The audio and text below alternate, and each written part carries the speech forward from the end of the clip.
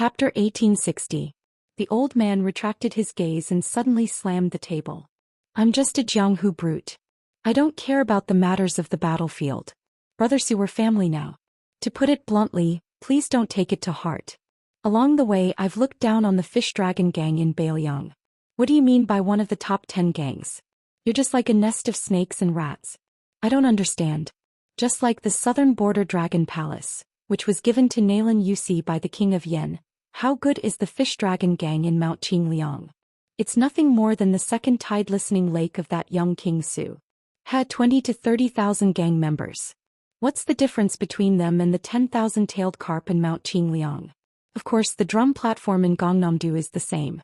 It's said that it was created by the eldest grandson of the pillar state Yu Jiankong. Who knows if the otherworldly Lu Hunxian is the lover of some great eunuch's son. The old man lowered his head and looked at the wine in his cup. He was somewhat sentimental. Even if it's the Dongyue sword pool, a sect with hundreds of years of history, why did Song Yanqing die? Why did Chai Qingshan appear on the city walls of Great Peace City? Brother Su, you're still young, unlike me who's lived for so long. There are many things that you probably don't understand. When Wang Xinji was overseeing Martial Emperor City, or rather the entire Jianghu, the Jianghu wasn't like this back then. Even Mount Longhu, which had the closest relationship with the imperial court in the early years, was like a king of the mountain. They could look down on dukes and marquises. Not to mention, the two Zen temples had a white-clothed monk who was personally received by the old Emperor Li Yang. The old man kept muttering, the Jianghu wasn't like this back then. In the end he drank half a cup of wine. He looked at Su Fengnian blankly and said bitterly, how could Wang Xinji lose to that young King Su? How could he die? Wang Xinji shouldn't have died and he can't die. With his death the Jianghu changed. Su Fengnian had suspected that the old man with the surname Tong had recognized him, but that was quickly denied. Words, expressions and even eyes could be concealed seamlessly. However, as long as a martial artist had not reached the realm of Earth Immortal, Su Fengnian would be able to see everything clearly. On the other hand, Su Fengnian had deliberately concealed his aura. Even a celestial phenomenon expert might not be able to detect his presence. The old man sighed heavily and grinned. After all, I'm an experienced man. I know Brother Su's identity is not simple. Otherwise, I wouldn't have dared to hang a Bailiang saber in public. If I'm not wrong, Brother Su, you're from one of the largest families in Liangzhou, right? Su Fengnian nodded and said with a smile, indeed. The old man chuckled and said, that's not a problem. Let's drink. There's no more wine on the table. Why don't I buy you another bottle? Su Fengnian immediately waved his hand and called for the waiter to order 2 more bottles of green ant wine. The waiter turned around and rolled his eyes, then went to get the wine resentfully. Damn it. You poor old man and young woman. You only ordered a few dishes that cost money, but you're addicted to the green ant wine that doesn't cost money? Unknowingly, this pair of brothers who sat at the same table and called each other brothers had already drunk 5 bottles of green ant wine. Green ant wine was known as a strong wine that could burn the throat and break the intestines. Therefore the young woman reminded softly, Grandpa, it's about time. The after effect of this wine is not small. The old man's vision was cloudy. He swayed and said cheerfully, it's rare for Grandpa to drink to his heart's content. You've never drunk before, so you don't know that wine is the coolest medicine in the world. Otherwise, why would the ancients say that fame and fortune are thicker than wine, making people drunk and unable to wake up? Then the old man clinked his cup with Su Fengnian's and gulped down another big mouthful. Previously, the old man raised his cup and swayed it back and forth. Su Fengnian finally clinked his cup with the old man's. However, the old man's speech was much clearer than when he drank the second bottle of wine. He probably woke up from his drunken stupor. The old man revealed a meaningful smile and raised his eyebrows at Su Fengnian. It was the first time he used the title of Young Master Su. He asked, what do you think of my granddaughter? Su Fengnian was speechless. Was he trying to matchmake Su Ke? It seemed that the old man had really woken up from his drunken stupor. The young woman took a deep breath, then held her breath and focused her mind. The old man sighed and said, don't be nervous.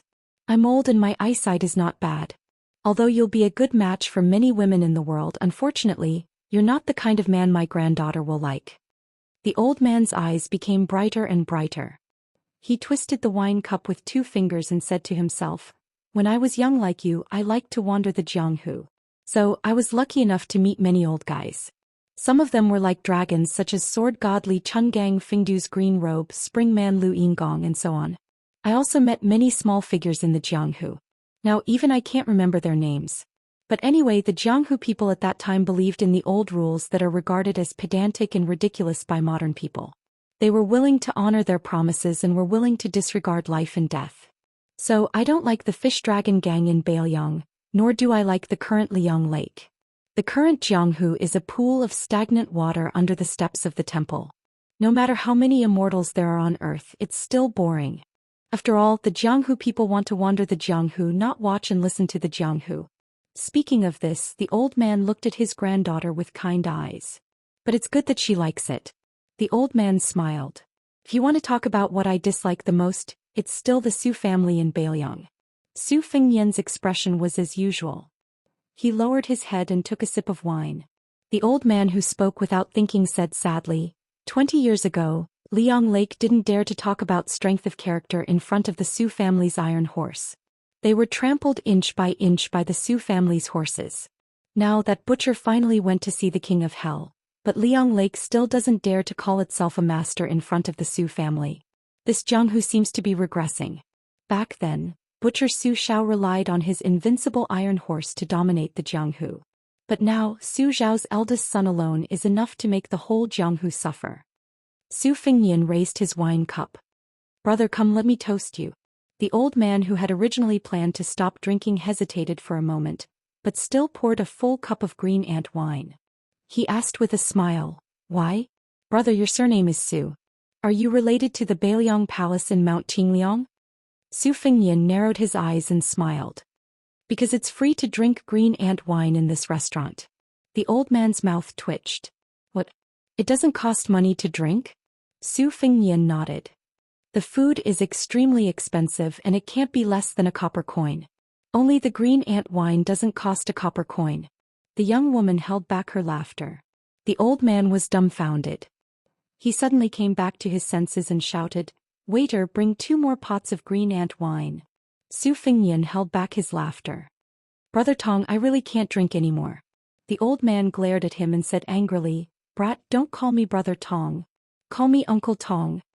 Suddenly, the young woman reached out and pressed the hilt of a saber. She said in a low voice, Upstairs there's a murderous aura. Su Fengnian's expression became strange. The young woman thought that this young master from Liangzhou had an ordinary aura and didn't take her words seriously. Considering that he had accompanied her grandfather to drink so many pots of green ant wine, she reminded him for the first time. Young Master Su, there are many masters on the 3rd floor. At least 4 or 5 of them have strong and majestic qis. If these masters who are strong enough to reach the 1st grade fight, I may not be able to take care of you. Su Fengnian knew the situation upstairs. Qing Baishuang, the number 1 master in Nanjiang, Mao Shulang, the saber master, and Ji Lu, and the chief visiting officer of the Dragon Palace. Wei Miao, the number 1 master in Nanzhao, and Xue Songguan, the blind zither player. There were already 5 of them. Su Fengnian's expression was strange because the young woman's words about murderous aura reminded him of 2 catchphrases he had said countless times. There's murderous aura in my crotch. My crotch is very depressed. Every time 2 fledgling Jianghu wanderers took off their pants and peed together, they would compete to see who had more murderous aura. In the dead of night, when he was tossing and turning, or when he woke up in the morning, he would look down at his crotch and say, Brother, I'm so sorry. I'm such a useless big brother. Bear with it. She still remembered back then when that fellow cooperated with her as a fortune teller to cheat people of their money. There was one time when he threw a stick of bad luck into the pot behind her back. In the end, it was picked by a young lady who was led by an elder to draw lots for marriage. The result could be imagined. But at that time, that young lady's appearance was really shocking.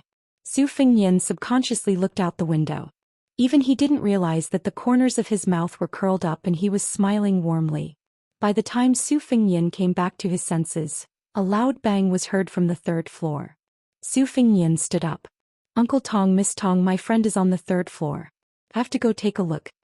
He had long guessed the woman's identity. She was Tong Shangquan, the head of Jinsua Saber Manor in Nanzhao. She was a genuine female saber master. Her martial arts path was exactly the same as Linya, the fist master of Martial Emperor City.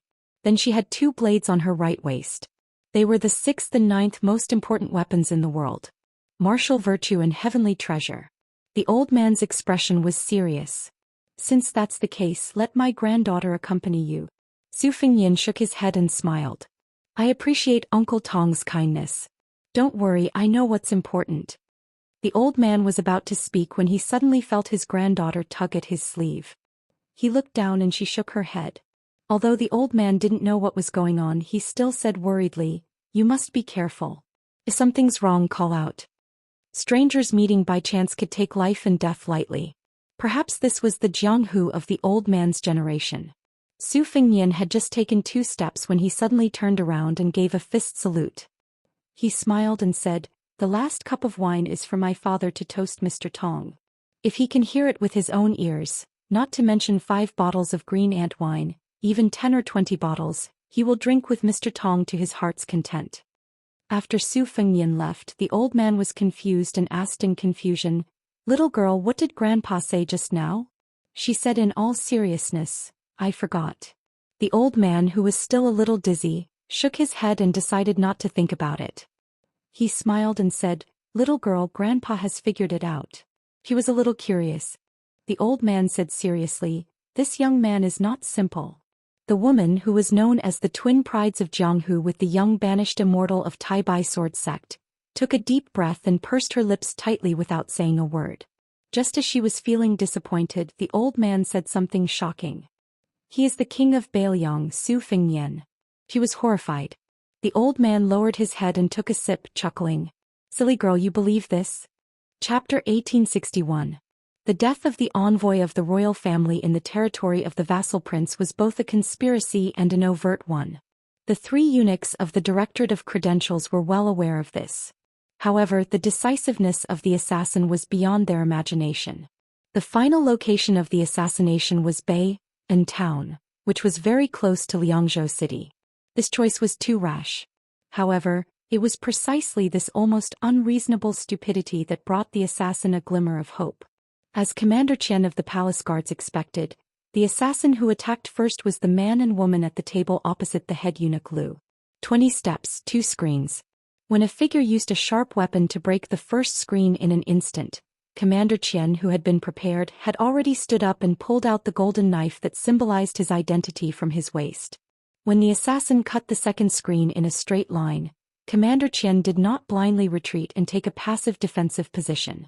Instead, he did not advance and instead retreated, quickly chopping at the assassin with his knife. His moves were simple, but his momentum was majestic.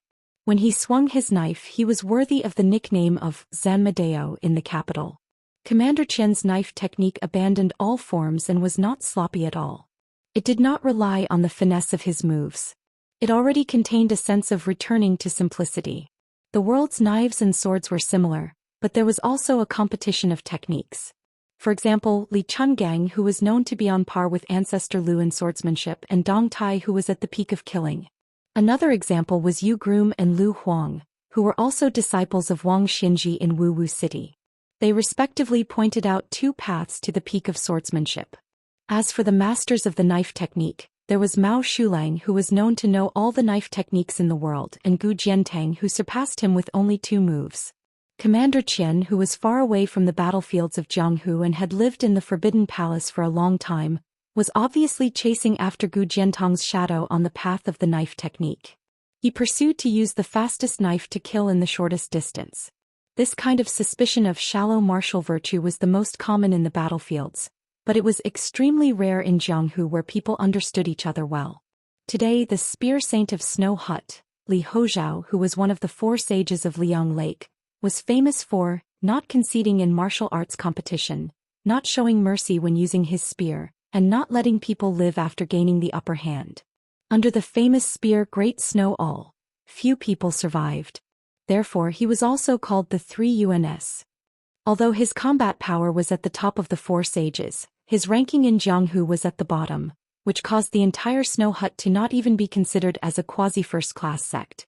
The music saint of Black Drum Platform even said that Li Hozhao's martial arts were too great, but his martial virtue was too little. Although they were both Force Ages, they were ashamed to be in the same group. Sure enough, Commander Qian killed the enemy with a single strike. If the previous assassin was said to have split the screen in half with a single strike, then Commander Qian was said to have split the assassin and his weapon in half with a single strike. Commander Qian was completely indifferent to the horrifying knife wound on his shoulder. He quickly exhaled and replaced it with fresh air. Normally, if Commander Qian wanted to fight to the death with this powerful assassin, even if he was destined to have the upper hand, he would not have succeeded in killing him with one strike. However, Commander Qian did not leave any leeway. He did not hesitate to be injured in exchange for a life, which was a stark contrast to the assassin who had deliberately stored up his strength for a last resort. This created a great situation where Commander Qian was only lightly injured and did not have any combat power. In a battle between Jianghu masters, there was a world of difference between fighting for victory and fighting for life and death. It seemed that Commander Qian, who was no stranger to the battlefields of Jianghu, understood this principle, but the assassin who had never fought on the battlefield did not. Behind Commander Qian, the head eunuch Lu did not move and continued to raise his cup and drink. The head eunuch Song pressed his hands on the edge of the chair. The white fat on his cheeks trembled and his lips were blue as if he was mumbling something.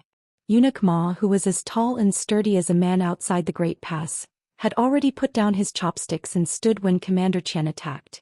He walked steadily to Eunuch Lu's side. This hidden eunuch Qian did not show any joy when he saw Commander Qian cut the body in half. On the contrary, he quickly warned, "Be careful." After noticing the abnormality on the third floor of the restaurant, Commander Qian, who was always walking on thin ice, naturally would not lower his guard. In reality, he was waiting for the assassin's true move. Even that seemingly hurried breath was a feint to lure the snake out of its hole. So when the gloomy woman who had left a deep impression on him arrived at almost the same time the man's body was cut in half, she could be said to have come straight from the two halves of the body. This scene was indescribably strange and bloody. Commander Qian opened the door to welcome the guest, at least 70 to 80% faster than she had imagined. It was still a heavy chop that could cut through a mountain. The woman did not use her sword to block the momentum of the chop at all. The tip of her sword still went straight for Commander Qian's heart. Her eyes were cold, and the slender arm that held the 3-foot-long sword did not tremble in the slightest. She was so calm when she killed, and she was so even when she was killed. This was probably a true top assassin. Even if Commander Qian had tilted his body slightly at the last moment and avoided the fatal blow, the green tip of the sword still cut a bloody groove in his chest. As for the vicious and merciless female assassin, she had already died under Commander Qian's second strike. Although the force of the blade didn't chop her body into pieces like before, it still knocked her body flying out, causing the table to collapse and explode into pieces, causing the ground to be in a mess. Her body fell into a pool of blood, and a shocking scarlet line of blood slowly appeared from between her eyebrows to her abdomen. Near her head, it happened to be where a wine jar had fallen. The wine slowly spread on the ground in silence. There was wine in death. From beginning to end, from life to death, she and her companions had not said a word. This kind of silence was far more intimidating than the murderous fighting. Chapter 1862. It was said that the deer-reaping tower that had gradually surfaced was regarded as the 11th sect in the world by the Wulian. It specialized in cultivating assassins who treated killing like dirt. They took money to eliminate disasters for others. No matter the identity of the person they killed, whether it was a high official or a top master who had already made a name for himself in the Jianghu, as long as the price was right, the deer-reaping tower would take the job. Even if the assassins died and suffered heavy losses, the deer-reaping tower would only continue to send a second and third batch. They would not stop until they reached their goal. After killing someone, they would cut off the head to show the reputation of the deer-reaping tower to their employer. It was widely rumored in the Jianghu that when Su Fengyan was still His Royal Highness, the assassins who killed Wang Mingyin for him outside Xiangfan City and the men of sacrifice who later killed the Celestial Realm Grandmaster Lu Haoshi all came from the most mysterious 9th tower of the deer-reaping tower. However, as for the truth, after Su Fengyan ascended to the top of the Jianghu, it became an unsolved case. The deer-reaping tower shrouded in fog would not give an answer, and no one dared to ask in front of the young king.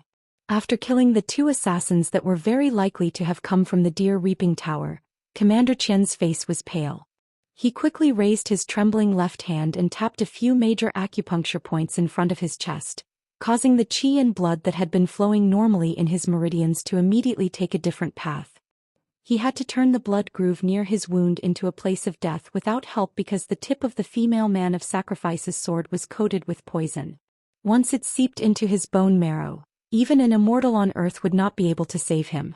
However, in this way his life was not in danger for the time being. Commander Qian also lost the ability to continue fighting. He was afraid that the assassins still had people lurking in the shadows, so he quickly turned his head and said in a low voice, "3 eunuchs, we have to leave this place." In reality, from the first assassin splitting open the screen to Commander Qian speaking, it had only been a few blinks of an eye. At this moment an angry roar came from outside the screen to Eunuch Lu's right. An ancient voice sounded above the heads of the 3 eunuchs of the Directorate of Credentials and Commander Qian. There was endless joy in the voice. "Castrated dogs of Great Peace City. You came to Bailiang's territory to show off and now you want to leave." Eunuch Song, whose bloated body was squeezed into the yellow rosewood chair, was pushed back along with the chair. It was clear that this great eunuch of the Directorate of Credentials was terrified. Eunuch Ma, who looked extremely heroic without his red python robe, had somehow circled to Eunuch Lu's right side. He raised his head and looked at the man and sword flying down. The burly eunuch had one hand behind his back and the other clenched into a fist on his abdomen. He sneered softly, "I'm waiting for you traitors." Eunuch Lu, who was sitting as steadily as Mount Tai, glanced at the old man with a head full of frost and snow. He sighed softly and drank the cup of green ant wine in his hand. The remaining people at the table behind the screen on the right all followed the white-haired swordsman, who was the most senior of them all, and flew towards the 3 eunuchs from the capital. For a moment the screen seemed to be filled with butterflies and bees. It was a beautiful sight. In this group, other than a few who had taken down their weapons and placed them on the table, the others didn't get up to retrieve their weapons from the wooden racks. This was also why Commander Qian didn't immediately inform the 3 eunuchs. In Commander Qian's eyes, these 9 people had been chatting merrily about Xianyuanzi on the Great Snow Plains and comprehending immortality through observing snow for one night. Of the 4 young grandmasters, banished Immortal of the Taibai sword sect was the most likely to become the leader in the future.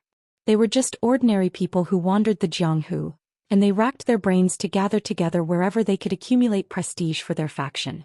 They tried to curry favor with famous Jianghu figures, exchanged pointers with fellow Jianghu cultivators, and became sworn brothers with those who shared similar ideals. Commander Qian, who had once relied on an iron blade to conquer the world, had seen too many of these Jianghu figures more than 10 years ago. Compared to the 2 true men of sacrifice, this kind of trash couldn't be measured. However, Commander Qian felt a strong sense of unease in his heart for no reason.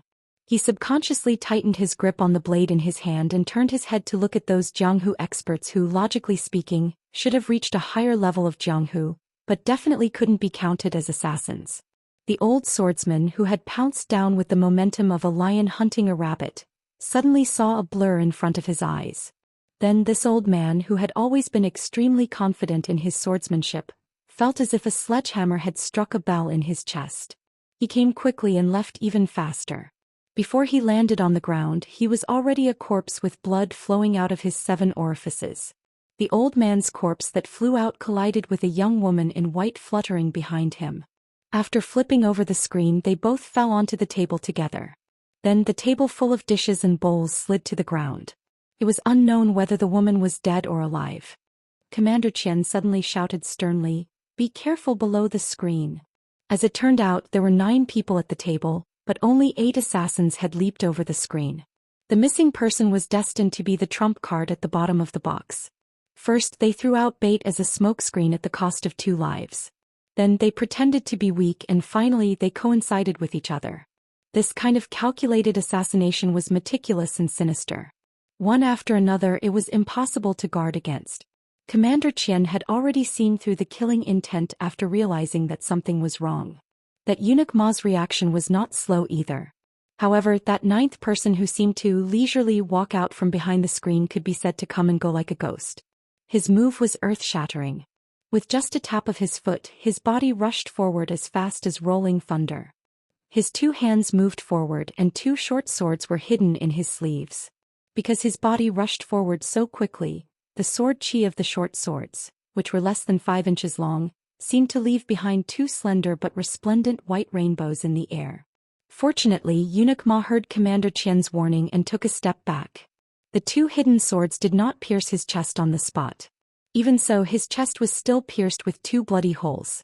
Eunuch Ma, who was so angry that he laughed, opened his eyes wide. Although he was seriously injured, his vigorous aura did not drop in the slightest. His 5 fingers were like hooks grabbing the assassin's head. With a casual swing, he threw the corpse, which had 5 nails nailed into the head, against the wall. When the hidden sword assassin died, he sat on the ground with his back against the wall. There was a smile at the corner of his mouth. He seemed to have already seen the glory of the final battle. Chapter 1863. Eunuch Ma felt helpless. Like Commander Qian, he had to flick his finger to open his acupuncture point. There was poison in the hidden blade. It did not appear to be fatal at the moment, but based on the craziness of these people, it was probably fatal. It was just a matter of time. Even if Bayan Town's Green Horse Relay and the Jingdo Cavalry flattened this restaurant, what benefit would it bring to the situation? This game of chess on the 3rd floor of the restaurant could possibly affect the general trend of the entire world. The front and right-hand screens of the head eunuch Lu were no longer there. Then the remaining screen appeared particularly out of place. Eunuch Song stealthily stood up with his hand on the edge of the chair. This seemed very reasonable. In a situation like this where his clothes were of no use, it was normal for him to run away. At this time, Eunuch Lu's brow furrowed. For the first time tonight, he completely put down his wine cup and turned his head. A dark voice sounded by the ears of the 3 major eunuchs. You dare to wantonly gather people and kill people on the streets of Baoyang? Do you think the fish dragons do not exist? The owner of the voice quickly showed his true appearance. The screen was cut in half. It had been cut in half by his hand. Lu Narong didn't stop her trusted subordinate from interfering in that inexplicable disturbance without permission. While she did not know the beginning and end of this assassination, the phrase, Jingdo eunuchs, had made her realize that this matter was unusual. In these years, as the head of the fish dragons on the surface, she had interacted with the various governments of Baoyang. She knew that Great Peace City had mustered a large force to enter Liangzhou to announce the edict. No matter what the attitude of the Wangfu in Mount Qingliang, the special identity of the eunuchs in the procession delivering the edict could not be publicly killed. Otherwise, not to mention the young emperor of Liang who had already given in to the 300,000 Baoyang cavalry, he would definitely be furious. The world would also question the motives of the Su family in Baoyang. As the head of the fish dragon gang on the surface, Lu Narong had interacted with the various local authorities over the years. Although she never got tired of it, her horizons were no longer the same as a woman from a few years ago. As the head of the Jianghu in northern Liang, no matter how powerful the fish dragon gang was, it was still a flood dragon that flopped about in the lake that was northern Liang Path. Even if it didn't bow its head and be loyal and devoted to the prince's mansion on Mount Qingliang, at this sensitive time, there was absolutely no reason for it to stay out of this matter when faced with a murderous situation that was just a few steps away. Therefore, Lu Narong would not stop the consecrator from taking action. She even knew that in this complicated and obscure situation, she had to cut the Gordian knot. Sitting at the same table with Lu Narong was the chief visiting official of Dragon Palace, Ji Lu-hun. As a powerful Wu Dao grandmaster, he could see that the eunuchs of Great Peace City were at their wits' end. Even if the remaining 5 assassins were not worth mentioning in his eyes, they might be lucky enough to succeed in this chaotic situation. After getting the nod of Palace Master Lin Hongyuan, Ji Lu-hun smiled slightly and waved his hand. 5 white porcelain wine cups on the table flew in front of him and kept spinning. Between the wine cups full of spiritual qi, the soft knocking sounds were exceptionally crisp and pleasant, like 5 little white sparrows chirping. The wine cups flashed and disappeared. The next moment, before the 5 assassins could get close to Eunuch Ma and Commander Qian, their heads all swayed backward and they fell to the ground. The foreheads of the 5 pitiful creatures were all red without exception. Without the screen blocking their view, Eunuch Ma and Commander Qian could see the 5 wine cups.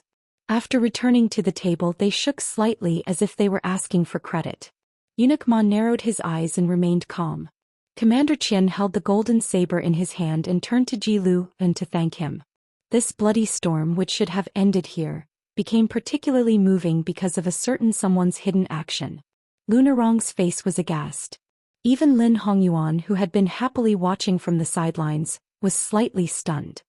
His handsome face had some annoyance and shame from playing with fire, and there was uneasiness hidden in the depths of his limpid eyes. Qing Baishuang, the first master of Southern Border who looked like an old Confucian scholar, frowned and there was clear anger between his brows. This old man had been thinking about a major event that involved the fate of the country, so he was absent-minded for a moment. It turned out that no one had thought that the servant of the fish dragon gang who went to rescue would actually slap the head of the fat eunuch who had just stood up trembling with fear. With this palm strike he could easily cut through the screen as if he was cutting tofu. Wouldn't he be able to easily smash the entire head into smithereens? Mao Shulang, who had been drinking with his head lowered, had actually held the hilt of his saber, but he suddenly released his fingers. Mao Shulang gave up midway and Qing Baishuang was caught off guard. The two grandmasters of Southern Border didn't make a move, so it was reasonable to say that this slap would definitely cause blood to splash. However, the mad servant of the fish dragon gang did slap the head, but he didn't succeed, because his arm was broken. Therefore, the broken arm that fell on the head of Eunuch Song was like a family elder patting the head of a younger generation intimately. Behind a screen in the distance, on the table in front of a blind female zither player, there was a simple and unadorned scorched tail guqin. Her little finger was bent. Purely based on her deep understanding of the Xian finger realm, she was firmly in the top 3 in the world. Not convinced. However, this was the conclusion of a certain grandmaster of martial arts evaluation. Chapter 1864. The top 3 were Dong Tai, who had long become an earth immortal, Cat Han Xingxian, who was good at killing celestial phenomena with his fingers, and the blind woman who was unknown in the Central Plains. She was the female guqin player who came to Western Shu from Beimang Shuesongguan. Eunuch Lu cast a glance at his colleague who had just escaped from the gates of hell but still had a confused look on his face. Under the eunuch's long stare, Eunuch Lu finally put away that comical expression of a layman in the world of martial arts. He chuckled and his expression was gloomy and conceited.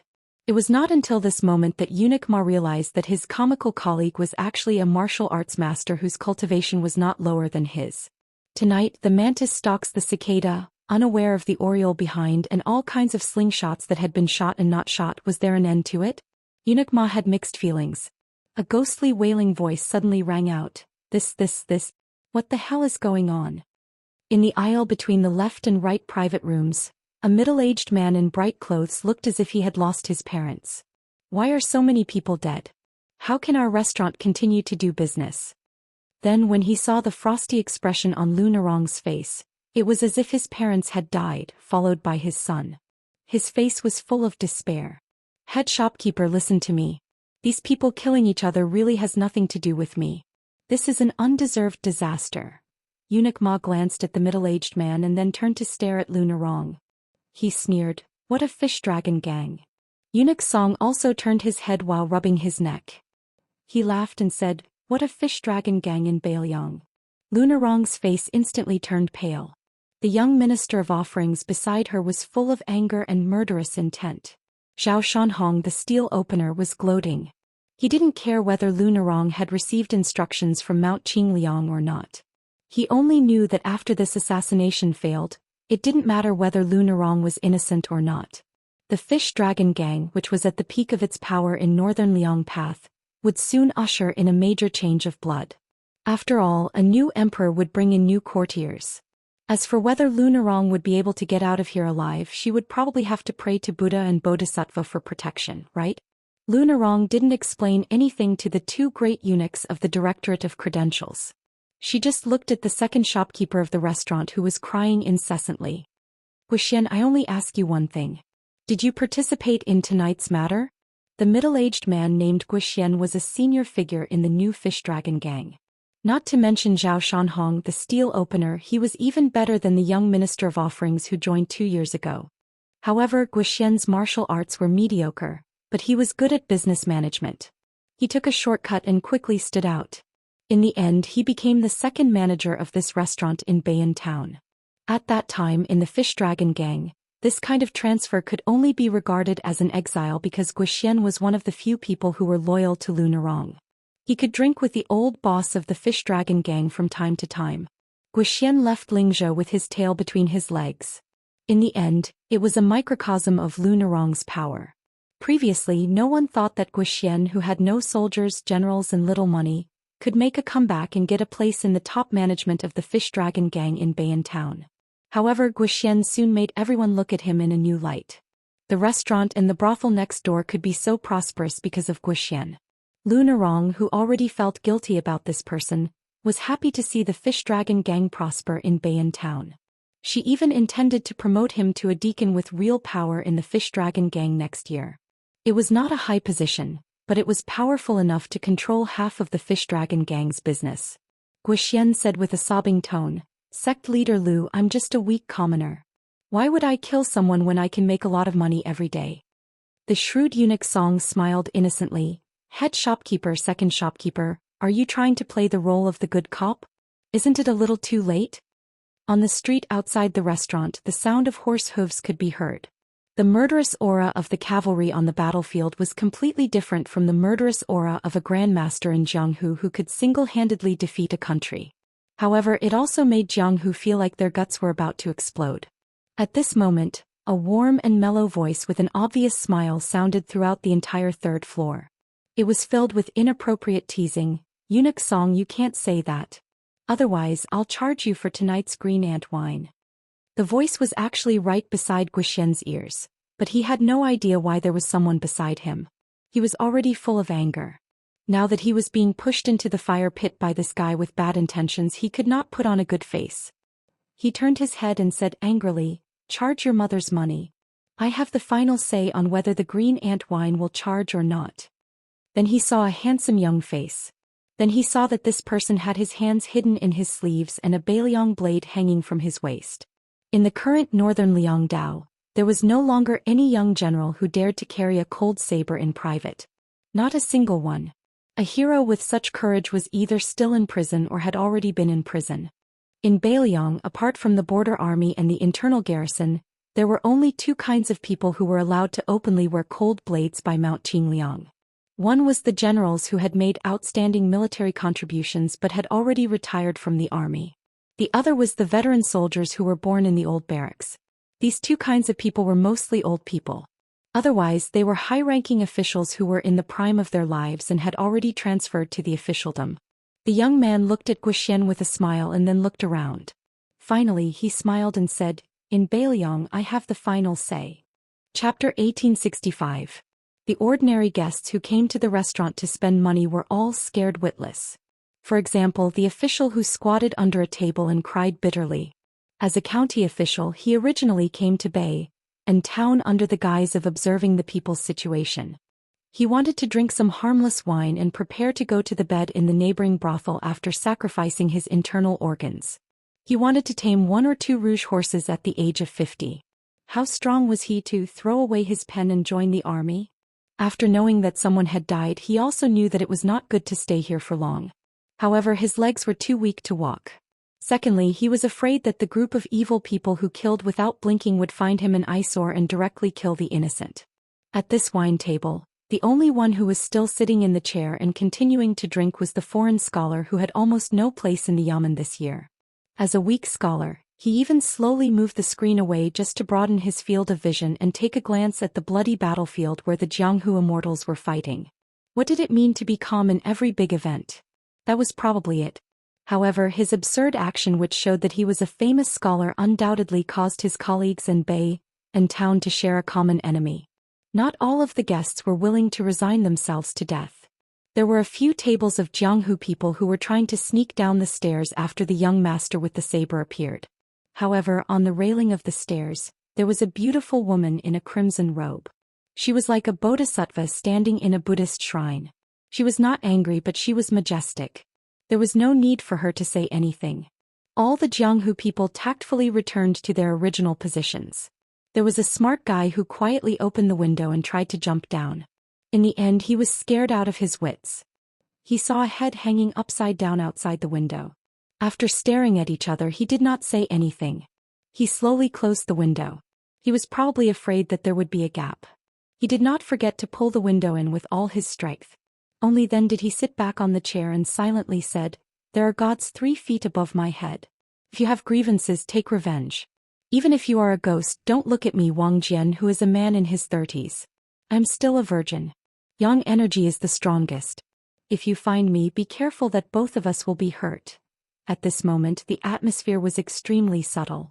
Over at the blind female Guqin player Xue Songguan's side, the screen had already been knocked down by a young Miao woman in gorgeous clothes. She sat cross-legged on the chair and was in high spirits. She stared at the side profile of the young master with the saber, licked her lips and said, "So handsome." As her husband, Wei Miao, the #1 martial artist in Nanzhao, smiled and nodded. This unremarkable man had never cared about his wife's deviance. There were countless good things in the world, and it was best if his wife was happy. Su Su, whose real identity was the crown prince of the fallen Western Shu kingdom, had mixed feelings after seeing that guy again. Jealousy surged in his heart. Just based on this point, he could be considered as a fellow sufferer with the Sword Tomb's sword crown, Wu Luding. At Lu Narong's table, other than Mao Shulang, Qing Baishuang and Ji Lu, and had already left their chairs. Lin Hongyuan, who was now the master of Southern Border's Dragon Palace, even jumped up. Farther away, the young hero of Bailing County, who had seen the immortals of the land and the fairies of Jianghu in one day, seemed to be about to cry. He felt that today he had already walked through Jianghu for the rest of his life. Even if he retired from Jianghu tomorrow, he would have no regrets. It seemed that the only person left who was still in the dark was the restaurant's second shopkeeper, Zhou Xian.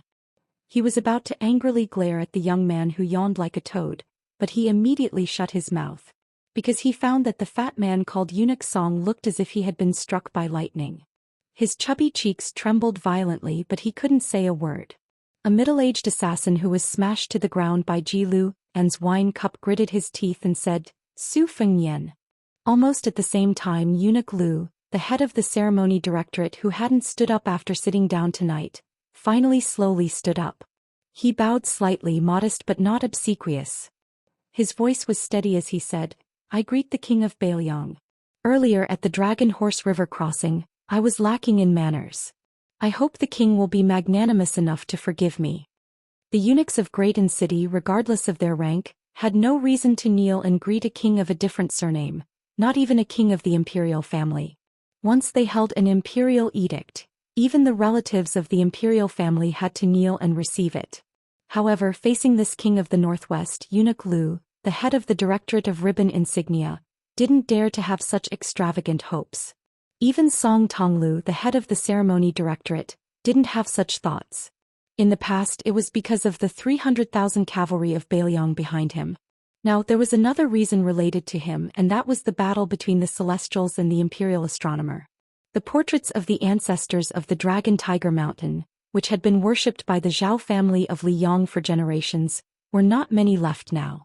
Zhou Xian, who was slow to realize, was about to make up for his mistake when he heard the young king laughing softly. "Second shopkeeper, that's enough, stop acting." Zhou Xian froze on the spot. Su Fengnian looked at the three eunuchs and Commander Qian of the Imperial Guards, who looked as if he was facing a great enemy.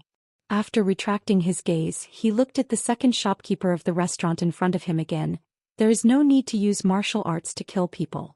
Whether it's the group of weaklings lying on the ground, the 4 assassins of the Deer Reaping Tower, or even the servant hiding in the Fish Dragon gang, none of them are the real killing moves.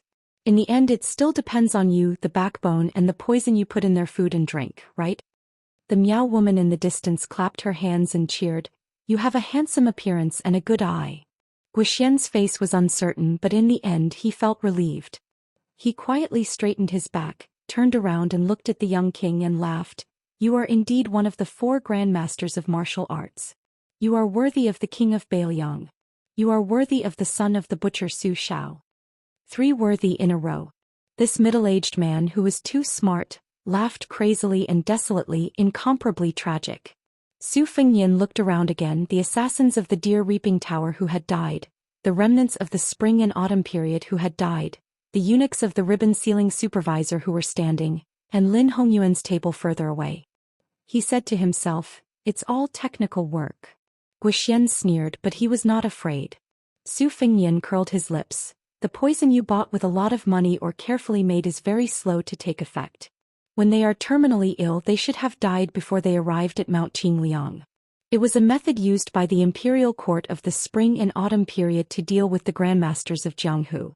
It is said that it can easily destroy the invincible body of Vajra. Zhou Xian's eyes were filled with bone-deep hatred and pleasure, and he laughed evilly. What, do you think you can pry the formula of the antidote out of my mouth? Su Fengyan wanted to say something but stopped. In the end he just shook his head and said indifferently, I don't expect it. There are some things that don't make sense. Chapter 1866. A trace of blood suddenly oozed out from the corner of Zhou Xian's mouth. It was dark and horrifying. Before he fell to the ground and died, this remnant of the spring and autumn period who painstakingly created this assassination murmured, I, Zhou Xian, have lived half of my life. It's a worthy death. The middle-aged man on the ground who shouted the name of Su Fengyan raised his arm high and was about to smash his head to commit suicide. However, a young woman who fell not far from him, who was supposed to enjoy the adoration of countless young men in Jianghu, looked up at the young king. She broke down and looked pitiful with tears and snot all over her face. She cried, King of Bailiang, don't kill me. I don't want to die. I really don't want to die. I've sacrificed too much for revenge. I don't owe my family anything. The woman's mournful cry echoed in the restaurant. Perhaps no one realized that this was the only cry in tonight's battle where everyone was fighting for their lives. Some of the remnant of the 8 kingdoms of spring and autumn who regarded Su Xiao as the culprit of the fall of the Central Plains chose to die for their country in the face of the tragic situation where the mountains and rivers were destroyed.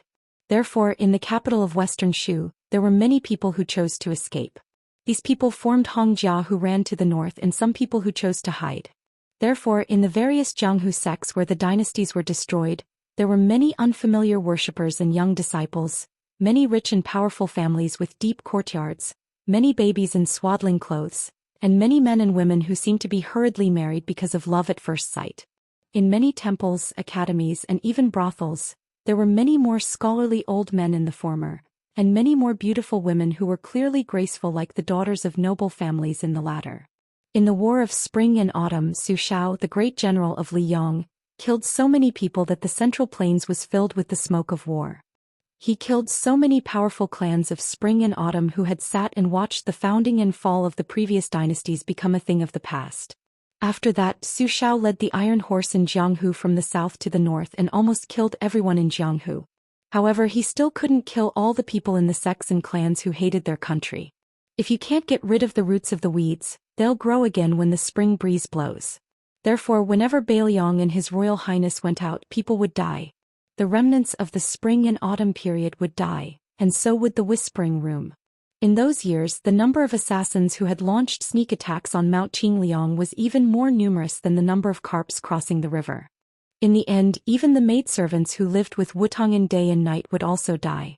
Moreover, the 2 maidservants whom His Royal Highness had personally helped to give nicknames to, died with a little shame but no regrets. Su Fengyan could still clearly remember the first assassination that startled Wutong'an. It was the middle of a snowy winter night. He ran out of the house without boots and stood on the steps, looking at the heavily guarded small courtyard. Everywhere he looked there were dead bodies. The snow was soaked with blood and then covered with snow. In the end it was a vast expanse of white. At that time, the man whose legs weren't so lame and whose back wasn't so hunched also didn't wear boots. He walked up the steps and stood shoulder to shoulder with the youth. He had the imperial bodyguards in iron armor carry the bodies away. He laughed and said, In this life, father has too many enemies. I can't count them all and I'm too lazy to count them. Son, are you afraid? The youth didn't know if he was cold or scared, but his teeth chattered. However, he still stubbornly said, What's there to be afraid of? At that time, the man whose hair wasn't completely white took off the old mink coat he was wearing and put it on the youth. He laughed loudly and said, You're a descendant of our old Su family. The youth rolled his eyes. He grabbed the warm mink coat with both hands and quickly ran back to the house. The man who hadn't been called father by his son since the death of his wife turned around and walked down the steps. He strode out of the courtyard. However, as soon as he stepped out of the courtyard, he lost his heroic spirit. He was so cold that he almost jumped. When he caught a glimpse of his adopted son Yuan Zuozong, he kicked him without saying anything. The latter was at a loss. The man stared at him and lowered his voice. 2 words came out from his teeth. Take off your boots. Unfortunately, the funny scene couldn't be seen by the youth. At this time on the third floor, an angry shout interrupted the woman's crying. "Shut up!" The woman was suddenly stunned. Then her heart-wrenching cry turned into a low sob. The middle-aged assassin said sternly to the young woman, "I'm from the Chongshan Song family. We've been loyal for generations. We'll never shame our ancestors." After saying this, the middle-aged man's eyes flashed a complicated look.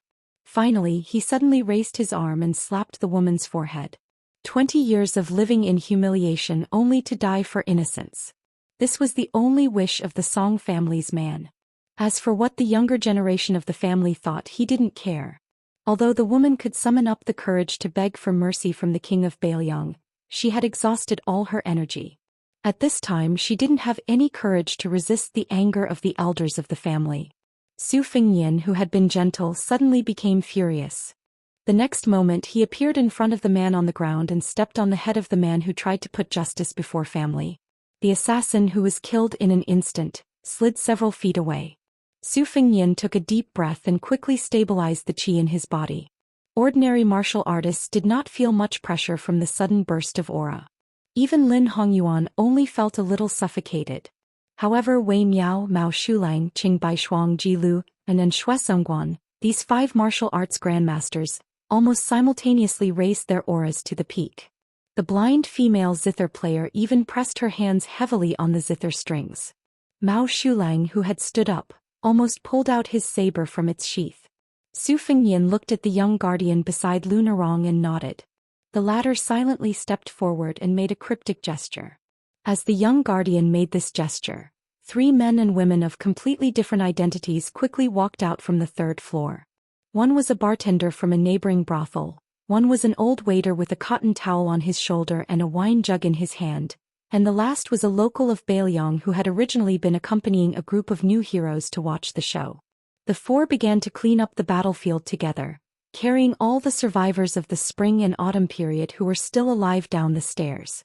No one was interested in whether to drag them out and kill them, or torture them until they were better off dead. If no one recognized the identities of these 4 people by now, then they really had been kicked in the head by a donkey. They were either spies raised by the water whisking room, or men of sacrifice raised by the eagle raising room, or both. The restaurant belonged to the fish dragons, but Lu Narong had always been an outsider. Su Fengyan turned his head to look at the 3 eunuchs of the Ribbon Insignia Directorate and said expressionlessly, "Don't worry about the poisoning. Also, when you reach Mount Qingliang, put down the imperial edict and you can return to Great Peace City." Eunuch Lu didn't speak and led the way to the stairs. But when he passed by the young king, he intentionally or unintentionally slowed down, his eyes full of questions. When the head eunuch of the Ribbon Insignia Directorate brushed past him, Su Fengyan whispered as if he was speaking in riddles, "Tell him she's fine." Eunuch Lu looked straight ahead but bent his waist slightly and then sped up. Chapter 1867. After the group of powerful but slightly embarrassed eunuchs left, Su Fengyan walked to Lu Narong's table.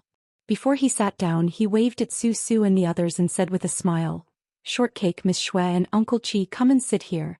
The more people the merrier." Su Fengyan was the first to sit down. Lin Hongyuan, Mao Shulang, Qing Baishuang, Ji Lu, Lu Narong, Zhao Shanhong and another old consecrator from Fish Dragon Gang.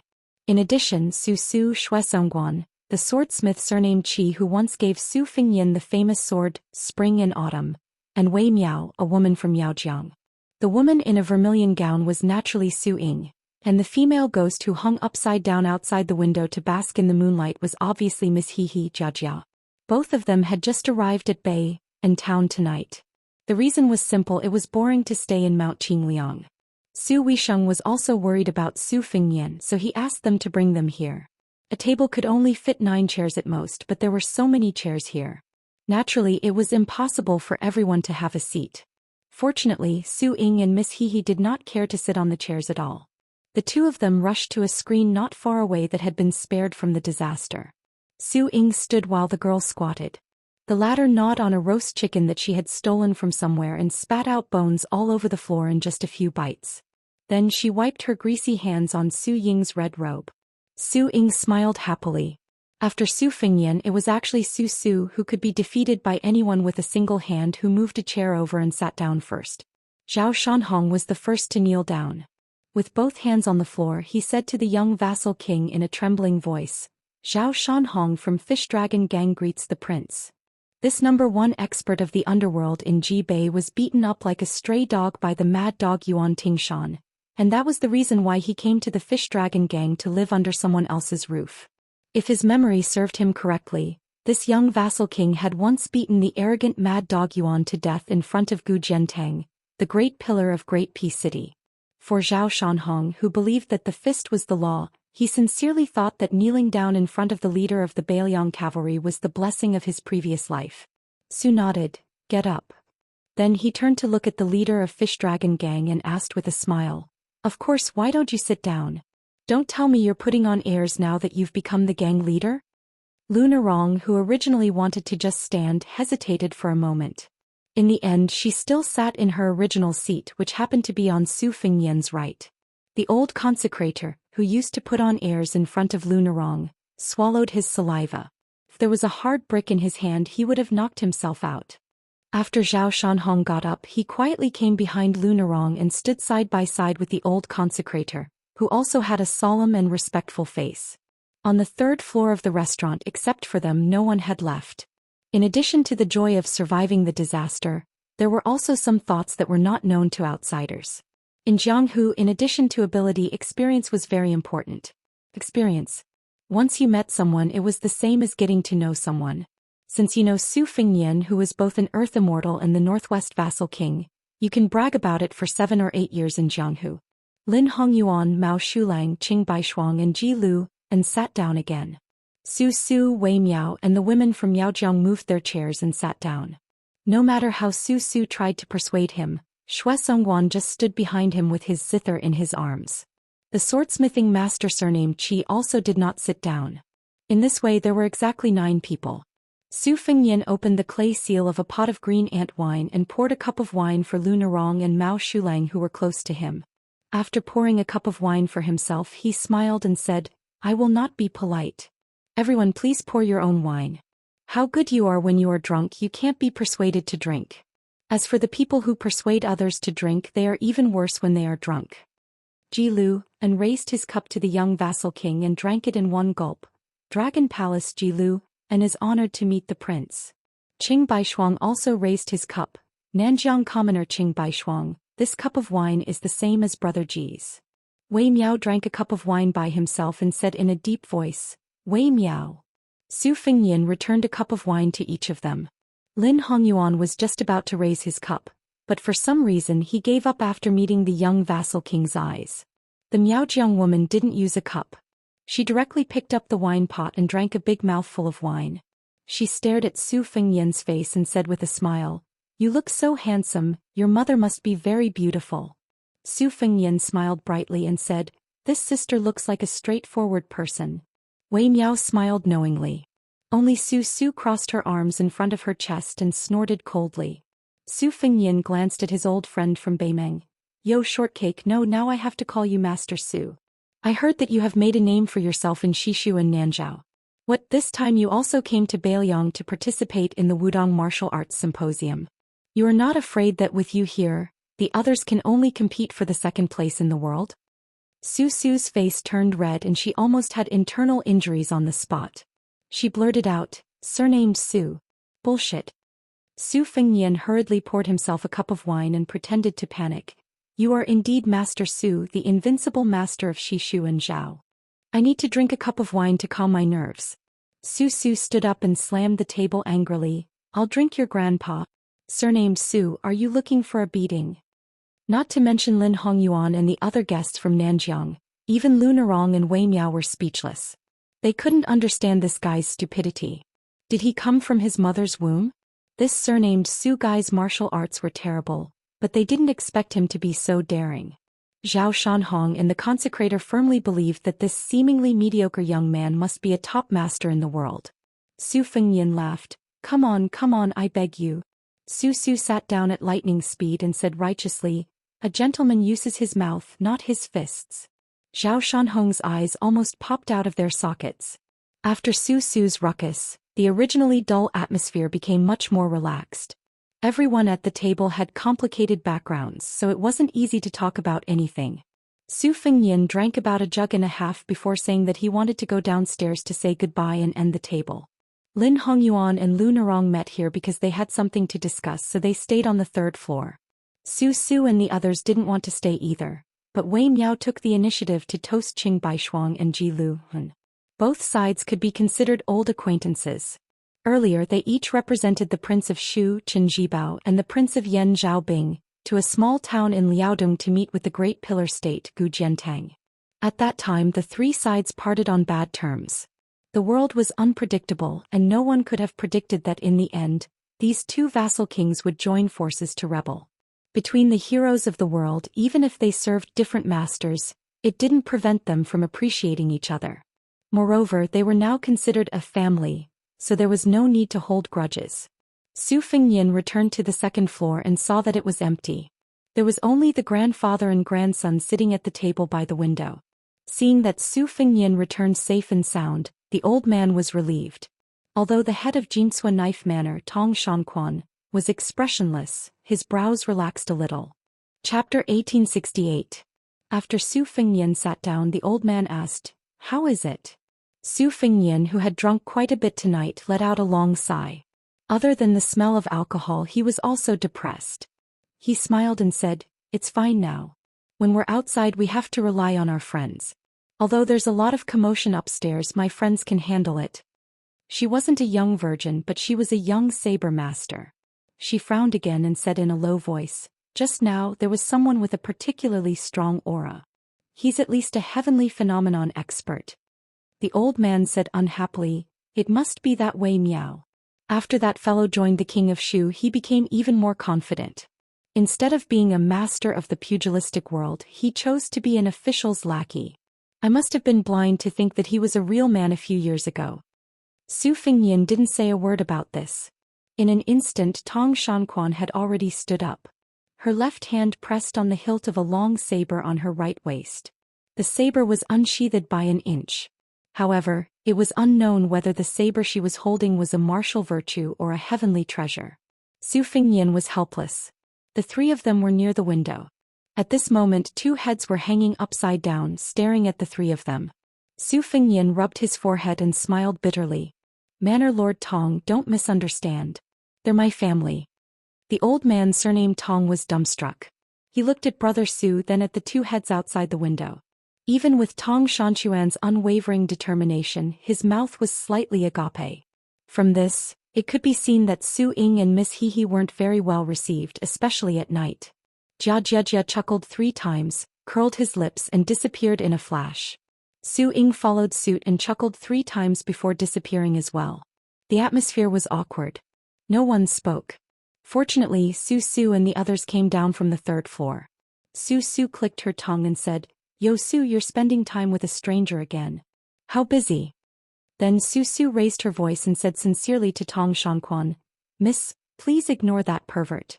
He already has 3 wives and 4 concubines. Even his children can climb trees and dig out bird nests." Su Fengnian laughed angrily. "Scram." Su Su gave him a thumbs up. "You teach me first?" Su Fengnian pretended to get up, but Su Su simply ran away like a wisp of smoke. Wei Miao and the Miaozhong woman came downstairs after Su Su, Shuesongguan and the swordsmith. The old man with the surname Tong turned his head and snorted coldly. This made Wei Miao, who wanted to greet the old man, continue to go downstairs. However, the Miaozhong woman with the enchanting figure threw a wink at Su Fengnian and did not forget to give him a thumbs up. The old man, who hadn't drunk a single drop of wine since Su Fengnian had entered the building, subconsciously reached out to pick up the wine jug. He shook it a little, but it was empty. After putting down the jug, he said unhappily, "Young Master Su, why don't you tell this old man everything? Tell me straight." Su Fengnian said seriously, "How about I drink 2 more jugs with you? Otherwise, I'm afraid I won't be able to drink anymore." The old man's face darkened. "I'm not drinking." Su Fengnian continued, "According to the restaurant's rules, if someone can drink 6 jugs of green ant wine in a day, they won't even charge for the food. I'll drink 1.5 jugs." The old man was indeed experienced. He immediately said decisively, "Then drink." This time it was Tong Shangquan who rubbed his forehead. There were no more waiters on the second floor. So, Su Fengnian had to personally go to the counter and rummage through the cabinets to get the 2 jugs of wine. He also got 2 plates of peanuts. He held the jug between his arms and held the plates with both hands. The only thing missing was a white cotton towel on his shoulders.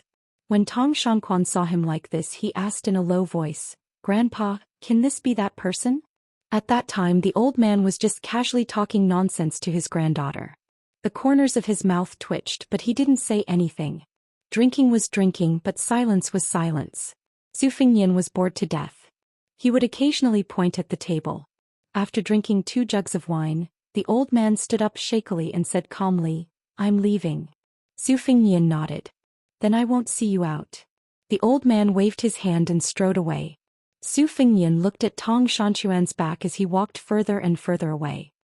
He asked with a smile, "May I ask Miss Tong which one is the 6th most famous blade in the world?" Tong Shangquan stopped in his tracks. His right hand gently touched the hilt of a long blade at his waist.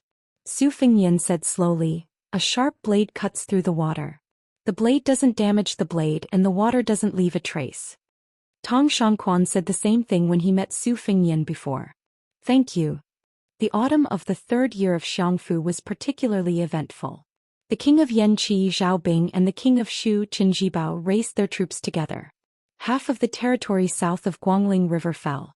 The Liang imperial court had no choice but to let Lu Xingxiang and Wu Zhongshuan lead troops south again. The assistant minister of the Ministry of War, Su Gong, replaced Kai Nan, who had resigned due to illness. He was in charge of controlling the northern border army between Beiliang and the 2 Liao provinces. The imperial court conferred the king of Beiliang, Su Fengnian, as the pillar of the state.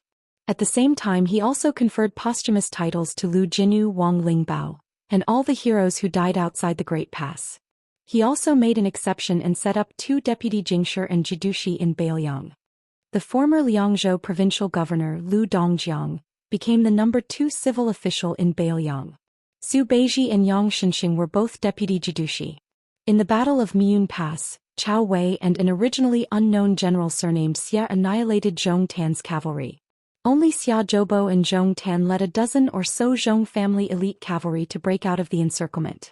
In this battle they successfully forced Lantuo Mountain, who had already accepted the title of Guoshi of Beimang, to change sides.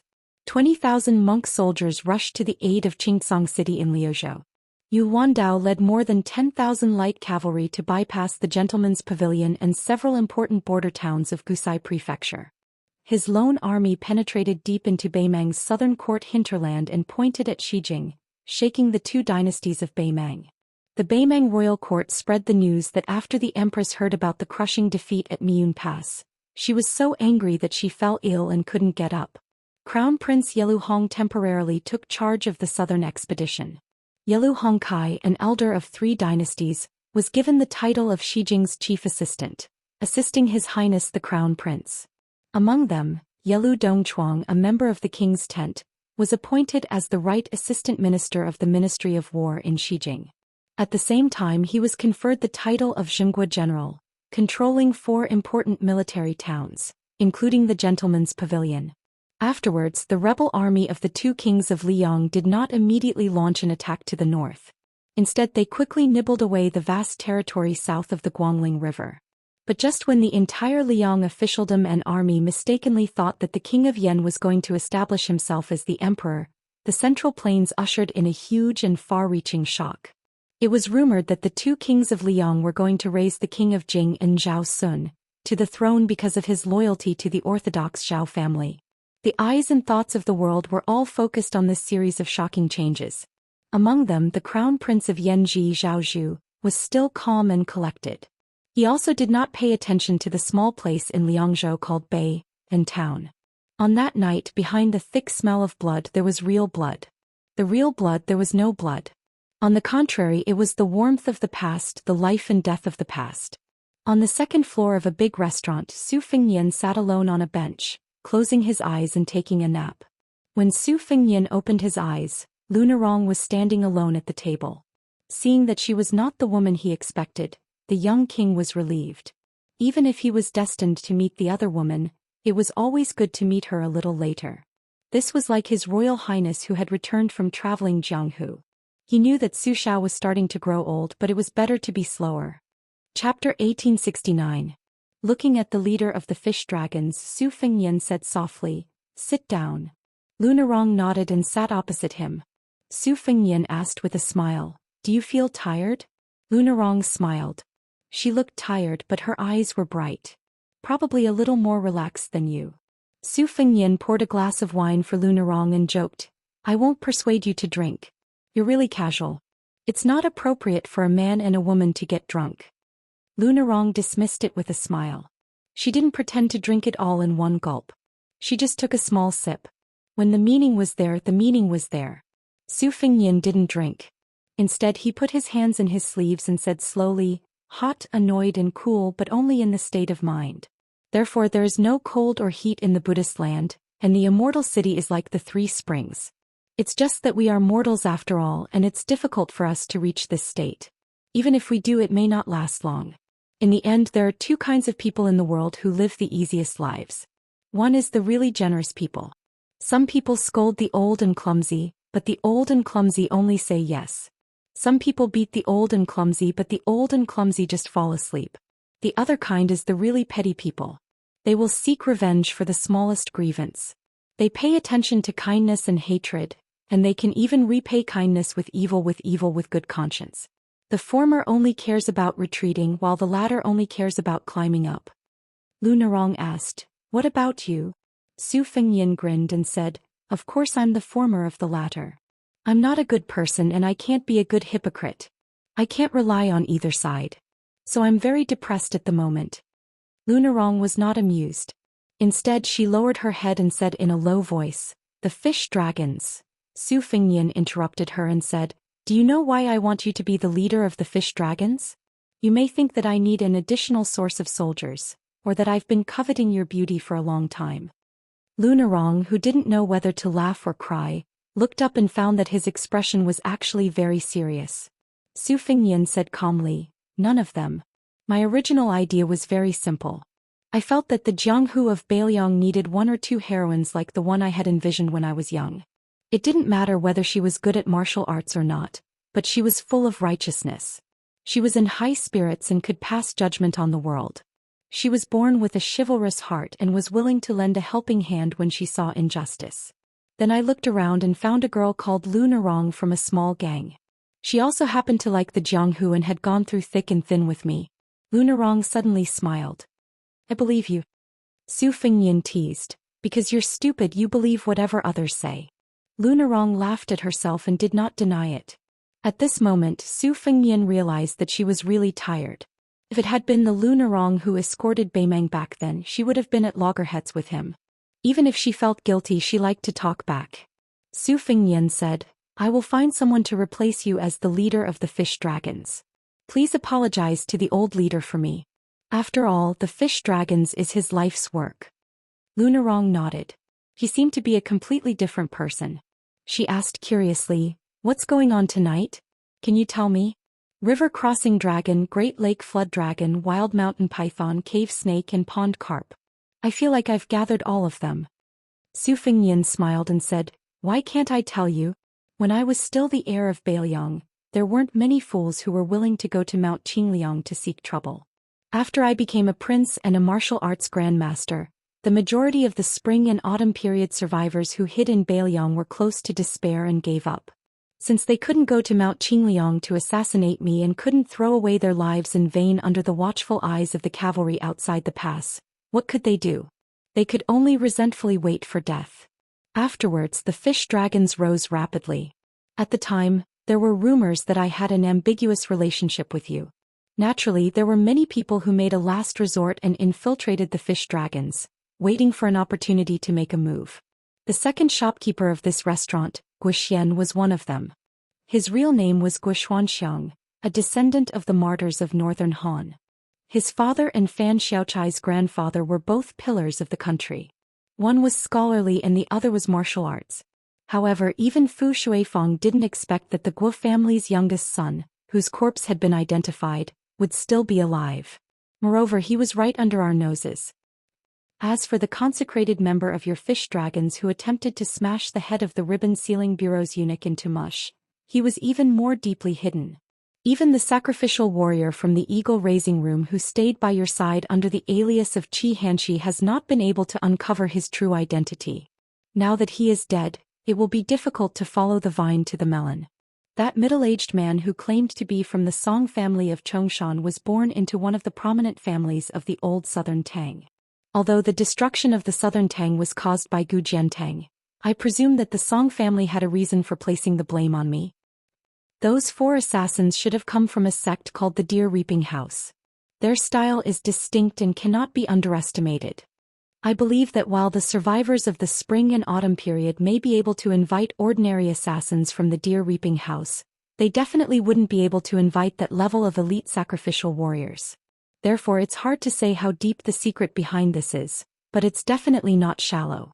At this point Su Fengyan smiled faintly, as if he had noticed that there were still some peanuts left on the plate. He took one out of his sleeve and tossed it into his mouth. I won't care about the others for now, but since this Deer Reaping House has the guts to establish a sect in Jianghu and dares to swagger over to Beiliang to arm wrestle with me, then I'll take it as accepting a life-or-death battle invitation. Lu Nerong was puzzled. You're going to visit them in person? Su Fengyan couldn't help but laugh. The Battle of Liangmang is imminent. Why would I go to the Central Plains? However, back then the Wu family's sword mound sent hundreds of cavalry and swords to Liangmang, and they were all under my command. Not all of the swordsmen were willing to die outside the pass. Moreover, many of them wanted to return to their homeland. There were about 20 of them. Originally, I wanted them to symbolically go to the gourd mouth of Yuzhou to kill once or twice. Each of them could kill 100 enemies and that would be a way out for both sides. Though, Lu Nerong also bent over to pick up a peanut and put it into her mouth. You want the 20 cavalry of the Wu family to go directly to the Deer Reaping House to cause trouble? Chapter 1870. Su Fengyan raised his eyebrows. Of course not. The Beimang barbarians still have to kill 100 people before going to the Central Plains to flatten the Deer Reaper Tower. Lu Nerong rolled her eyes. You sure know how to do business. Su Fengyan snorted. This is called swallows holding mud in their mouths. Good housekeeping. After saying this proudly, the great king of Beiliang tossed a peanut high into the air and caught it with his mouth open. Lu Nerong was speechless. The small plate of peanuts was quickly devoured by the two. Lu Nerong thought for a long time and finally couldn't help but ask, those people obviously didn't even want to assassinate you, so why did they still do it by hook or by crook? Don't they know that once Beiliang and Liang become enemies, not only will the Beiliang cavalry suffer, but also the people of the Central Plains? Su Fengyan waved his hand and said casually, didn't I tell Guoxuanxiang earlier upstairs that some things can be justified by both sides? This kind of reasoning doesn't work. Lu Nerong's face darkened.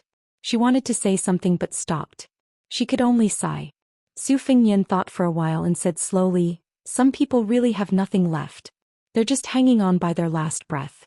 If you want them to swallow that last breath, it's worse than killing them. So what can you say?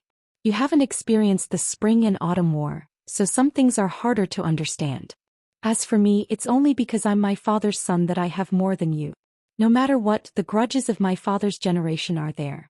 It's only right for the son to pay the father's debts. However, if someone really has the ability to kill me, I'll admit it. If they don't, then don't blame me for killing faster. It's always a good thing to think deeply, but it's also not a bad thing to solve problems in a simple way. Lu Nerong asked, you're talking about these things so calmly? Su Fengyan said unhappily, what else can I do? Others are about to stab me with a knife and I still have to ask those heroes to put down their knives first, and talk about how it's better to squash enmity than keep it alive? It was clearly a waste of energy and his heart was tired. What was the point? I've thought it through a long time ago. It's not worth getting angry over this kind of thing. Otherwise, with my petty temper, I would have long been driven mad by those bastards who died more righteously than the other. Lu Nerong had a strange look on her face. Su Fengyan was somewhat resentful. Suddenly, he blinked and patted the cold saber on his waist. Zhu Xian left this for me. Who am I afraid of? At the very least, even if I were to die from anger one day, I would definitely die after those people at least 100 years later. Lu Nerong yawned. Su Fengyan got up and said with concern, you should sleep early. Otherwise there will be more wrinkles at the corner of your eyes. Lu Nerong smiled and said, "Please. Get lost. Stay away." Su Fingyan gave her a thumbs up. This heroine is really a sentimental person. Without waiting for Su Fingyan to finish flattering, Lu Nerong had already stood up. With her hands behind her back, she turned and left with light steps. It turned out that she was still wearing a ponytail as before. She swayed gently, like a rippling river. Su Fingyan left the restaurant and walked on the street. The farther he went from the restaurant and brothel, the quieter it became. Then Su Fingyan saw that figure. He knew that she would wait for him, but he didn't want her to appear. His originally comfortable mood gradually became heavy. However, when Lin Hongyuan saw this young vassal king, he was still the guy who brought her countless nightmares by the spring god lake. He looked sloppy, but in fact he was extremely shrewd and sinister. The two of them walked together. Although they were chatting, after all, both of their identities were there. It couldn't be trivial matters.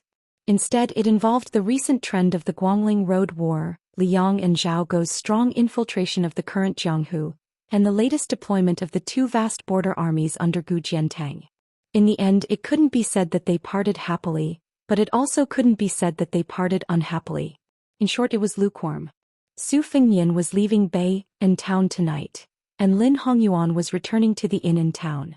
After that, she would participate in the Wudong Martial Arts Symposium as the Palace Master of the Dragon Palace. Therefore, it was Su Fingyan who sent Lin Hongyuan to the entrance of the inn for the first time. While the latter was flattered, her beautiful face was also full of resentment. "You Su Fingyan don't want me to warm your bed, do you?" Of course, Su Fingyan didn't have the leisure time. He turned and left.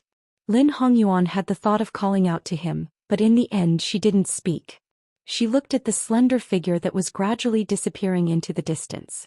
He held the back of his head with both hands, leisurely. Previously in the restaurant, Su Fingyan and Lu Nerong had been frank and honest about many things. But there were some things that Su Fingyan didn't say. For example, why Lin Hongyuan and the other three would suddenly decide to meet you in Bay and town, why it happened to be when the eunuchs of the Ribbon Insignia Institute were staying at the Green Horse Post, and why you, Lu Nerong, happened to be delayed by a day on the road. Little beggar, you want to be the emperor, I know. Then why don't you come to Bailiang yourself, come here and treat me to a drink and then directly tell me, "Brother, I, Zhao Zhu, will definitely sit on that dragon throne, how about it?" But he didn't bring wine. It was Lin Hongyuan who had come to Bailiang. There was no banquet that didn't end in this world. After Su Fingyan walked out of Bay and town, he headed west. Su Ying and Miss He only followed from a distance. He went to a place where people rarely went. Su Fingyan, who was flying like a rainbow in the sky, suddenly floated to the ground, raised his arm high and put two fingers together to form a sword, shouting, "Two-sleeved green snake." A bright sword aura rolled like a green dragon, especially stunning and spectacular in the deep night. Su Fingyan repeated the words, "Two-sleeved green snake," again and again. So between Bay and town and Liangzhou city, between heaven and earth, there were endless green rainbows. Sword aura rushed to the sky. "I have a sword that burns the sun and spits out clouds, swallows the river and the moon. I have a sword that opens the earth with chi and shakes the heavens. I have a sword that destroys mountains and shakes cities, and thousands of soldiers flee." When Su Fingyan approached Liangzhou city, the sweaty young king lay on the ground, panting desperately. Su Fingyan looked at the sky with all his might and grinned, "Without wine and beauties, I don't want to come to this world. Without fast sword friends, I don't want to stay in this Jianghu." Old man wearing a sheepskin coat, you said it well. Chapter 1871. Before Lu province was recognized by the Liang imperial court as the fourth province of Bailiang, Mount Qingliang had already started to build two large courier roads. They started from Qingyuan military town, which controlled the west gate of Liangzhou, and Jishou Pass, which was northwest of Lingzhou. They led to Qingtsang city, where the provincial governor's mansion was located. The tragic Battle of Miyun Pass had just ended when three caravans entered Qingtsang city under the protection of the elite cavalry and the men of sacrifice of the Fushui chamber. The backbone of the three carriages was the same. They were all provincial governors and generals of their respective provinces. They were fully deserving of their titles. Liangzhou had Shifu Baiyu, Yuzhou had Song Yen Huangfuji, and Lingzhou had Chong Sui and Han Laoshan. Of the six, three provincial governors had taken office in the third year of the auspicious talisman. This was especially true for Baiyu, the newly appointed provincial governor of Liangzhou. He had shocked the officials of the northern Liang Path. No one had expected that Mr. White Lotus of Mount Longhu would become a subject of the Su family. In comparison, Chong Sui, who was the disciple of Shangyin Academy's Dao Master Han Guzi and Su Weisheng's senior brother, rose to become the provincial governor of Lingzhou in one step. As for Song Yan, who was originally from Lingzhou, he took advantage of the situation and became the #1 civil official in Yuzhou. Today, everyone in Beiliang knew that this ruthless official who worshipped magic was connected with the new Liang prince when he was temporarily the general of Lingzhou. He was one of the second ministers to join the new king, second only to Li Gongda, Huang Fuji and Han Laoshan. When the three caravans entered Qingcang City from east to west, another group of people entered from west to east. Including the provincial governor of Lu Province, Yang Guangdou, a total of 7 provincial governors came out of the city to welcome them. In Beiliang, whether it was military or political, this was an extremely rare and high standard. As far as the city gate could see, there were more than 80 riders with swords on their backs, Su Yanbing with an iron spear in his hand, and the 2 Fu Shui Fingjie and Fan Shaochai, as well as more than 20 riders without armor or sabers. The caravan stopped outside the city gates. After the leading carriage lifted the curtain, a travel-worn young civil official jumped down. After greeting the provincial governors and generals with a smile, he turned to look at the second carriage and called out, "We've arrived." Following the line of sight of the young civil official, these Beiliang high-ranking officials who were secretly meeting in Qingcang City saw a man and a woman slowly getting off the carriage. They were not old and their appearances were not outstanding. The man was tall and had a Xianbei jade belt that was unique to the nobles of Beimang. The woman had a plump figure and there was an exquisite scented pouch on her waist that looked like lavender. It was embroidered with the pattern of a woman wearing a pipa. It was a pity that it was badly damaged. He looked at the west gate of Qingcang City with an indifferent expression. The 20 riders surrounding the carriage looked as if they were facing a great enemy. Every one of them was on high alert. Although these riders of unknown origin were unarmed and unarmed, they were veterans of hundreds of battles. They still chose to sit on the back of their horses and assumed a resolute posture, ready to charge at any time. If a rider died on the back of a horse, it would be a good death. The young man with the Xianbei jade belt on his waist said flatly in Beimang language, "Dismount." Although the riders were unwilling, they did not hesitate to dismount and land on the ground. Many of them were clearly injured, but each of them stood tall and straight. The 2 young men of similar age were both from Beimang and came from prominent backgrounds. However, their fates were completely different. The former was the grandson of the former king of Beimang's northern courtyard, Su Huainan. Now he was visiting Su Beiji of Mount Lontuo as the deputy provincial governor of Beiliang. The latter's identity was only known from the military spy report of the provincial governor's residence. He was Xiajibu of Beimang Zhongtan, the eldest grandson of the Zhong family. He was one of the few famous generals of the new generation in Beimang's imperial court. Just like the old saying, you can escape the first time but you can't escape the second time. Zhong Tan, who had previously broken out of the siege at the gourd mouth of Yuzhou, was successfully intercepted by Su Yanbing and the 80 Wu family sword tomb cavalry at the border of Gusai Prefecture. Then he met up with Su Beiji at the military town of Linyao and came to Qingcang City together. When Zhong Tan identified the people at the city gate through the spider web spy report, his already heavy heart sank to the bottom. The reason why he assisted Huang Songpu in commanding the Battle of Liuzhou seemed to be the aftereffect of the defeat at the Gourd Mouth battle, and was abandoned by the Beimang imperial court outside of the main battlefield where he could obtain military merits. However, this time, not only did the Zhong family have high hopes for him to make a comeback, even the imperial court of Taiping also paid close attention to him. And before the Battle of Mayangku was over, Zhong Tan was only one step away from success. Once the tens of thousands of monk soldiers from Lantua Mountain surrendered to Beimang and cooperated with Huang Songpu's army, it meant that the situation of Liang Mang and Liang Mang in the battlefield of Liuzhou was not just a disparity in military strength, but also the fact that Beimang was the first to achieve a general trend on the battlefield. Swallowing the Longxiang army was inevitable. Moreover, to the west of Liangzhou that was supported by Qinyuan military town, and even to the entire Lingzhou that did not participate in the first battle of Liang Mang, it would be a huge deterrent. No matter how Huang Songpu's victory in Liuzhou was a Pyrrhic victory, in the end he only needed 20 to 30,000 cavalry to invade the northwest of Lingzhou. Destroying Lingzhou meant destroying the vitality of the Beiliang frontier army, and the strategic depth of the Su family cavalry would also be greatly reduced. However, all of these became laughable. Not only that, Zhou Xian also saw a group of Beiliang's top officials gathered here. Only at this moment did Zhou Xian completely confirm that Beiliang was determined to make a big move in Liuzhou. Therefore, the Battle of Mayangku was definitely not a last-minute idea of the two young Beiliang generals. Riches and honor were sought in danger, and if one succeeded, it would often be great riches and honor. Zhou Xian sighed slightly. He was the same. It was just that Zhou Xian's luck was really too terrible. Later on, when he learned that Mount Lantua had discovered Chao Wei's cavalry, they did not watch the fire burn across the river. On the contrary, they quickly gathered 20,000 monk soldiers and rushed to the battlefield. There were even 3,000 of them who left the main army behind, almost biting the tail of Chao Wei's cavalry. Mount Lantua could be said to be very decisive. If Zhou Xian had been given another hour, he would have been able to break through the bloody defensive line piled up by Xiaxi's corpses outside Miyun Pass. Perhaps if Chao Wei had been just a moment slower, he would have been completely entangled by the 3,000 Mount Lantua monk soldiers. Zhou Xian really could not understand. Chao Wei was one thing. After all, he was a Beiliang general born and raised here, but why was Xiaxi willing to fight to the death for Beiliang and not retreat? Why was he even willing to give his life to Chao Wei? Zhou Xian only felt that this defeat was very unjust, but it was also not unjust at all. At this moment, Zhou Xian still did not know that his defeat to Chao Wei and Xiaxi's alliance would be praised by later historians as a glorious defeat.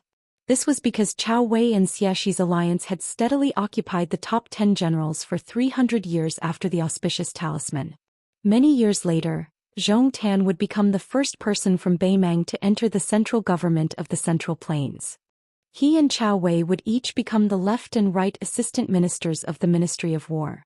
At that time, Xiaxi's voice was very loud in the court and was most qualified to compete with Ko Jianghuai for the position of Minister of War. However, between the height of the imperial court and the distance of Jianghu, Zhou Xian chose the latter. Later generations would laugh that if Xiaxi's did not give up his official career, then the Ministry of War's yamen could be called Miyun Pass. On the way to Qingcang City, Zhou Xian and Su Beiji, two people who belonged to different camps, one to the military and the other to the civil, had several open and honest conversations. Zhou Xian more or less knew that after becoming a prisoner, his head would not be used as a sacrifice to the Beiliang border cavalry for the time being, nor would it be directly chopped off and thrown to the other side of the gorge to add bricks and tiles to those huge temples. Zhou Xian did not believe in the saying that death was better than living. As long as one was still alive, there was hope to rise from the ashes. So along the way, Zhou Xian didn't make any small movements that brought contempt upon himself. Of course, this was also because he was well aware that unless the northern Mang army's god, Bodhisattva Tuoba, personally led the troops over, otherwise with the terrifying combat strength of Su Yanbing's troops and the 80 Wu family swordsmen, even an immortal on earth would be unable to save them. Chapter 1872. At this moment a carriage drove out of the city gate and 3 people stepped out of the carriage. These 3 people were important figures of Beiliang, whose official positions were higher than the provincial governors and generals. Beiliang Deputy Administrator Song Dongming and Deputy Provincial Governor Yang Xinxing. There was also the King of Beiliang and Su Fengyan. After exchanging greetings with Yang Guangdou and the others, the young king came to Su Beiji and Zhou Xian. He looked at the Beimang Xia Jiemo and his personal maidservant, and said in a skillful Beimang official tone, "We meet again after we parted at the Huxi provincial governor's mansion." Zhou Xian said indifferently, "If I knew Prince's identity, I would have stopped Prince." Su Fengyan shook his head and smiled. "Although my cultivation was not high at that time, even if you and this expert from the princess tomb tried to stop me, you might not have been able to stop me from escaping." Zhou Xian sneered, "Prince, don't forget my father and uncle were nearby at that time." Su Fengyan said something inexplicable. "Let me say this first. I don't mean anything else. I've always been curious.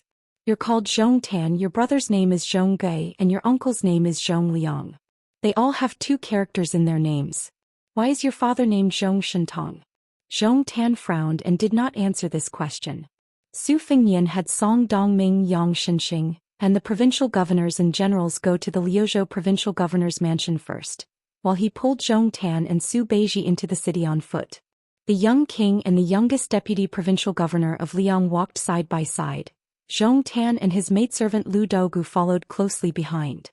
Zhong Tan looked at the back and asked directly, "Prince, may I ask if I am dead or alive? When will I die and how long can I live?"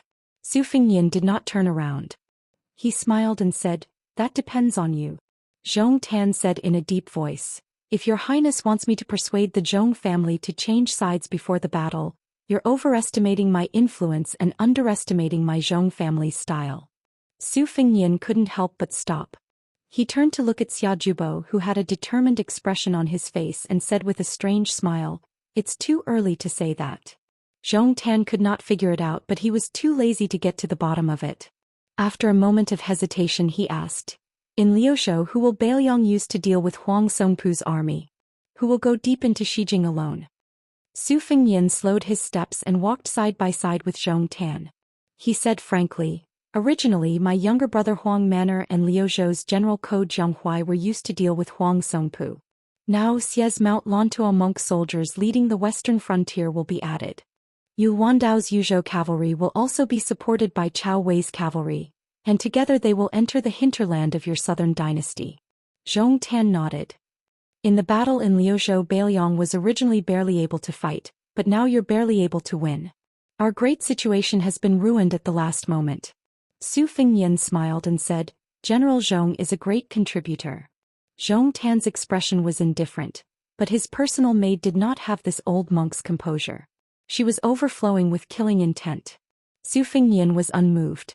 He continued, "Earlier when I said that you spoke too early, I meant that you don't need to be anxious.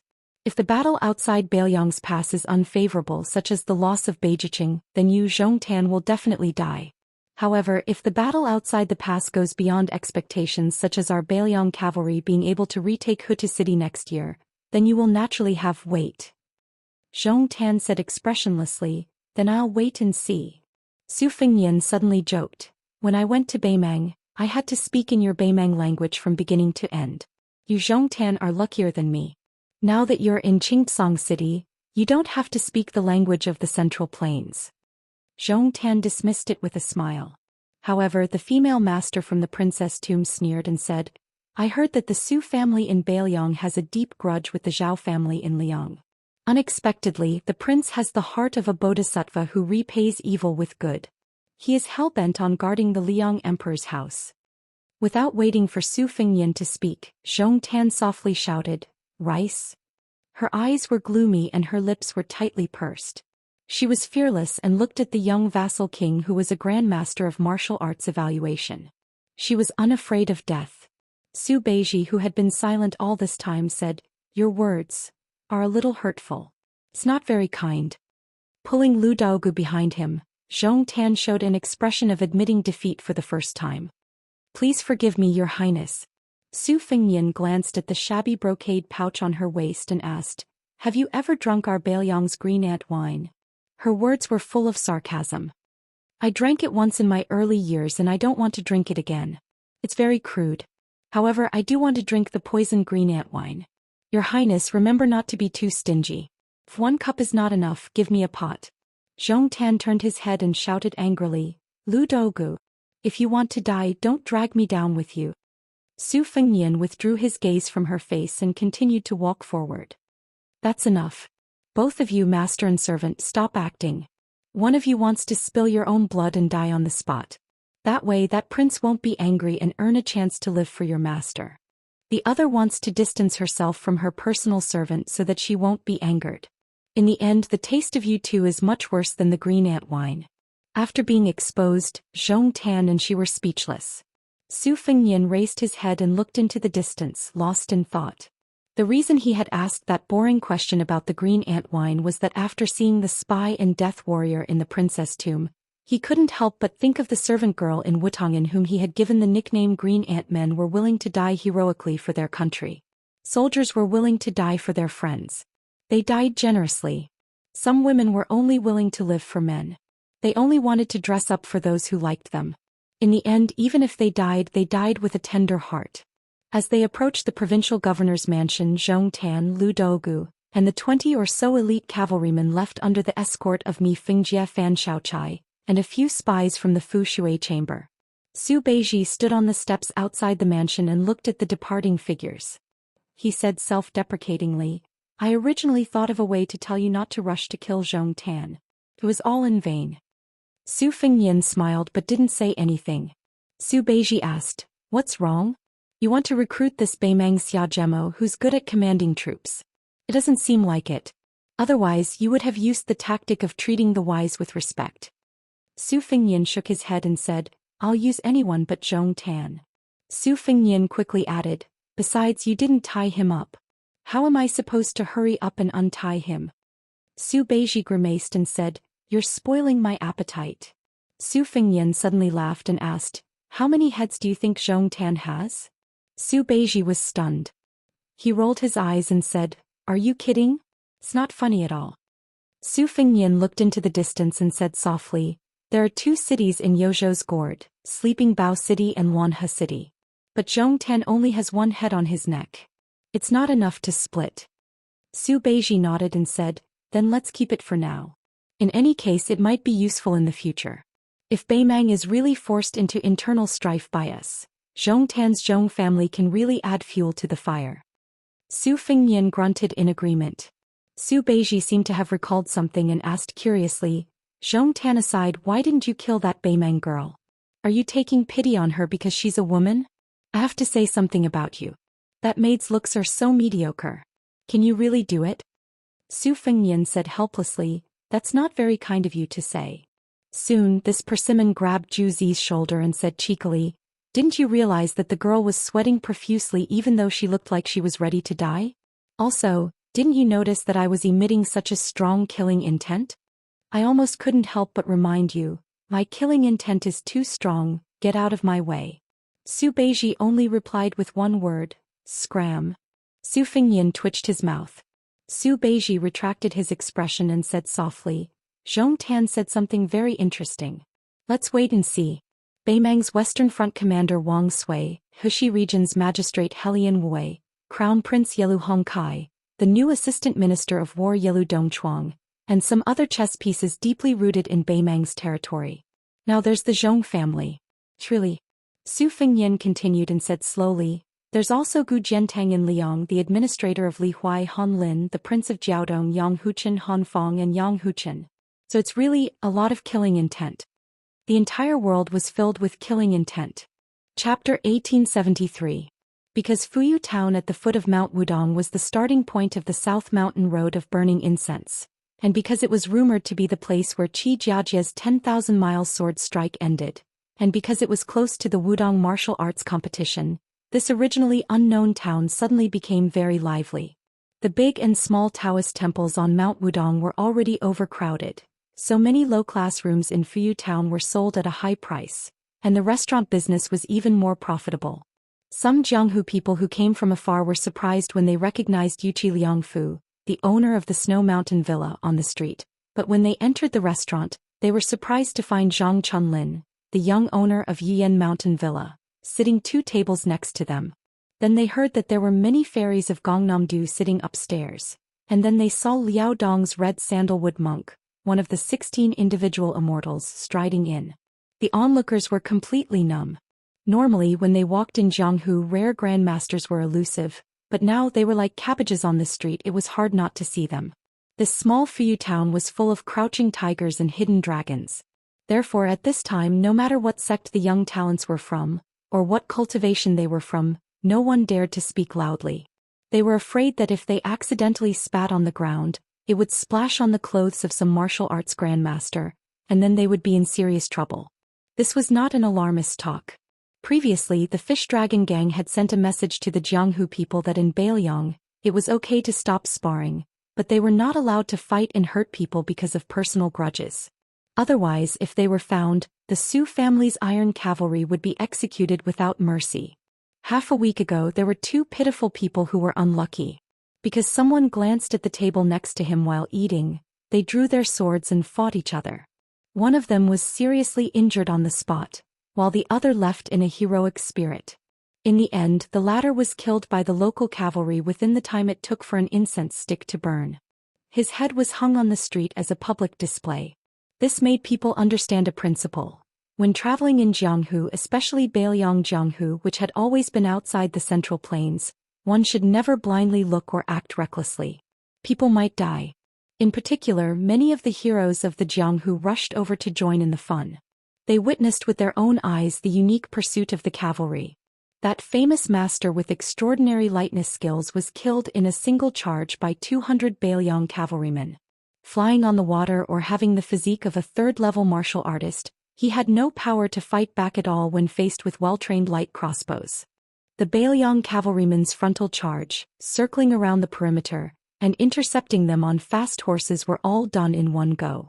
In comparison, the fight between the constables of the Central Plains and the heroes of the Jianghu was like a vixen clawing at a man in love.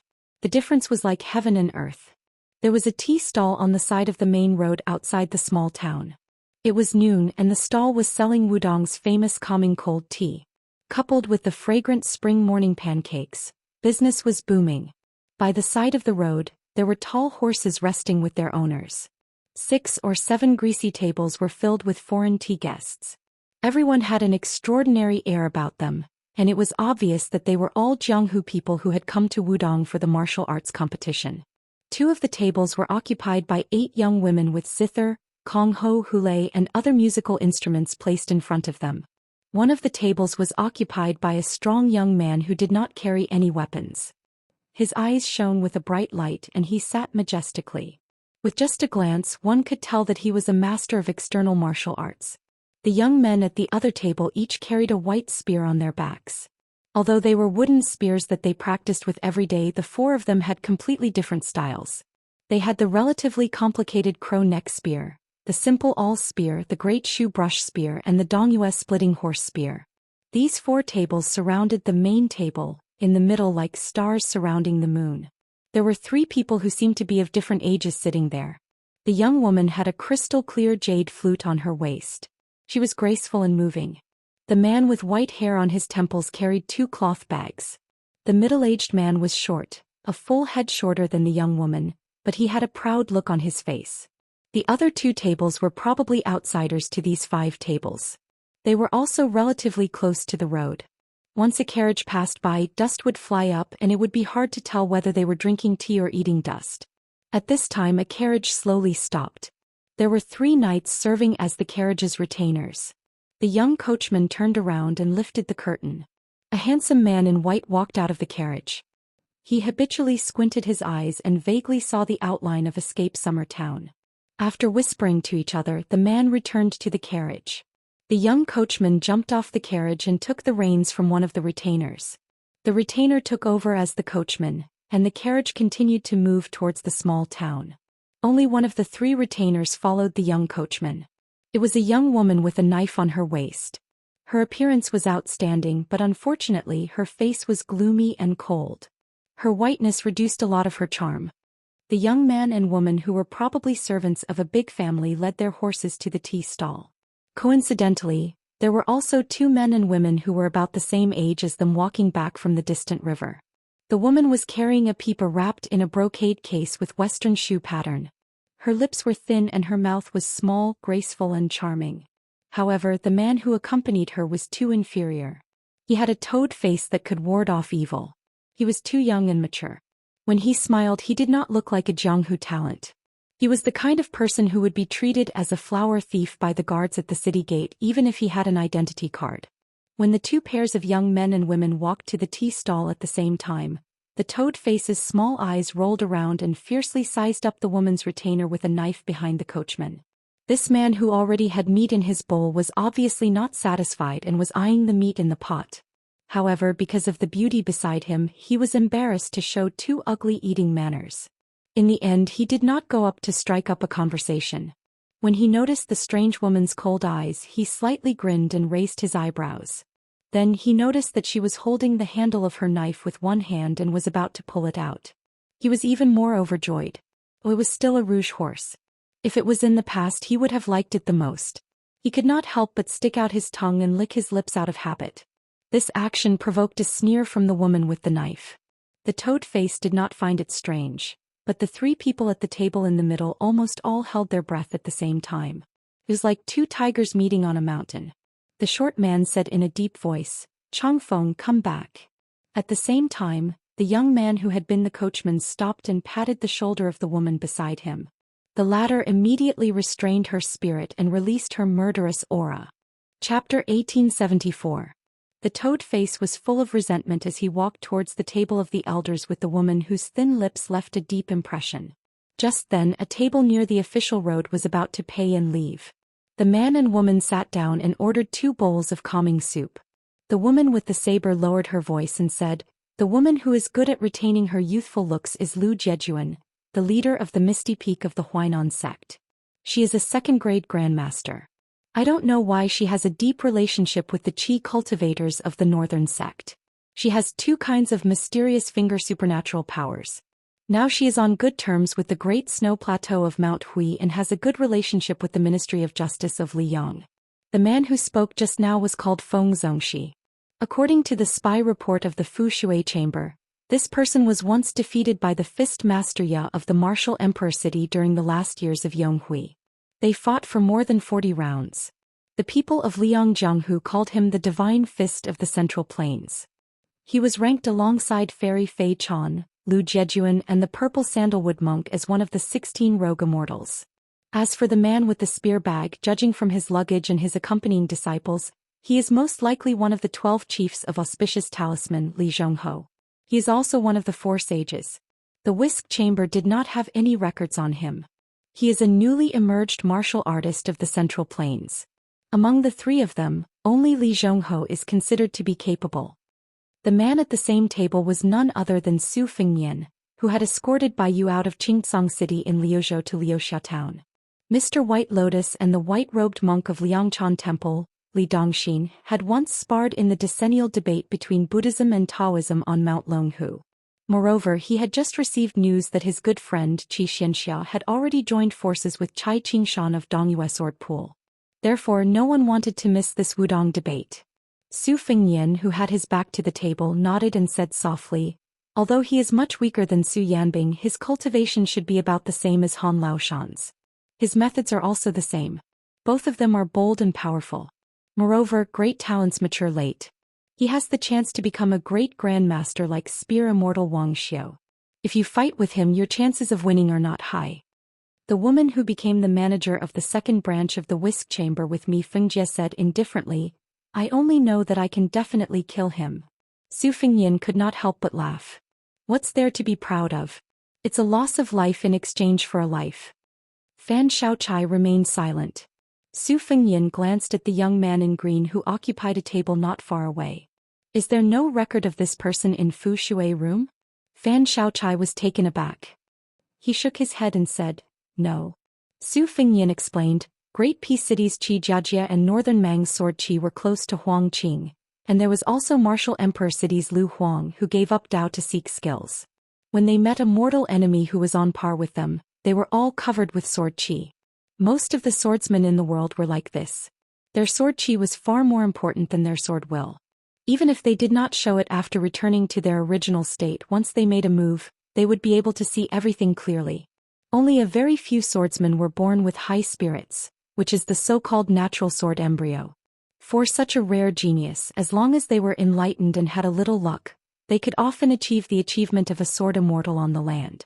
Fan Shaochai looked at the ordinary-looking young man out of the corner of his eye and frowned. "Him do?" Su Fengnian nodded. "So many grandmasters of the sword have left over the years. Naturally someone will rise. For example, if Gu Jiantang and Lu Xianlang of Nanjiang suddenly die, it will take about 5 or 6 years for someone to amaze the world." Fan Shaochai's expression was strange. He glanced at the young king who still had a cold saber hanging from his waist. "If you, the great grandmaster of saber-wielding, died, who would you bring that torrential Guangling River's blessing and grace to? Would it be Wang Xing, Yu Dilong and Lu Yunzhang, the 3 disciples? Or the woman surnamed Jiang who was also a sword embryo? Would it help her become an earth immortal?" Su Fengnian, who had guessed her thoughts, glared at her fiercely. Fan Xiaochai drank tea with one hand while the other hand under the table rubbed the hilt of the saber. Her slender hand, which had never done any household chores, was now holding the killing blood saber.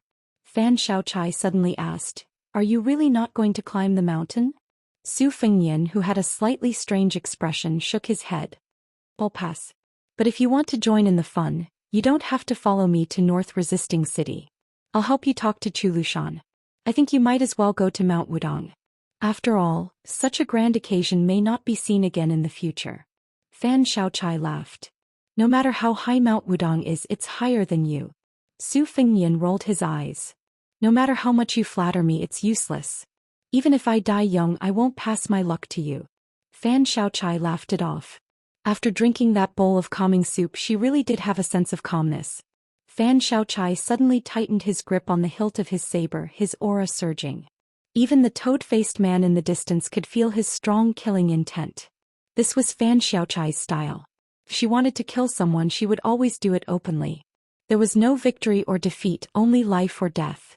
The young swordsman, whose strength she couldn't see through, stood up and walked towards them with a cup of tea. He sat down without any courtesy, facing the young lord. Su Fengnian smiled and didn't say anything. He didn't mind that the unknown swordsman had taken the liberty to disturb him. After the man sat down, his expression was solemn. He said seriously, "I didn't expect there to be a man as handsome as me in this world.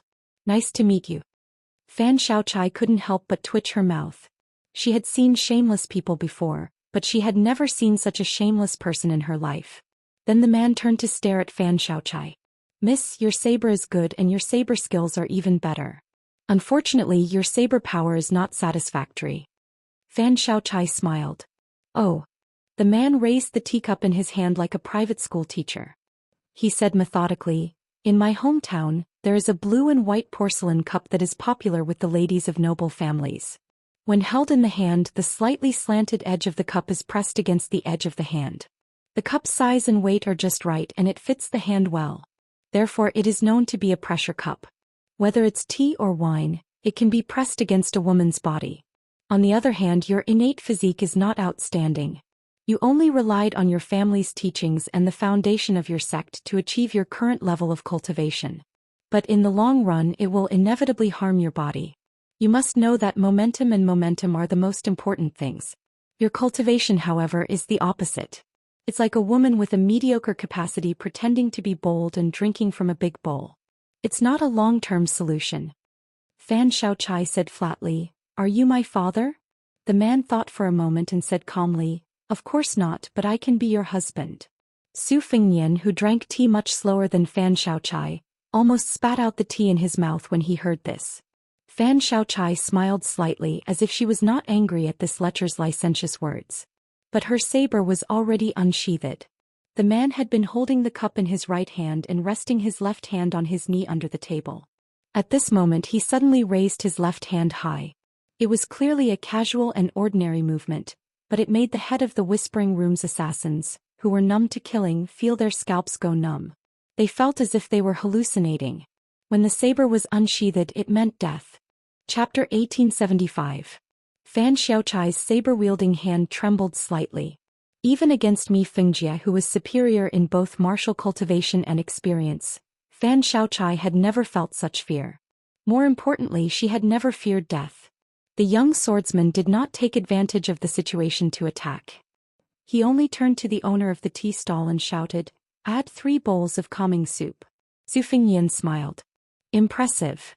Su Fengnian said to Fan Xiaochai, "Don't be nervous. This young master has no ill intentions." Fan Xiaochai's face was pale, her eyes gloomy. When the owner of the tea stall placed the 3 bowls of calming soup on the table, the man nodded. "Of course I have no ill intentions. Ever since I entered the Jianghu, I've always thought that I would become a divine couple with that Xianyuanzi of Mount Hui's great snow plains. But after seeing this young lady, I feel that she will definitely miss out on a good match like me." Su Fengnian had to repeat, "Impressive." The man then turned to Fan Xiaochai and said considerately, "It's fine if you want to kill me, but it's best if you drink the tea and find a secluded and spacious place. When the time comes, I won't retaliate and will let you attack me." Fan Xiaochai took a deep breath, her fingers gripping the hilt of her saber tightly. She gnashed her teeth. "Are you courting death?" The man gave an unexpected answer. His expression was incomparably serious. "I'm looking for you." Fan Xiaochai's eyes were filled with the determination to face death. She pulled out her saber without a care for anything else. Just as the tip of her saber was about to be completely exposed, her aura reached its peak. The young swordsman, who had been expressionless all this time, smiled for the first time. He leaned slightly forward towards Fan Xiaochai and pointed 2 fingers of his left hand at the space between Fan Xiaochai's eyebrows, stopping just an inch away from her. There was a great deal of meaning in this movement. Fan Xiaochai quickly leaned back in an attempt to avoid the attack. But the man released his fingers and gently pressed his palm on her shoulder. Shocking crimson blood seeped out of the corner of Fan Xiaochai's mouth. Su Fengyan narrowed his eyes. This move of his was truly impressive. It wasn't because of the amazement of his moves or his aura, but because of the depth of his intentions. Fan Xiaochai raised his arm and casually wiped away the blood. The young swordsman was still holding her shoulder. He stopped smiling and said earnestly, "Miss, when it comes to imposing manner, righteousness is the same as evil and evil.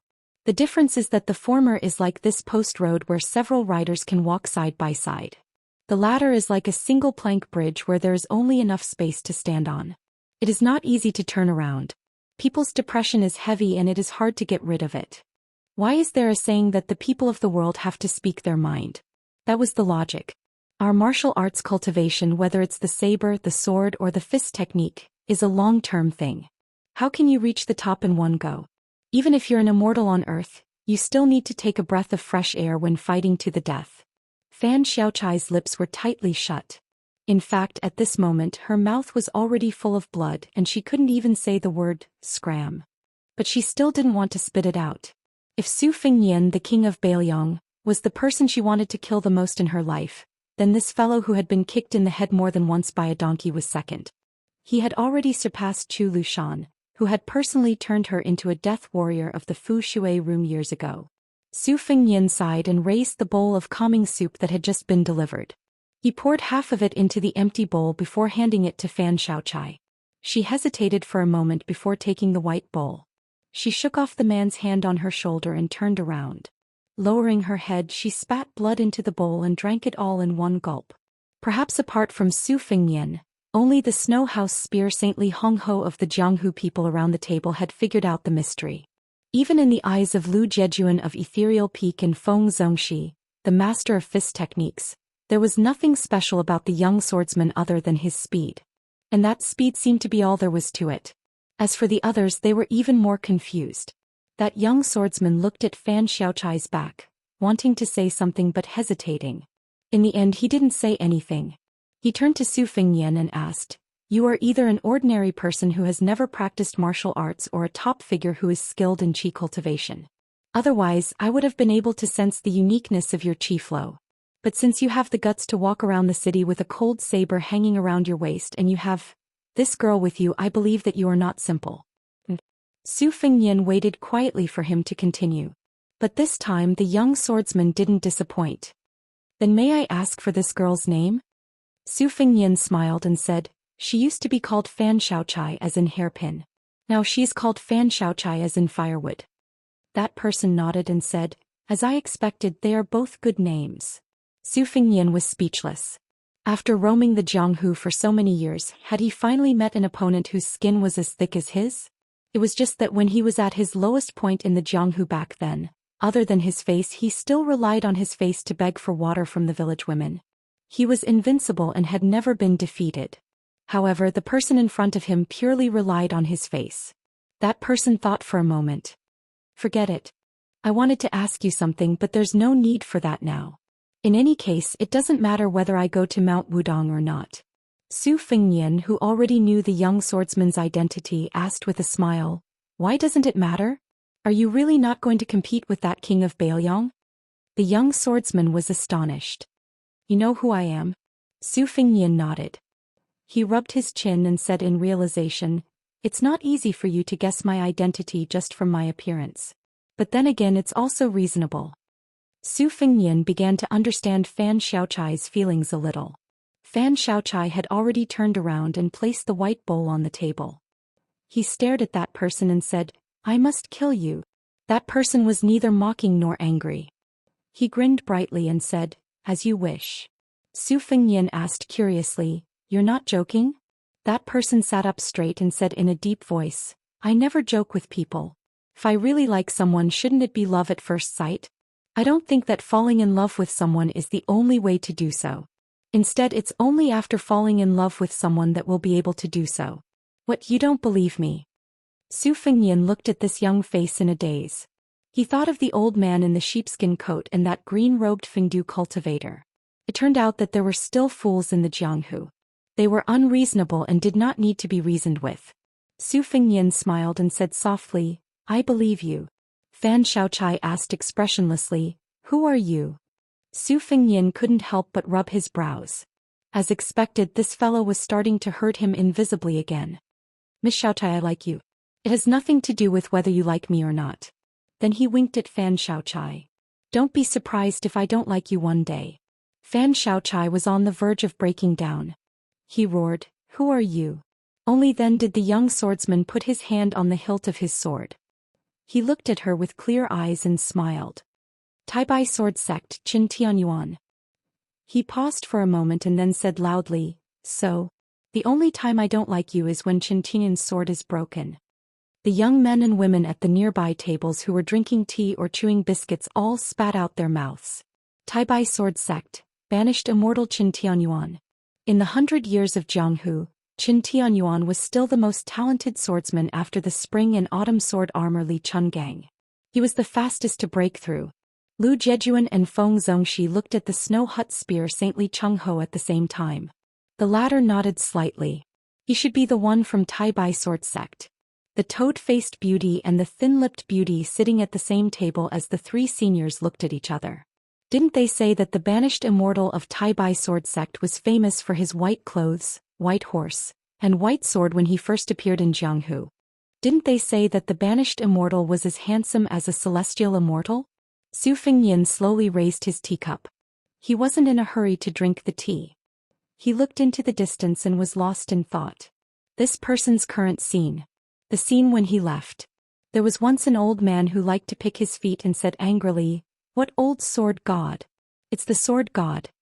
There was once a wooden sword ranger who was so poor that he didn't even make a sound. He said heroically, "If a peerless swordsman with the surname Wen appears in Jianghu one day, there's no doubt that it's me." Some people were no longer in this world. Some people were no longer in Jianghu. Some people were still in front of him.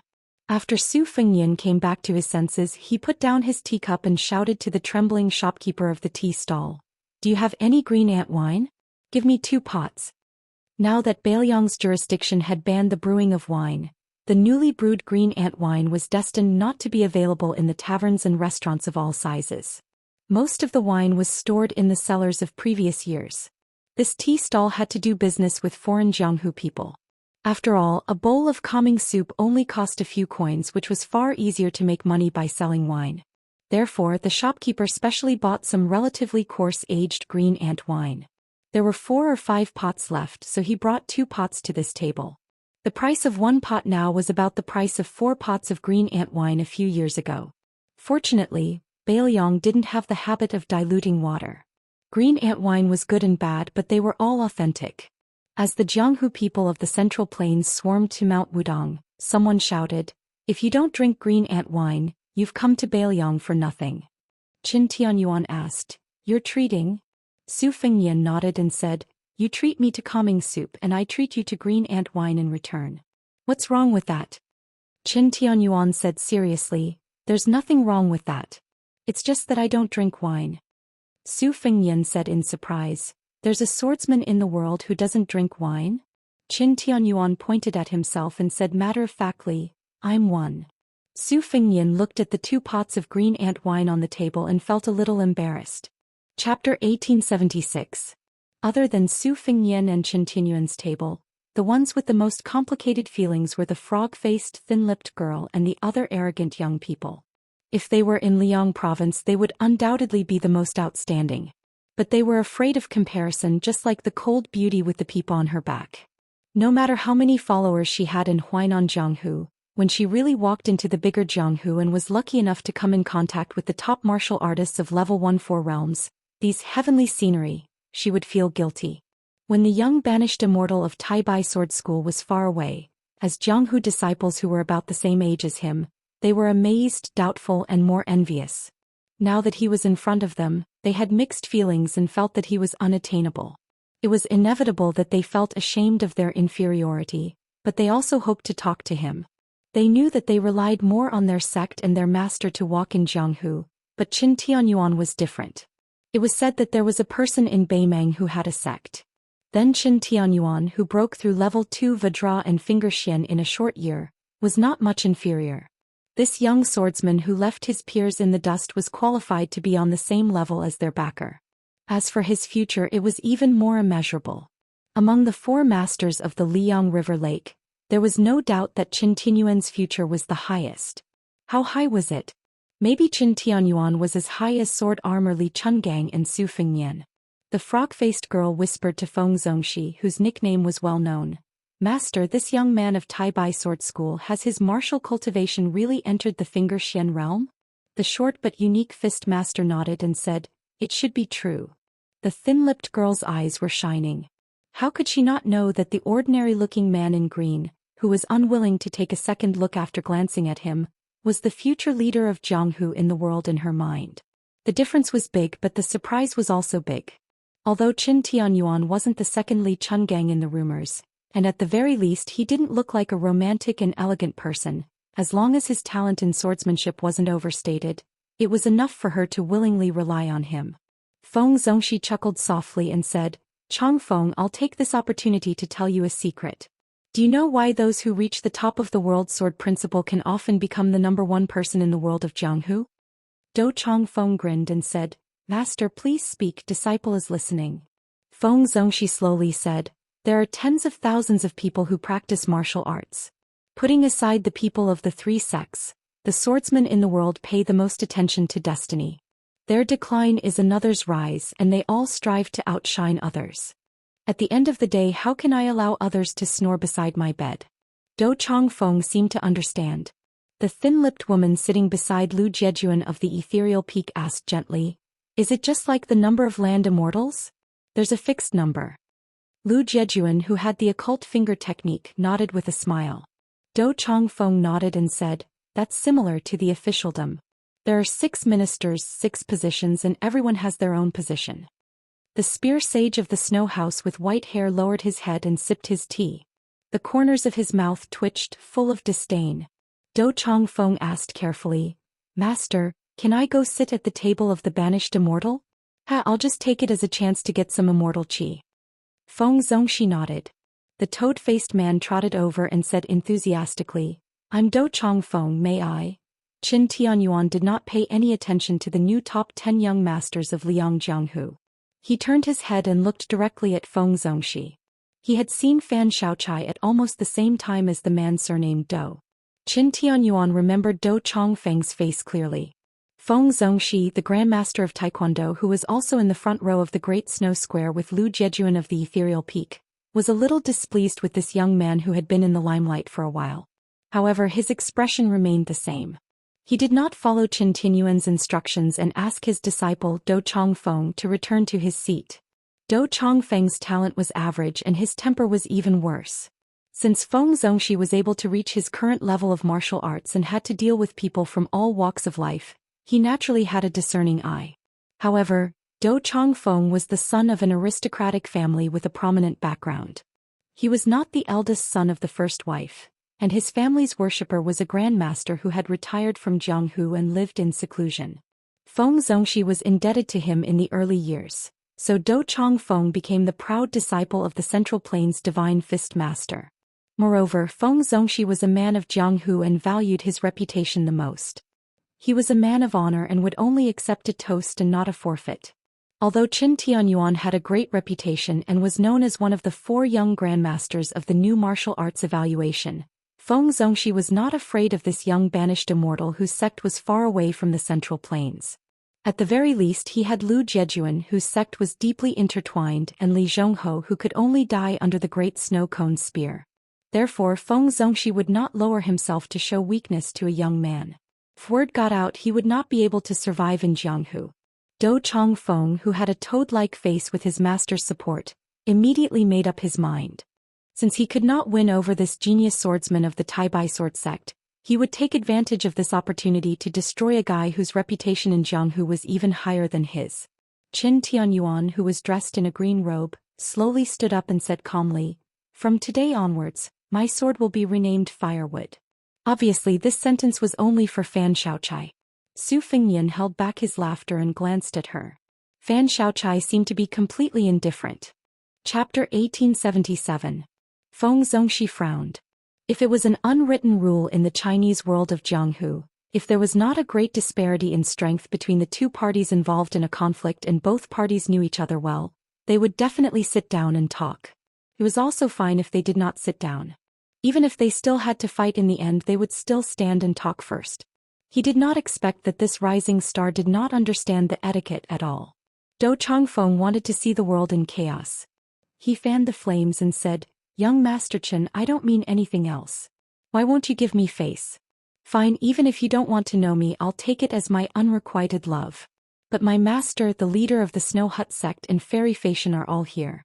Why do you have to say the name of your sword and be so aggressive?" Qin Tianyuan, who had his back to Fan Xiaochai, said softly, "Don't worry, I won't lose." Su Fengnian could not help but laugh. "Don't you know that Fan Xiaochai wants you to be hacked to death?" After the young man who held up an entire sect by himself said this, his aura changed completely. He did not even hold the hilt of his sword. There was no sword aura around him. But his sword aura was soaring.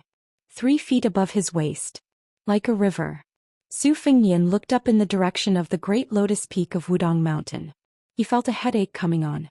At this moment, Feng Zongxi's expression finally changed. He thought that he had overestimated this sword Dao banished immortal, but now he knew that he had underestimated him. Even Lu Jejuan of the Misty Peak, who was in her 50s but looked like she was 18, had to stand up and act as a mediator. She said in a hoarse voice, "Young Master Chen, it's fate that we met by chance. Why do you have to fight?" Qin Tianyuan said in a low voice, "I have the reason. The sword is at my waist." Lu Jejuan smiled bitterly and said nothing. Young people really did not know the depth of the Jianghu. So what if you defeated this Central Plains divine fist? Feng Zongxi had worked hard in the Liang River Lake for 30 years before he managed to accumulate his current reputation. It could be said that he had friends all over the country, especially the great steward of the Great Snow Plains, Huang Fengfua. Since Taibai Sword Clan had already become one of the 10 great sects, they would definitely be involved with the Chinese plains in the future. Taibai Sword Clan, which was located in a corner of the world, did not have any geographical advantage. Once they became enemies with Feng Zongxi, they would not have to worry about the sects of the Chinese plains, the local government, or even the Ministry of Justice in Great Peace City harboring prejudice against Taibai Sword Clan. It was unknown if Qin Tianyuan, who gave people the impression that he was simple-minded, suddenly had a flash of inspiration or something else. This time he actually went straight to the heart of the people and said, "Since my Taibai sword sect is a sword sect, we should stand on the sword. Raise your sword and flatten the hills and ravines, only aim straight for the center." Su Fengnian took a big gulp of wine and smiled. Well said. Just as Feng Zongxi and Lu Jejuan were hesitating, the solemn snow house spear Saint Li Chongho had already taken off his 2 large and small spear pouches and said indifferently, "The spear is called the Great Snow Cone." Su Fengnian suddenly said to Fan Xiaochai in a hurry, "I have to go first. Help me keep an eye on this guy. If you need to, then act. Of course, I'm not asking you to kill him, I'm asking you to help him. If you really can't do it, then tell me your identity." Su Fengnian had just stood up and was about to leave when a clear voice came from far above everyone's heads. "Su."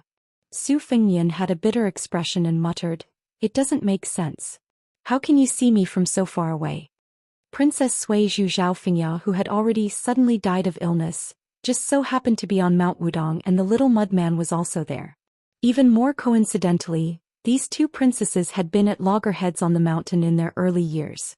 Su Fengnian could never have imagined that after entering Bailiang, Zhao Fengya had steeled her heart to live in seclusion on Mount Wudong. Nor could he have imagined that the little mud man was even more determined to take care of the vegetable garden on the mountain. Su Fengnian didn't think that the two of them would empathize with each other and would be thanking the gods if they didn't fight. Qin Tianyuan leaned to the side and raised his head. For the first time he grasped the firewood originally named Careless. He was a natural sword embryo that only appeared once in 100 years. That one was even more so. In Jianghu, when it encountered a great year that only appeared once in 1,000 years, it became unreasonable. Everyone looked up at the sky at the same time. A woman was flying through the air with a box on her back. She broke through the vast sea of clouds from Big Lotus Peak and flew over like an immortal descending to the mortal world. The old people always said that in Jianghu, one had to pay attention to style. With her style, she probably couldn't be any more impressive. A sword immortal of the land, flying 1,000 miles on her sword, traveling to Kunlun in the morning and arriving at the Eastern Sea in the evening. However, this female sword immortal's actions after landing in front of everyone's dumbfounded eyes were even more shocking. She didn't continue to ride her sword back into the box like an immortal. Instead, she held the great Liang dragon sparrow sword and pointed the tip of the sword at a guy who was forcing a smile. She said angrily, "Trying to run?" The guy sat back down on the bench and said confidently, "How is that possible? I was just thinking of bringing you a bottle of green ant wine." She widened her eyes. He stared back at her without showing any signs of fear. Her face was flushed red and she was fuming. They stared at each other. There was a large group of people beside them who were also staring with their eyes wide open. Finally, she glanced at the unopened bottle of green ant wine on the table and said with a straight face, "You can pay the bill yourself." Su Fengnian said with a cheeky smile, "I know that you like to bring money with you when you go out. Lend it to me first and I'll return it to you later." Seeing that she was about to raise her sword and slash him, Su Fengnian immediately lowered his head and took out a money bag. "I clearly remember that I didn't bring any money." Qin Tianyuan saw this scene and felt that this person was really shameless. She snorted heavily and flew back on her sword. She came from the sky and left from the sky. He didn't forget to remind her loudly, "Slow down, the wind is strong." When her figure disappeared into the surging sea of clouds, everyone turned to look at that spineless guy. He slammed the table and said angrily, "What? Is it wrong for a man to love his wife?" Chapter 1878. Jiang Ni's trip back and forth on the sword undoubtedly gave Feng Zongxi and the others a way out. After witnessing the sword style of the young banished immortal, they no longer had the mood to exchange pointers. Feng Zongxi admitted that if they fought in pairs he would definitely lose to Qin Tianyuan, the rising star of Jianghu. If he joined forces with Lu Jiejuan, it would only become a joke. The two of them had lived for more than 90 years. How could they join forces to bully a young junior who had not even reached 30 years of age? If they lost, they would lose their integrity. If they won, it would be dishonorable. It was not worth it. Even the Snow House spear sage Li Hongho, who had already announced the name of the Great Snow Cone, hesitated for a moment. After glancing at Su Fengnian, he put away the famous spear that was as famous as Wang Xiu's Cha Na and Qin Jibao's plum wine. This grandmaster, who was regarded as extremely powerful in Jianghu of the Central Plains, was originally known for his violent character. However, compared to Feng Zongxi and Lu Jiejuan, these two friends, who were more timid the older they got in Jianghu, Li Hongho had an inexplicable intuition. He was actually not afraid of Qin Tianyuan, who was unparalleled in Jianghu. On the contrary, he was more interested in the young master with the saber who had an average reputation. After entering the mysterious finger realm, one's heart would be connected. One would be able to predict the future. As for Li Hongho, he was a pure martial artist with a body of Vajra. His mysterious finger realm was solid and steady. He took one step at a time. He was the same as the Bailiang sword grandmaster Mi Fengjie, who was not well known in Jianghu. He was far better at predicting the enemy's moves than the Daoist immortals. Qin Tianyuan saw that the Snow House spear sage did not have the intention to fight to the death, so he sat back down. His mind was more focused on the woman who was riding the sword. He asked doubtfully, "When did Mount Wudong have a female sword immortal who lived in seclusion?" Of course, Su Fengnian wouldn't answer this question. There was no need for him to talk too much with a mere acquaintance. Admiring this young banished immortal was one thing, and dealing with him was another. Su Fengnian put away the money pouch, picked up a pot of green ant wine and threw a look at Fan Xiaochai. The latter quietly took out a piece of silver and placed it on the table, ready to follow Su Fengyan up the mountain. The two of them walked towards the two mounts together. Because they were the superior Bailiang war horses from the Qianli ranch, they did not need to be tied up, nor would they get lost, let alone be ridden by strangers. Qin Tianyuan hesitated for a moment. Just as he was about to say that they should go together, Fan Xiaochai turned his head and shot him a cold glance. The young swordsman, who was confident that he could take on 3 legendary Jianghu figures alone, immediately felt a little discouraged. He sat where he was and drank a mouthful of calming spirit soup, but it was tasteless. Suddenly, someone riding a donkey leisurely came along the post road. Compared to the majestic and dense sound of horse hooves, the sound of the donkey's hooves was somewhat soft and comical. Su Fengyan was stunned for a moment. He looked at the middle-aged man riding the donkey with a complicated expression. Fan Xiaochai did not know the middle-aged man, but she guessed the identity of the swordsman from the clues on the young lord's face. He rode a donkey, had a sword at his waist, and was able to make Su Fengyan stop and wait. The only swordsman in the world. Unexpectedly, when Qin Tianyuan saw the middle-aged swordsman, his expressionless face blossomed into a look of pleasant surprise. He suddenly stood up and strode forward before Su Fengyan and Fan Xiaochai. He was extremely excited and said in a trembling voice, "Greetings, master." The middle-aged man jumped off the donkey and said helplessly, "How many times have I told you I am not your master and I only have one disciple?" Qin Tianyuan smiled brightly and said, "Whether or not you recognize me as your disciple is your business. Whether or not I recognize you as my master is my business, Qin Tianyuan." The middle-aged man said in a bad mood, "Fortunately, your swordsmanship can be considered a small success. Otherwise, with your stubborn temperament, you would have been beaten until your parents can't recognize you." He led the donkey to Su Fengyan, sized him up and asked curiously, "Isn't it just a Hong Jingyan? Why is he so miserable?" Su Fengyan said softly, "It's already lucky that he didn't die from Bodhisattva Tuoba's all-out punch. Later on, Qin Zhibao found me at Huayang Pass and we had a fight, which slightly delayed my cultivation of qi." The middle-aged man suddenly understood and said, "Oh." This time, it was the arrogant Qin Tianyuan's turn to be stunned. Hong Jingyan, Tuoba, and now Qin Zhibao? Su Fengyan thought for a while and decided not to climb the mountain. He led the middle-aged man back to the tea stall and glanced at the sword at his waist. He asked with a smile, "The first time was outside Wu Wu City in the East Sea, the second time was in Dunhuang City in Beimang, and the last time was in Taipan City.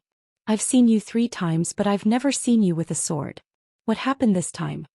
Dong Tai said seriously, "It's autumn, where can I get peach blossoms? Don't tell me there are still peach blossoms blooming in Bailiang?" Su Fengyan sighed. Whether it was the peach blossom sword deity or the banished deity Qin Tianyuan, why did these swordsmen always like to tell such unfunny jokes?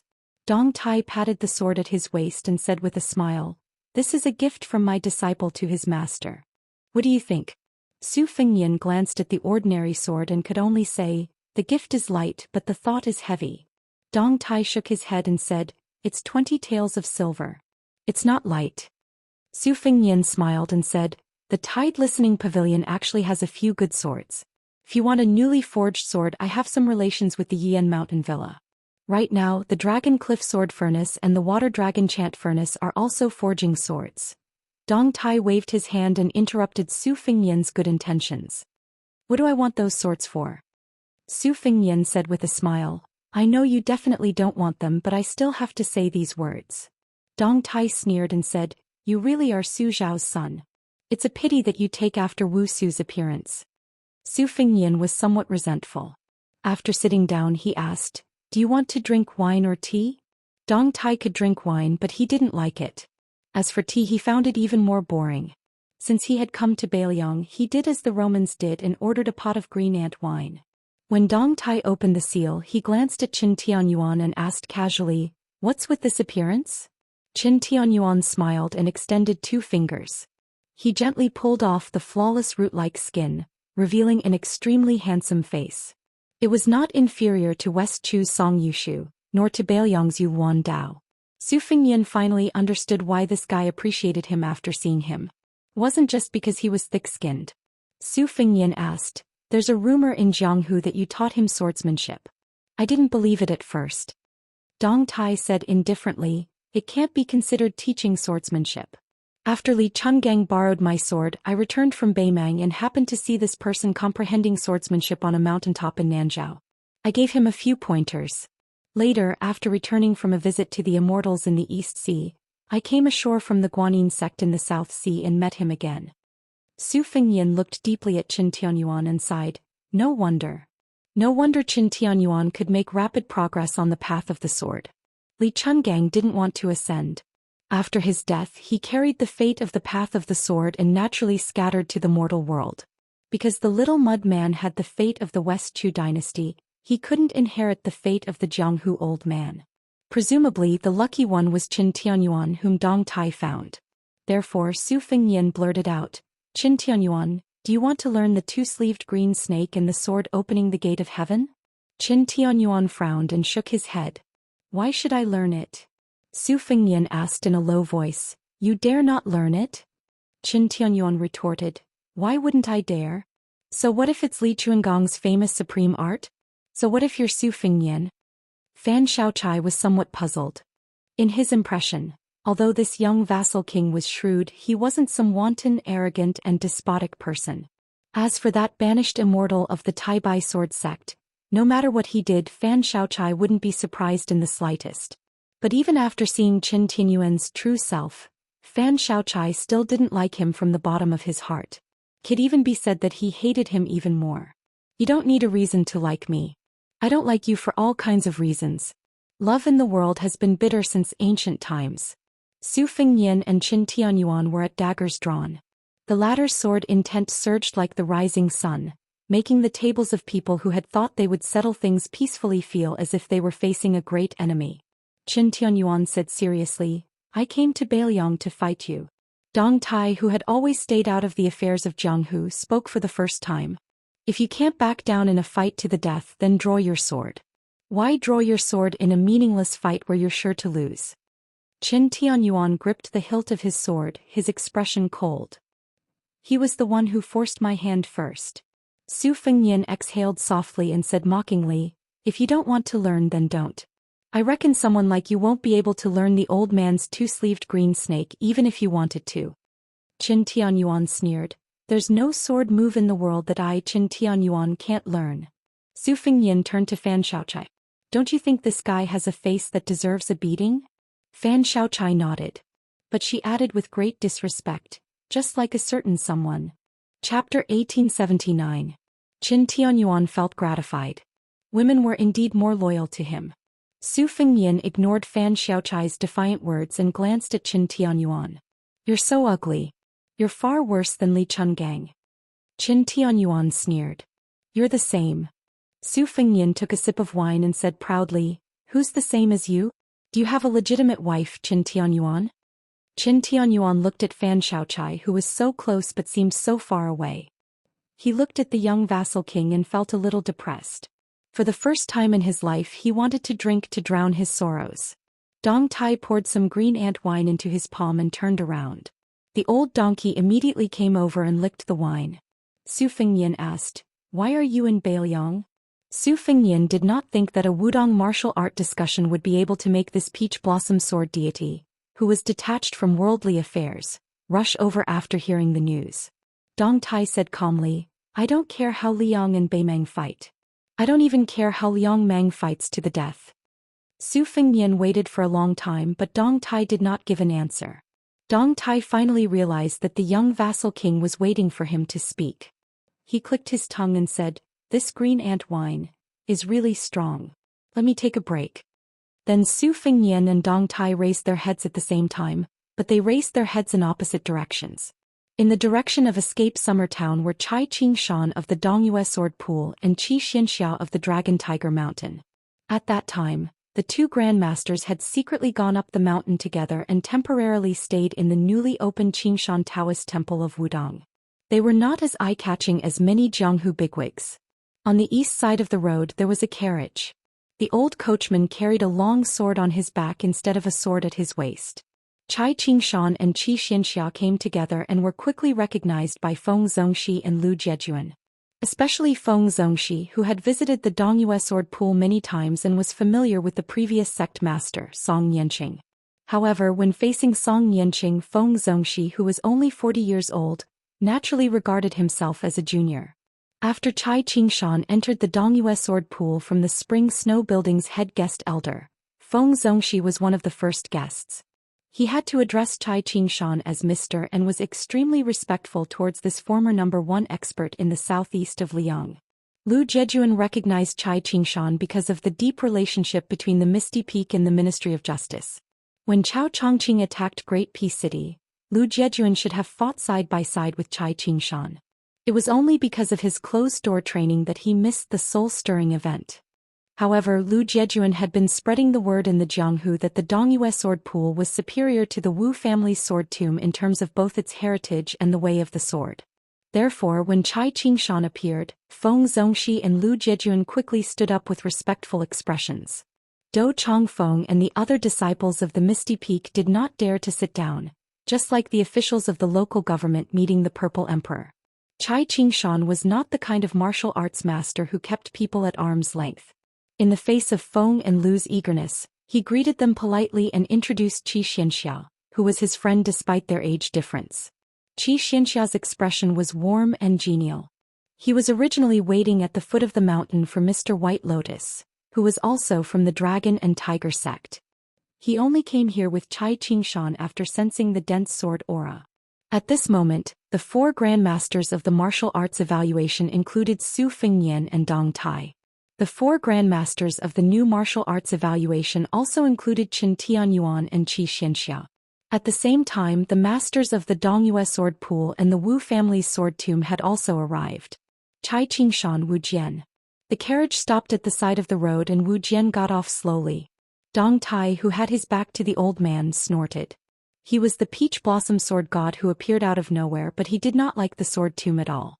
In the 100 years of Jianghu, only 3 people were able to walk out of the Wu family's sword tomb. The first was Li Chungang, who swaggered away with the wooden bull. Then the previous generation's sword crown, Wu Su, broke off all ties with the Wu family. Finally, Dong Tai left with an invincible aura. The old man sat on the bench next to Su Fengnian and said with a smile, "Little Di, how many years has it been since we last met?" Dong Tai lowered his head and drank with a straight face. He was unwilling to talk. Su Fengnian looked at this elder from his mother's family. He wanted to say something but hesitated. He felt strange. The old man stretched out his withered hand and patted the back of Su Fengnian's hand. Then he smiled amiably at Dong Tai and said, "We were born in different ancestral halls. Indeed, the Wu family has wronged you first. When you left home you said that you would never share the same grave. Do you really want to do that?" Dong Tai sneered and said, "What, does the Wu family's sword tomb need an outsider with the surname Deng to hold up its face?" The old man chuckled and said, "If you are willing to acknowledge your ancestors, that is also possible." Dong Tai was on the verge of swearing. Fortunately, he swallowed it back down and took a big gulp of wine. The old man's eyes seemed to be in a trance. At the peak of the Wu family's sword mountain, there were once 4 swords: Wooden Bowl, Tei, Great Liang, Dragon Sparrow, and Heart. The old man took the wine bowl that Su Fengnian handed over. He lowered his head and took a sip. Then he looked at Wudong Mountain and said, "Wooden Bowl was taken away by Li Chungang. It is broken. Fortunately, the Great Liang Dragon Sparrow that little Su took away is still intact and has an heir. The Su of Gojoseon's sword was originally my sword. Later on, I borrowed the hands of Lu Ding to give it to that child, Tui Hua. Only the ancient sword Heart did not recognize an owner. Until today it is still stuck at the peak of the sword mountain." Not only did Su Fengnian, Dong Tai and Chai Qingshan, the sword Dao grandmaster, even Lu Zhejuan and Feng Zongxi heard the sound of a sword in the distance. It was obvious that there was definitely a peerless sword hidden in a box nearby. Moreover, it was trembling non-stop. Dong Tai's expression was cold and indifferent. The old man sighed and did not continue to persuade Dong Tai. Dong Tai put down the wine pot and said, "Wu Su saved my life at the Sword Mountain. I have already repaid the debt by saving Su Fengnian's life at the Eastern Sea's Martial Emperor City. Wu Su imparted the Wu clan's sword arts to me. I have also given the 12 flying swords to Su Fengnian. We are even." The old man seemed to be a little tired. "Whatever you say. I just feel sorry for the Taiya sword. Isn't it also an abandoned child? Dong Tai finally raised his head and looked at the old man for the first time. When he was still a child, he lived alone on the sword mountain that was as silent as hell. Only when he was hungry would he go down the mountain to look for food. Otherwise, he would stay in the 10,000 sword forest and let the dense sword chi invade his body. He would faint and wake up again and again. That kind of pain was deep. It was bone deep. During those years, only 2 people climbed the sword mountain. Su Fengnian's mother, Wu Su, taught him the most basic sword arts in various ways. The other person was the old man in front of him. He once carried the unconscious youth to the top of the sword mountain and looked down at the sword mound. It was only until the day he left the sword mound that Dong Tai knew the identity of the strange old man. The sword hummed loudly. It was like a woman covering her mouth and sobbing non-stop. It was as if she was crying and complaining. It almost pierced the eardrums. Other than the old man, Su Fengnian, Dong Tai and Chai Qingshan, even Qin Tianyuan, Qi Xianxia and Li Hozhong frowned. Feng Zongxi and Lu Jiejuan circulated their qi continuously to resist the soul-stirring shapeless sword qi. Do Chongfeng and the others covered their ears with all their might. On the other hand, the owner of the tea stall was an ordinary person. He only felt that the sound was a little noisy, but he was not hurt at all. The old man did not turn his head. He only pointed his finger in the direction of the carriage. In more than 30 years, that sword flew out of the sword mountain on its own 3 times. The first time was when you left the Wu family and it was forced to stay. The second time was when you went to the East Sea Martial Emperor city to challenge Wang Xianji. The third time was when you fought to the death with Tuoba in Beimang. In Great Peace City, when you fought with Su Fengnian, Chao Chongqing and the other 2, it did not leave the sword mound. It only wailed at the same place. It probably felt that its master would never be able to hold it in his hands in this lifetime. Since ancient times, all treasures that have been passed down have spirits. I believe that there are very few as pitiful as the Tai, a sword. Su Fengnian suddenly said self-deprecatingly, as one of the 4 great grandmasters of martial arts, when I returned to my peak after Chao Chongqing's death, Tuoba would not be able to advance any further. I thought that I was the closest to being the strongest in the world.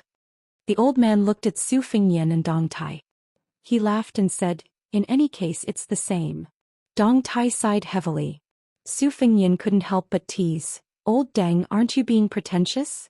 The old man nodded in agreement and said, yes. Dong Tai's expression was lonely.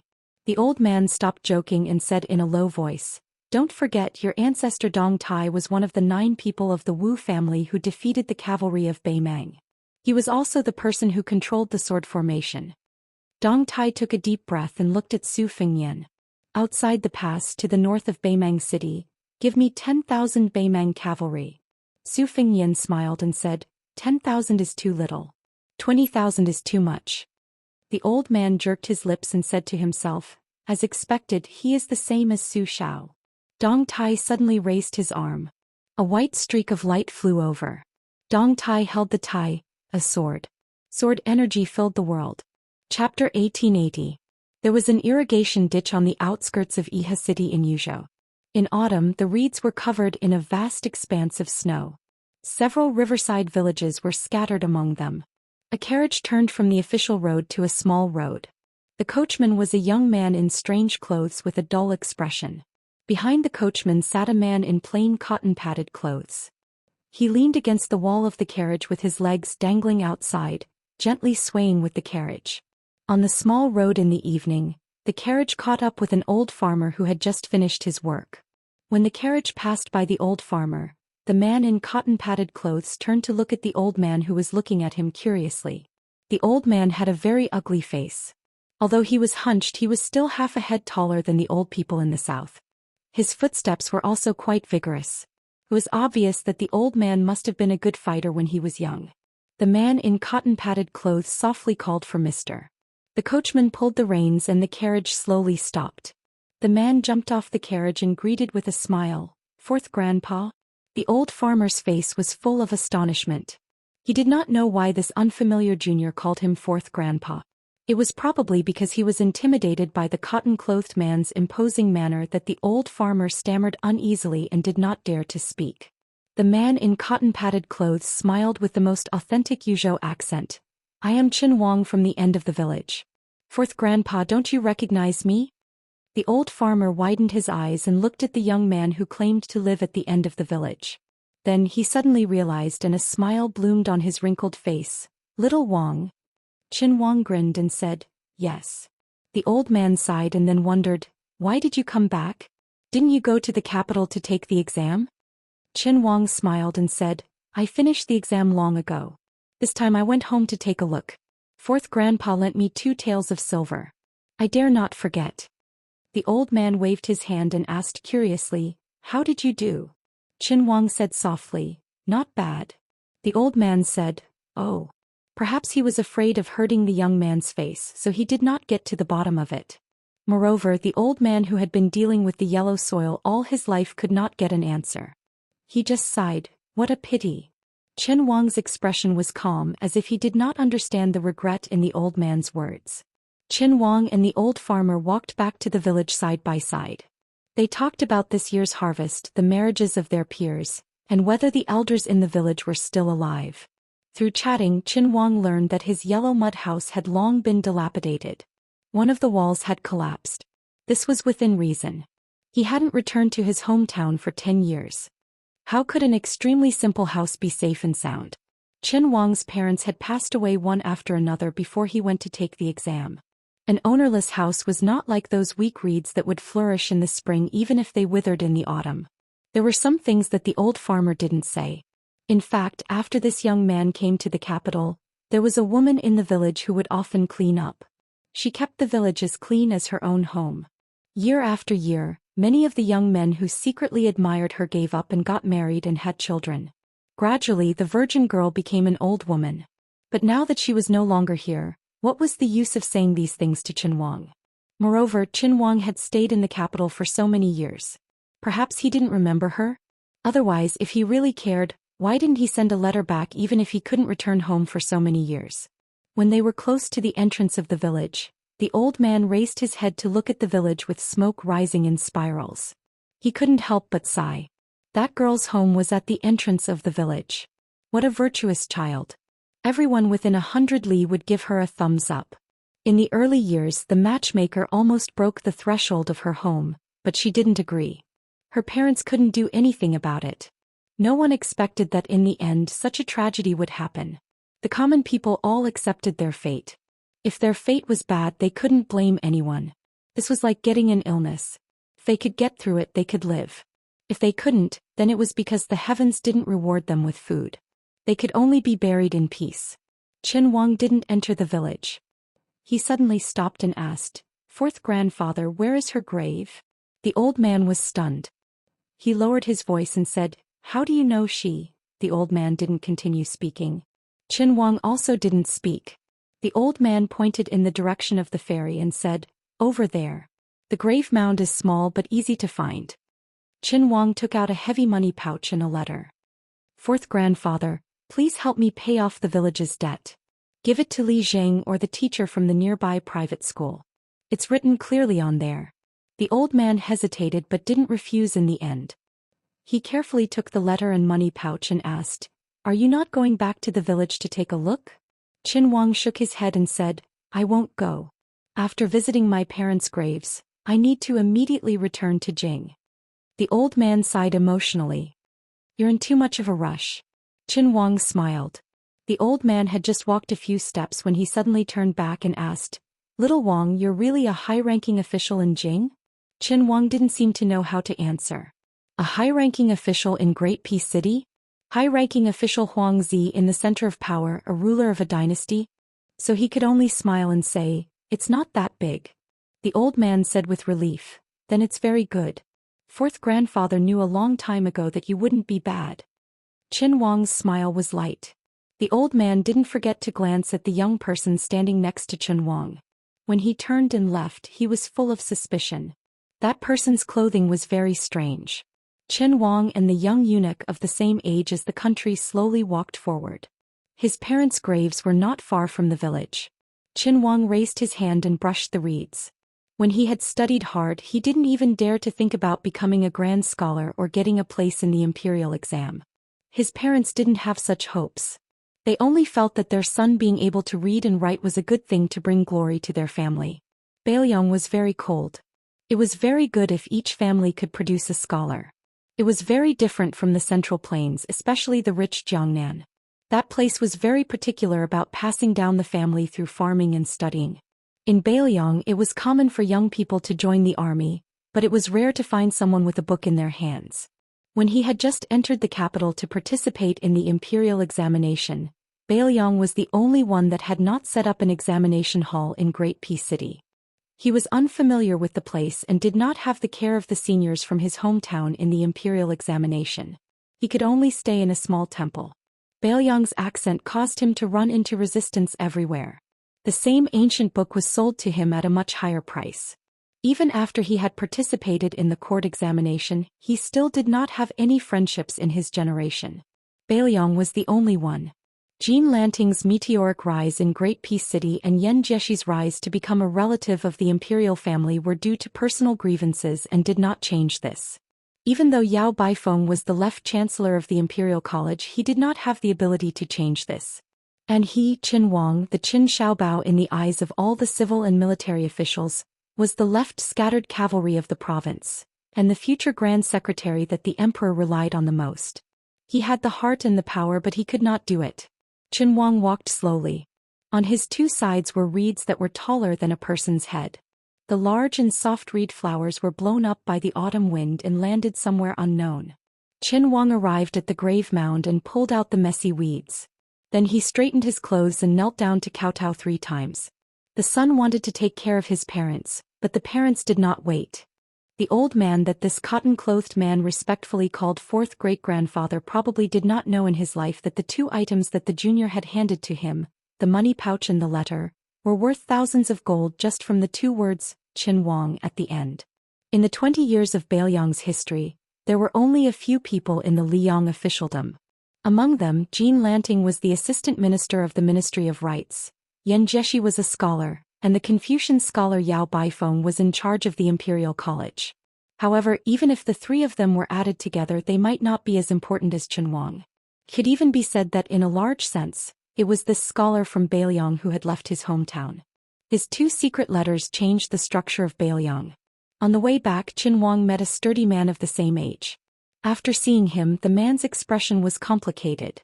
There was resentment, reverence, surprise, and confusion. The man took a deep breath and handed Qin Wang a coarse cloth bag with a straight face. "These are the things my sister left behind. They are the books you left behind. I'm returning them to you." Qin Wang took the cloth bag and was lost in thought. The man turned around and strode away. He stopped and said with a hoarse voice, "Wang, although my sister, don't think that she died in a dubious way. She's cleaner than anyone else."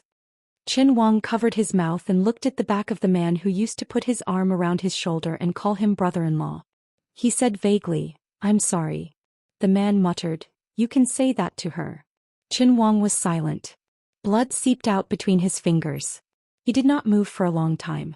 Qin Wang carried the cloth bag to the ferry and found the small grave. The eunuch was nowhere to be found. Qin Wang sat cross-legged in front of the grave. He sat across from the small grave. There was an illiterate woman who would find a clean place under the sun to dry her books. She would open them one by one and put them away one by one. There was an unmarried woman who would go to the small ferry when no one was around. She would look into the distance again and again and turn around again and again. Qin Wang gently opened the cloth bag and looked down. There were familiar books such as The Book of Rights and The Great Learning. There were also older books such as 3,000 Books of Elementary Learning. Back then, when they were working in the fields, washing clothes at the ferry, picking reeds during the heavy snow, he would often recite to her. 10 years had passed between this year and that year. He and she were separated by yin and yang. Qin Wang closed his eyes and read softly, "The country is in trouble. The king dies in the country. The doctor dies in the ancestral temple. The people die in the countryside." The gentleman said, "Great virtue is not an official, great Tao is not a tool. Great faith is not agreed, and great time is not uniform. Those who observe these 4 can aspire to learn. Let the people of the world be united in worship and worship." As if on top of it, as if on the left and right of it. In the twilight, the scholar was reading. The reeds swayed gently in the wind. It was like a woman nodding her head and smiling like a flower. Chapter 1881. The 3 riders and 1 donkey circled around Wuxia town and came to the memorial arch at the foot of Mount Wudong. Su Fengnian, Fan Xiaochai and Qin Tianyuan dismounted together. Dong Tai patted the old donkey's back after landing and started chanting. Qin Tianyuan looked up at the words, Wudong Dang Xing, written by ancestor Lu himself. He did not look like an ordinary swordsman but was full of spirit and fighting spirit. Su Fengnian suddenly turned to Fan Xiaochai and said, "Go to the southeast of Liang. If you can find that guy in 2 years, help me pass a message to him. Tell him that he has to pay back the money he owed me." Fan Xiaochai frowned and said, "According to the spies of Fu Shui Room, the villages and towns there are scattered all over the place. It's not easy to find him with the scattered clues from before." Su Fengnian nodded and said, "Finding a needle in a haystack depends on fate. Just think of it as doing your best. I don't expect you to find that guy." Fan Xiaochai asked with a straight face, "Can you change the spy? I'm good at killing and only killing. There are many people in Fu Shui Room who are more suitable for finding people." Su Fengnian smiled and said, "No." There was a hint of anger in Fan Xiaochai's eyes. It swayed like water plants in her limpid eyes. She was angry but did not dare to say anything. Su Fengnian teased, "Maybe in less than 2 years you'll hear the news of my death. Won't that save you a lot of trouble?" Fan Xiaochai said stiffly, "The happiest thing in the world is cutting off the head of one's enemy with one's own hands." Su Fengnian sighed and said helplessly, "You only dare to show your true feelings in front of me. If Lucia was here, would you have the courage?" Fan Xiaochai smiled sweetly and asked, "Is Chu Lushan here?" Su Fengnian said unhappily, "That's why I said that evil people can only be dealt with by evil people." Fan Xiaochai took a deep look at the young lord and mounted his horse again. After a moment of hesitation, he reached for the hilt of the saber at his waist. "This pawn of crossing the river?" Su Fengnian smiled and said, "It's just a temporary loan. You still have to return it." Fan Xiaochai sped away on his horse. Qin Tianyuan had been immersed in the magnificent sword intent of ancestor Lu's 4 words. He was awakened by the sound of horse hooves gradually fading away. He asked doubtfully, "Why did she leave?" Su Fengnian said indifferently, "I sent her to the Central Plains to do something." "Oh," Qin Tianyuan replied. He waited until the woman and her horse had completely disappeared from his sight before he mounted his horse and looked in the direction of her disappearing figure. His heroic spirit overflowed as he laughed heartily. "May the world know of my sword, there are only 3, Qingshan, Qingshui and Fan Xiaochai." Su Fengnian sneered, "If you have the ability, say that to her yourself." After Qin Tianyuan mounted the horse, he slightly straightened the famed sword at his waist. "Why should I say such annoying words?" Su Fengnian said, "But you're half-master and I don't like to hear them either." After Qin Tianyuan covered his face with the raw skin, he spat out, "What does it have to do with me?" and galloped away. Dong Tai smiled. "I'm fine with it." Su Fengnian rolled his eyes. "I really can't stand this young banished immortal's temper." Dong Tai sighed with emotion for no reason. Perhaps when Li Chenggang first came out he was also this annoying. As far as I know, the heroines and fairies of Jianghu just happened to fall for this. Su Fengnian grimaced and said resentfully, "That can't be right." Dong Tai dismissed it with a laugh. Su Fengnian sighed heavily and muttered, "Right now? I'm a little depressed." Dong Tai asked, "Are you waiting for someone?" Su Fengnian sighed and said, "Although Song Mianqing once tried to kill me with the 14 new swords, it didn't stop me from having a good impression of the Dongyue sword pool. As for Chai Qingshan, who took over the sword pool, it can be said that an exchange of blows leads to friendship. There are people in Jianghu who can't be hated whether they're friends or foes. Chai Qingshan Wang Mingyin outside Xiangfan City is the same, and Catman Han Xingxian outside Shenwu City is the same." Dong Tai was silent. The ancestor of the Wu family sword tomb, who had a deep relationship with him and the young king, returned to the Central Plains after delivering the swords. It seemed that he had completely retired from Jianghu. Dong Tai seemed to realize something and asked curiously, "Why did you let that woman leave Beiliang at this time? Did you hope that she could take Qin Tianyuan to the Central Plains?" Su Fengnian smiled and said, "The main thing was to find her and at the same time take away that eyesore banished immortal, killing 2 birds with 1 stone." The young king held the hilt of his sword and stood under the archway. The breeze brushed his face, making him look like an immortal. The peach blossom sword deity stood side by side with him and looked into the distance with a sword hanging from his waist. He was the #1 sword deity in the world.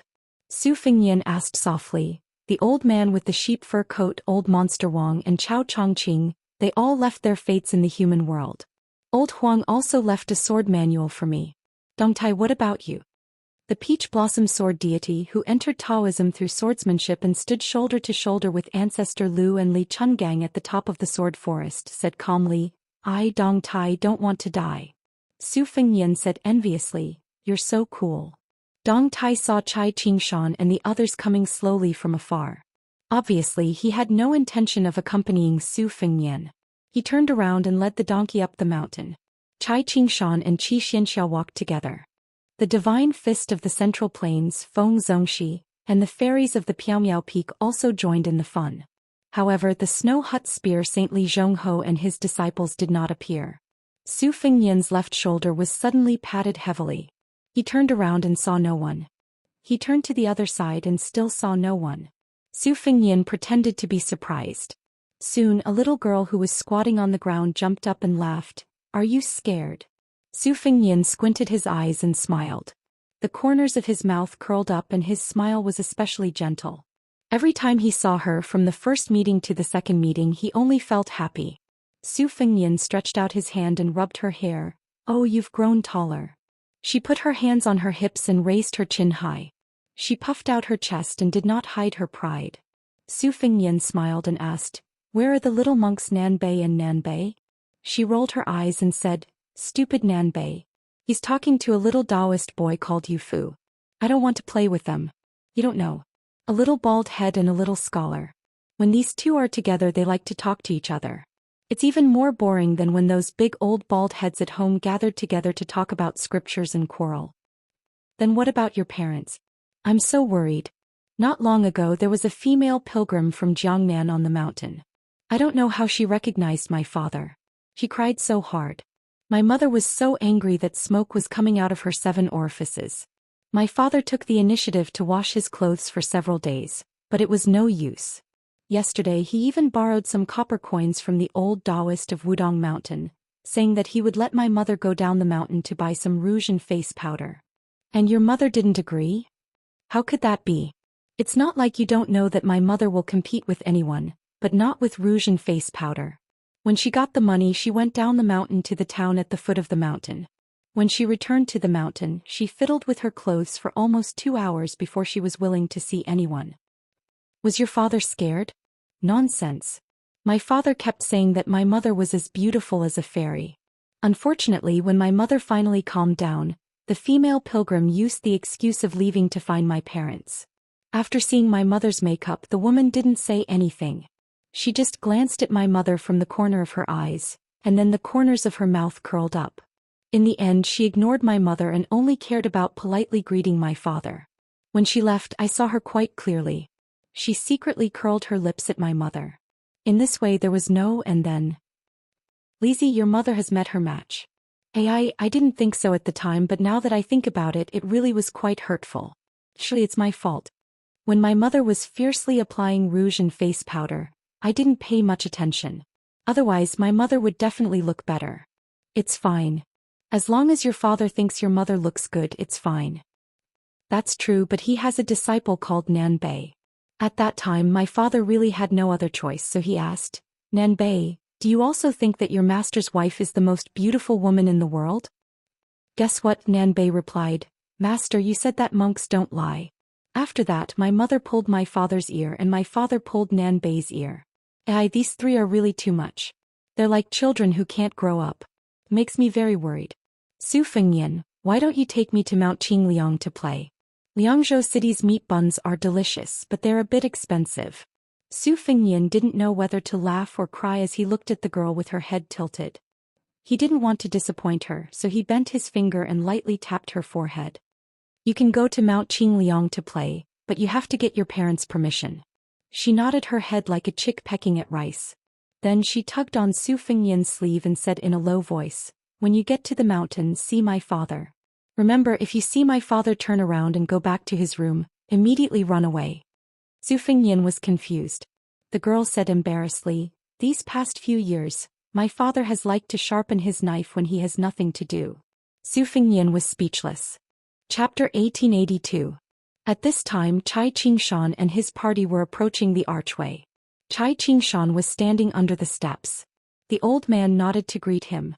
Feng Zongxi and Lu Jiejuan, the two famous Jianghu bigwigs, were actually rising stars, compared to Chai Qingshan, a martial arts grandmaster who was truly famous in the imperial court. At this time the two of them respectfully cupped their fists and saluted to the young lord, loudly announcing their names.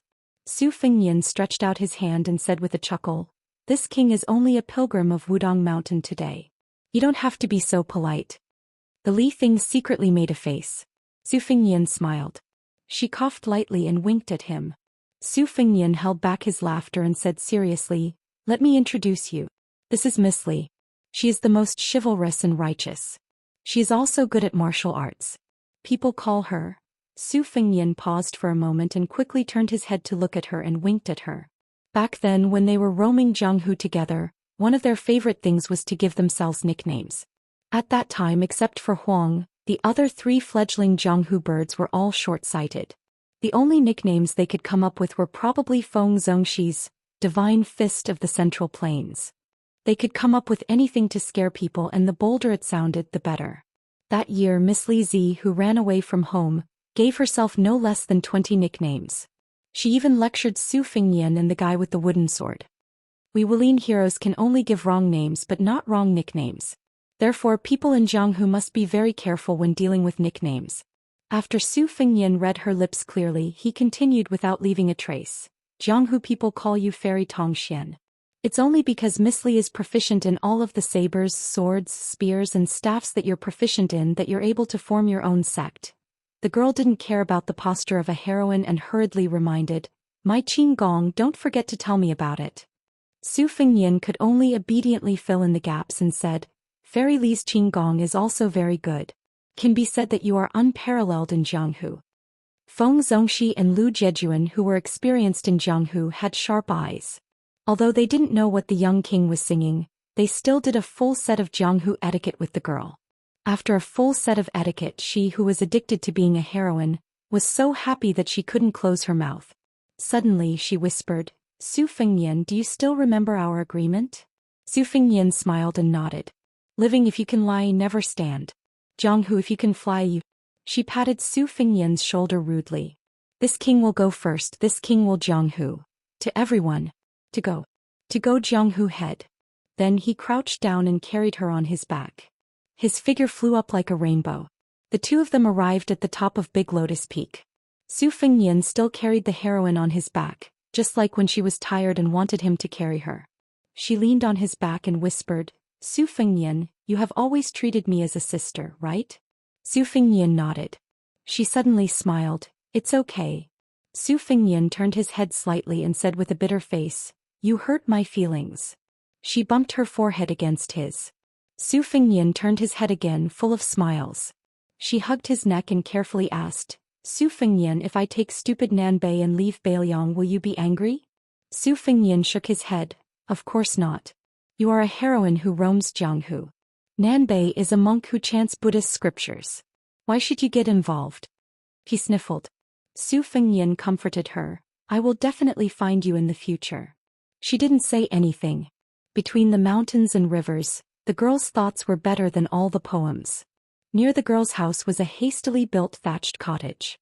A white-robed monk who was originally sitting on a stool in front of the house sighed.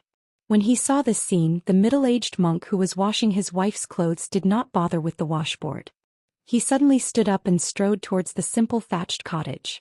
Li Donghai quickly jumped off his back and shouted at Su Fengnian, the situation is tense. Let's go. Su Fengnian didn't say anything and immediately ran away. The white-robed monk quickly rushed out of the house with a kitchen knife in hand. He looked around with a murderous look.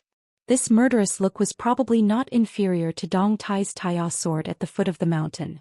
One must know that in the past Chao Changqing's heavenly image state was the most outstanding, Dong Tai's finger mystery sword was the most powerful, and finally, Li Dongxin's Vajra state of the two Zen temples was the most invincible.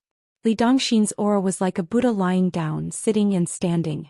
There were only two people in the world who weren't afraid of Li Dongxin: his wife and daughter. The girl happened to be one of them, so she didn't care about her father.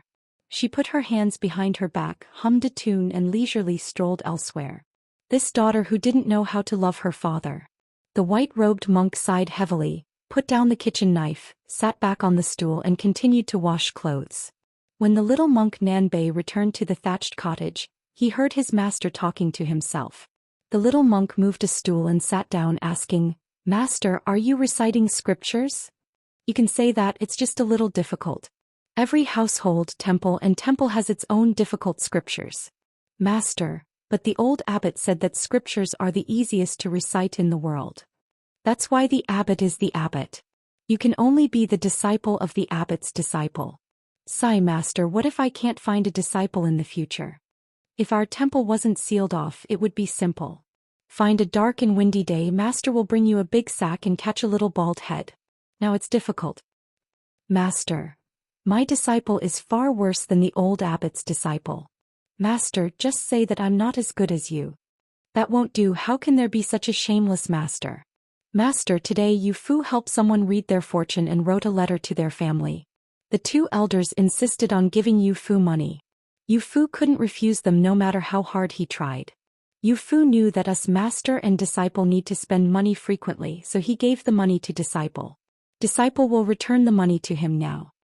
"Nanbei, master is actually very proud to have a disciple like you."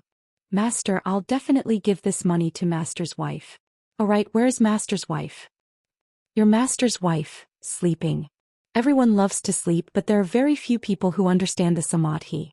Otherwise, why would the ancients say, sleeping together is the most virtuous? Your master's wife is even better than master. "Master, I only know that master's wife's snoring is very powerful. Master can sleep better than anyone else, you're even more powerful." "Stupid Nanbei, you've improved." "Heh." The two bald heads, one big and one small, touched their bald heads almost at the same time. The white-robed monk touched his head and looked into the distance. He said softly, "The black hair on your master's wife's head is the temple in master's heart.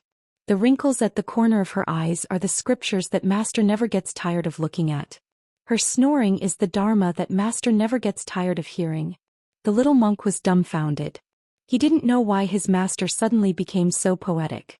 Then he heard his master's wife snort softly behind them. She laughed and scolded, "Damn it." The little monk turned his head and glanced at his master's wife, who was walking back into the house.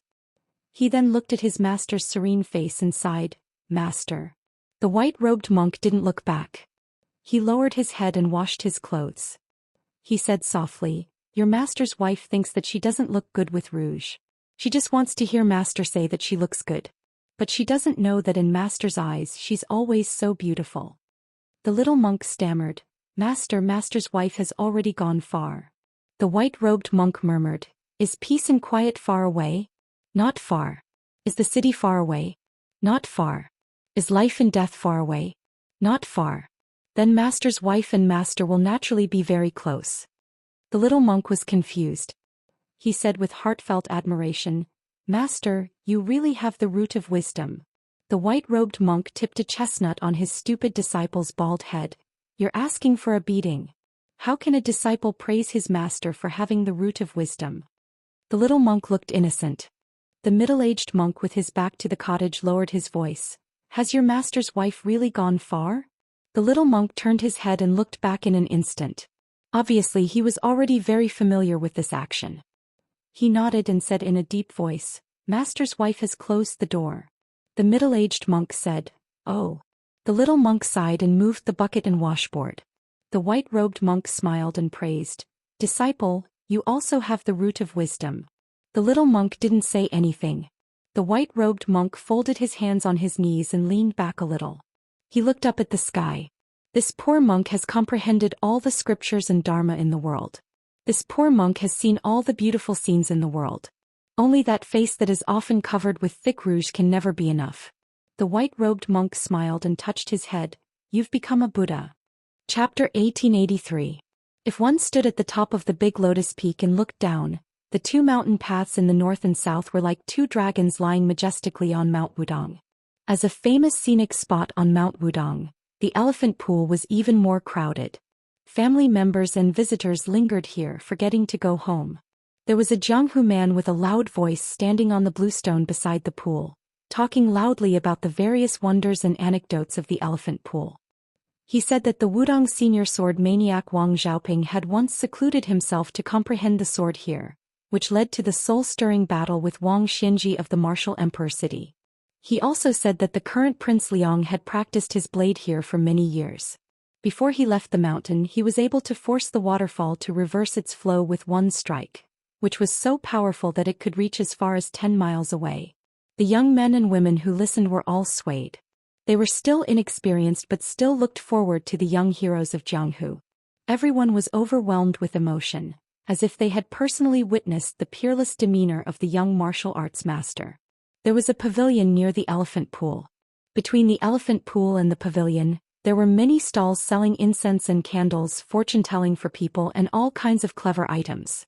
There were even hawkers who cooked on the spot, selling Wudong sesame seed cakes, Taoist stir-fried vegetables, calming soup, and so on.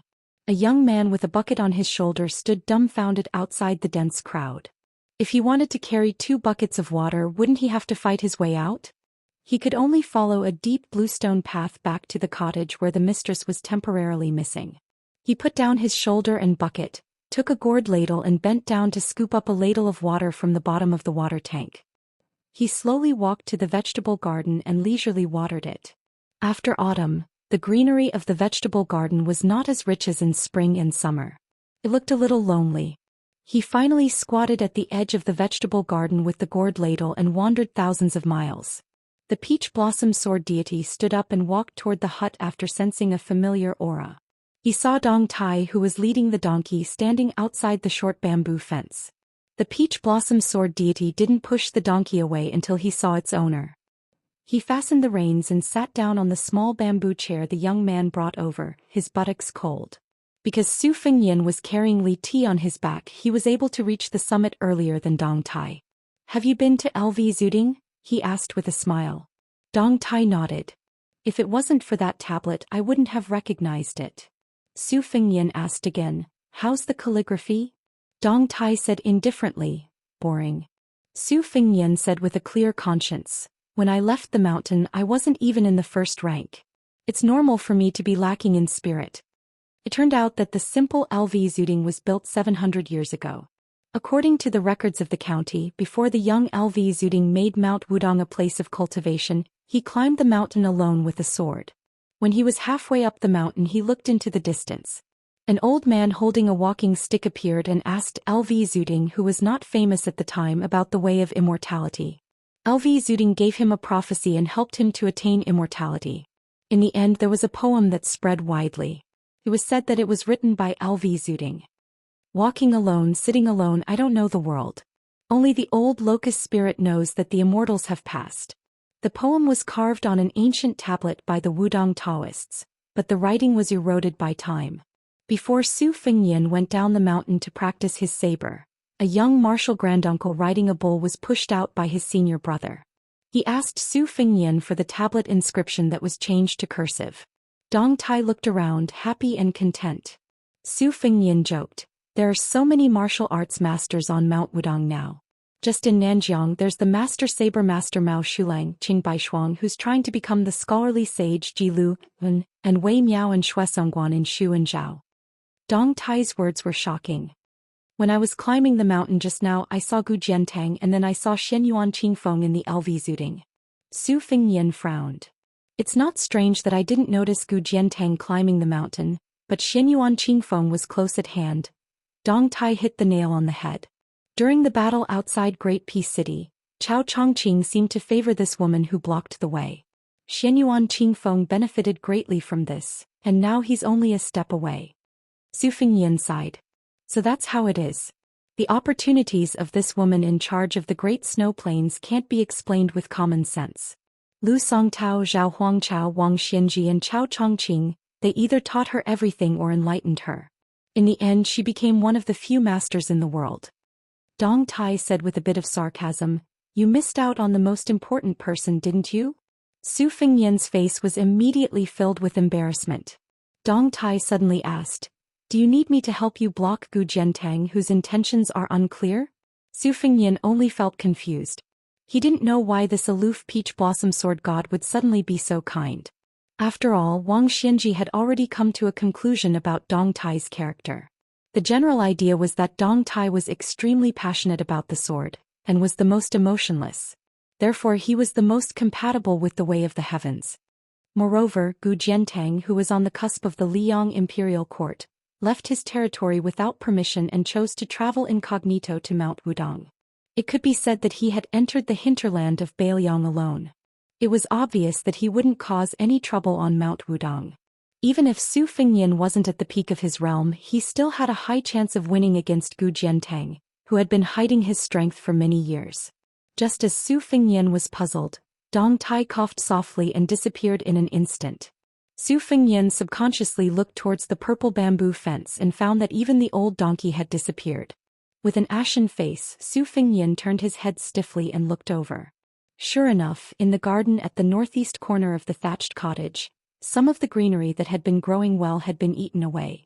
It was like a landscape painting by a famous master that had been dug out by an ignorant child. Previously, a white-robed monk had turned around and walked into the cottage with a kitchen knife. Su Fengyan did the same. Gnashing his teeth, he ran back to the thatched cottage and quickly took down the cold knife hanging on the wall. After leaving the cottage, he angrily said, Dong Tai, if you have the guts, don't run. I'll treat you to donkey roasted meat tonight. As a martial arts evaluation grandmaster, Dong Tai deliberately concealed his aura. Even Su Fengyan couldn't find any clues. Su Fengyan squatted on the ground and sighed. It was really a mother-f***er disaster. Sometimes when God punched you, he didn't give you a date to eat but another punch to the head. When Su Fengyan caught a glimpse of a dress from the corner of his eye, he felt as if he was struck by lightning. When it rains it pours. Su Fengyan was worthy of being called a king with a different surname and a great pillar of the country. He made a prompt decision.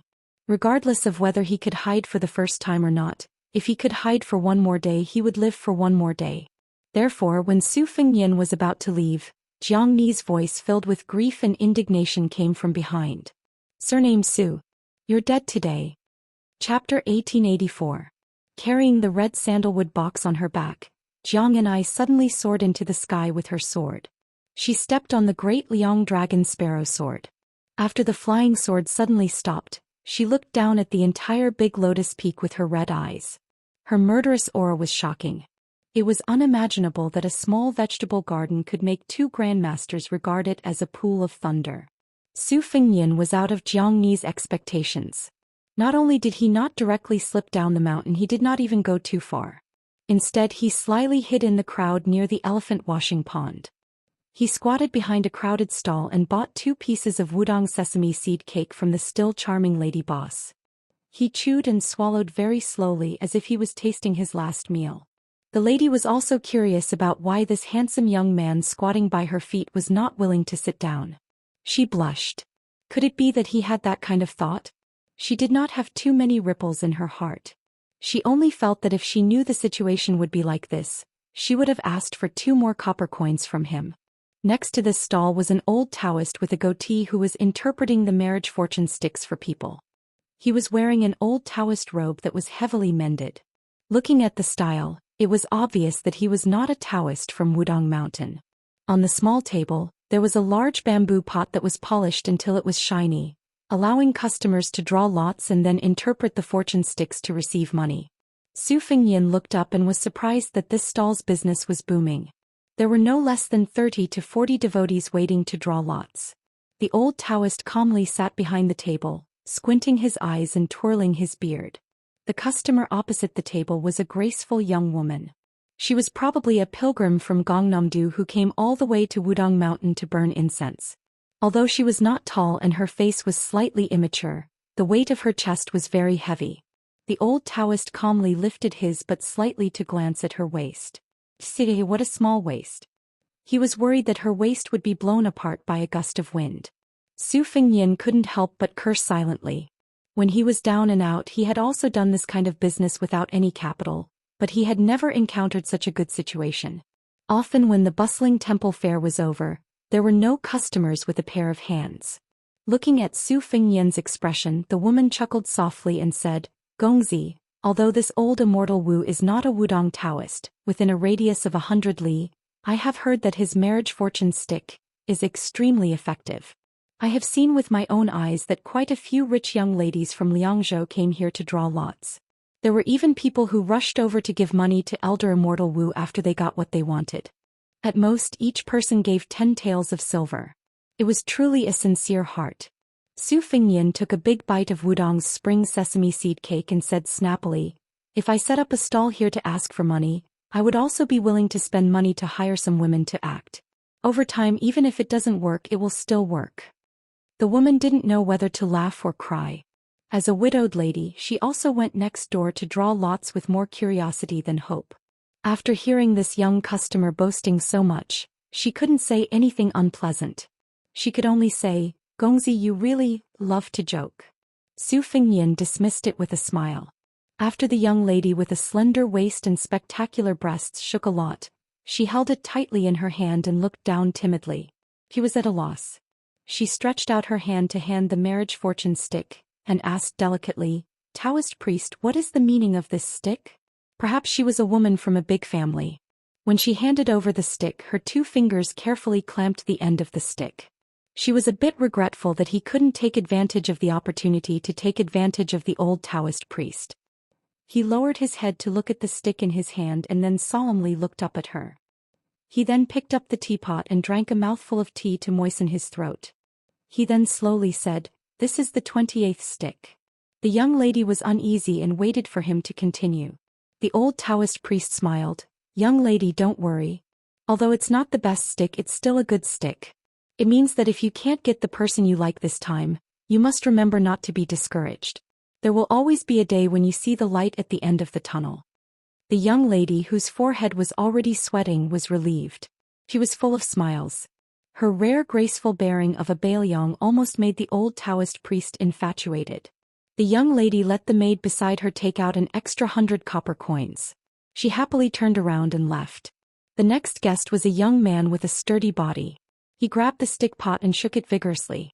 After a stick fell out, he grabbed it and slammed it on the table. "Look at what stick it is." The old Taoist priest's eyelids trembled. He picked up the stick with a straight face and concisely said, "Fei Changfang's endless yearning place, the 16th stick, the worst stick." The young man was stunned and angrily said, "Even the 28th stick of that little girl is a good draw. Why is my 16th stick a dog's fart bad stick? Old bastard. Are you looking for trouble?" The old Taoist priest turned a deaf ear to this and slightly shifted his gaze. Next, the young man angrily said, "I'm not paying." The old Taoist priest was indeed an otherworldly immortal. He indifferently said, "There is a rule when I interpret sticks for people. No matter the stick is good or bad, if you believe it, you will get 100 copper coins. If you don't believe it, you can leave. I will not make it difficult for you." The young man was obviously shocked. His momentum suddenly decreased and he asked, "Who is this Fei Changfang?" The old Taoist priest coldly said, "He is a famous Taoist immortal Zhenren of the Dafeng dynasty." The old Taoist priest paused for a moment. With a solemn face, he said in a low voice, "This Master Fei is also a good friend of my sect's founder." In the end, they even agreed to ascend together. There is nothing more grand in the world than this.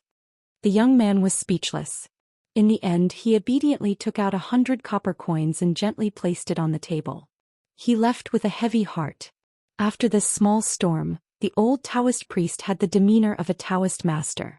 Even the tattered Taoist robe on his body seemed to have a sense of vicissitudes. Su Fengyan watched from the beginning to the end. He was quite impressed. The old liar did have some Taoist skills. The more he watched, the more interested he became. The following words from the customers were relatively ordinary. There was neither extremely bad nor extremely auspicious. However, what was interesting was that many of the words were taken from Wang Chudong's The First Snow. For example, a young hero asked for a Qingchuan saber is like the soil, and the following sentence, "I can't bear to look at the green hair of the lady, but met with the yellow shirt of the guest." These were all popular phrases taken from The First Snow. It was said that in the early years, a few noble concubines in the Liang Palace loved The First Snow very much.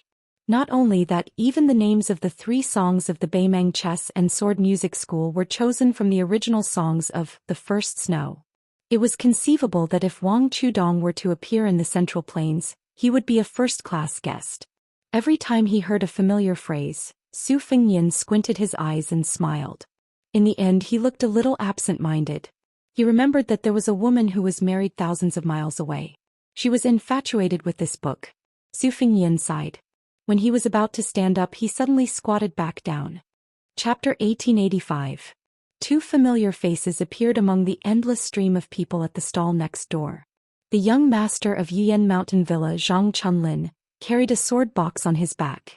There were 4 swords hidden in it, which should be the fledgling Vine, Monk Hut, Frost Blade, and Rootless Heavenly Water.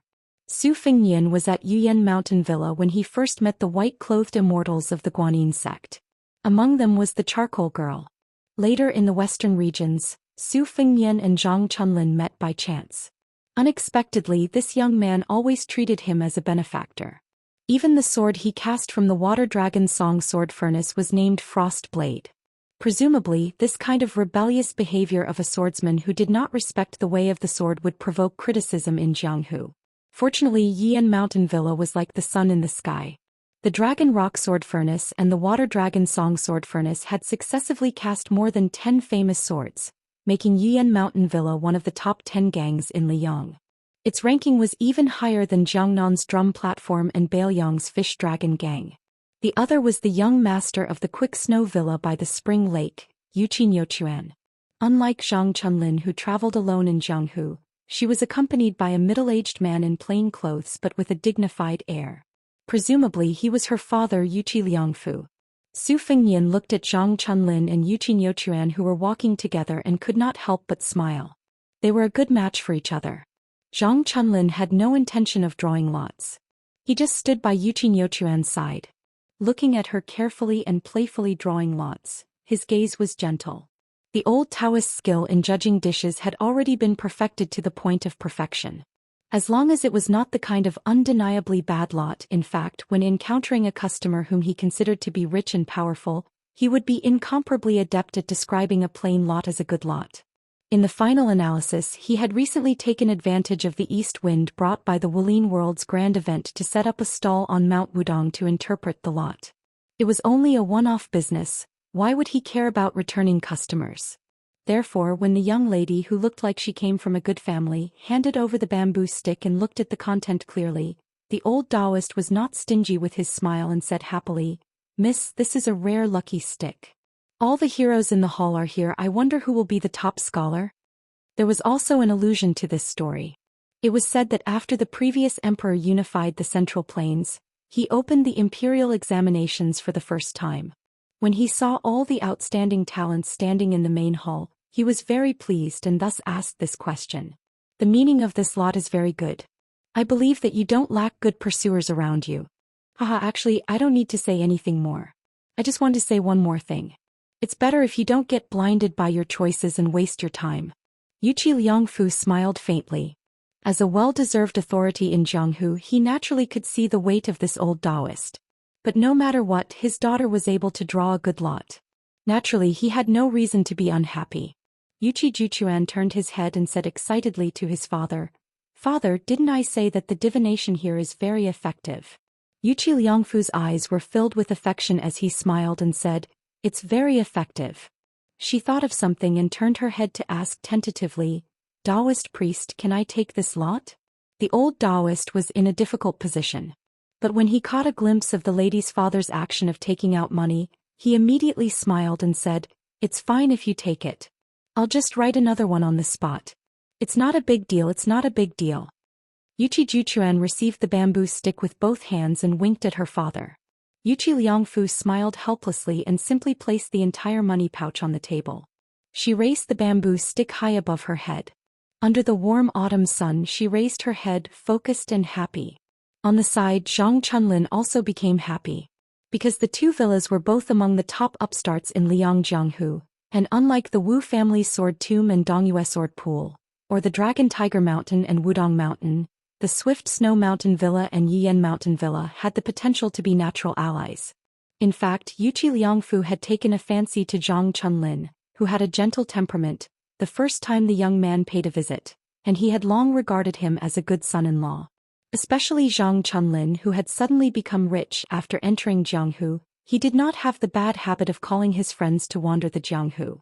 As the only heir of the huge Yiyan Mountain Villa, he actually came alone with only the sword box, which made the shrewd Yuqi Liangfu very much approve of him. Moreover, the young man's parents, the virtuous couple of Yiyan Mountain Villa, had always thought that they were kind and had a good reputation in Jianghu. But deep down, Yuqi Liangfu also had some considerations that he could not tell others. Now that the northern sect of Liang Mountain Villa had withered, and Jianghu's secret was that Zhang Chunlin's mother came from the Guanyin sect of the South Sea, and was once a talented qi cultivator with a bright future. Yuqi Liangfu had to think deeper and further. If the Swift Snow Mountain Villa and Yiyan Mountain Villa were successful in their marriage, on the surface it seemed that the latter was climbing up the social ladder, but in the future it could be the foresight of the Swift Snow Mountain Villa. Of course, if his daughter was not fated to be with Zhang Chunlin, Yuqi Liangfu would not resort to such shady business. After all, to Yuqi Liangfu, who was ambitious and ruthless but had never remarried after losing his wife, his daughter's happiness was also very important. It was even more important than Zhuangzi's position in Jianghu. Yuqi Liangfu had never denied that for the sake of Snow Mountain Manor's rise, he had spared no effort and no lack of cold-blooded methods.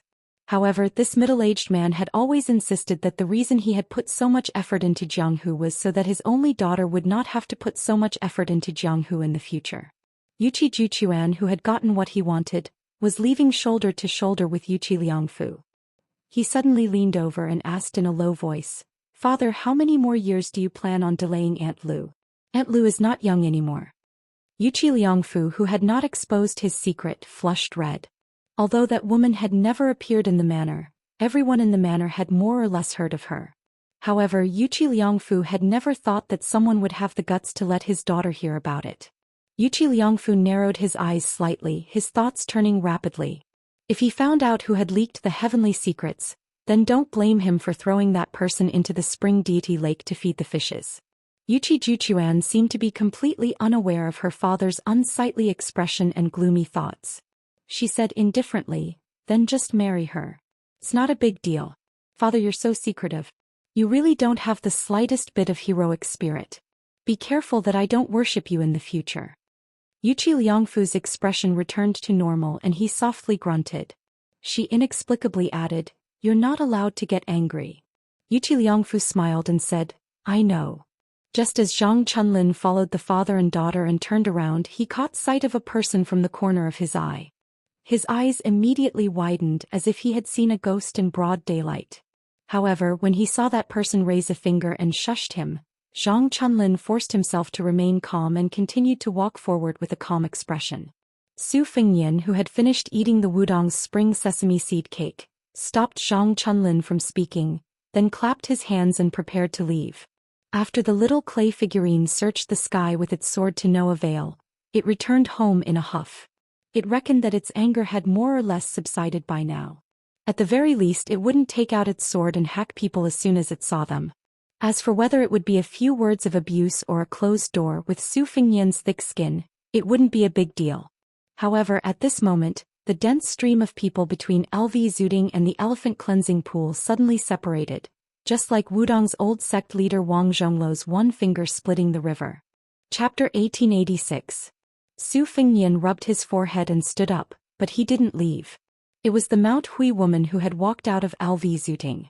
Even though she wasn't wearing her world-shaking purple robes today, a certain Jianghu person with good status still recognized her first. Then she was like a flood dragon entering an ant's nest.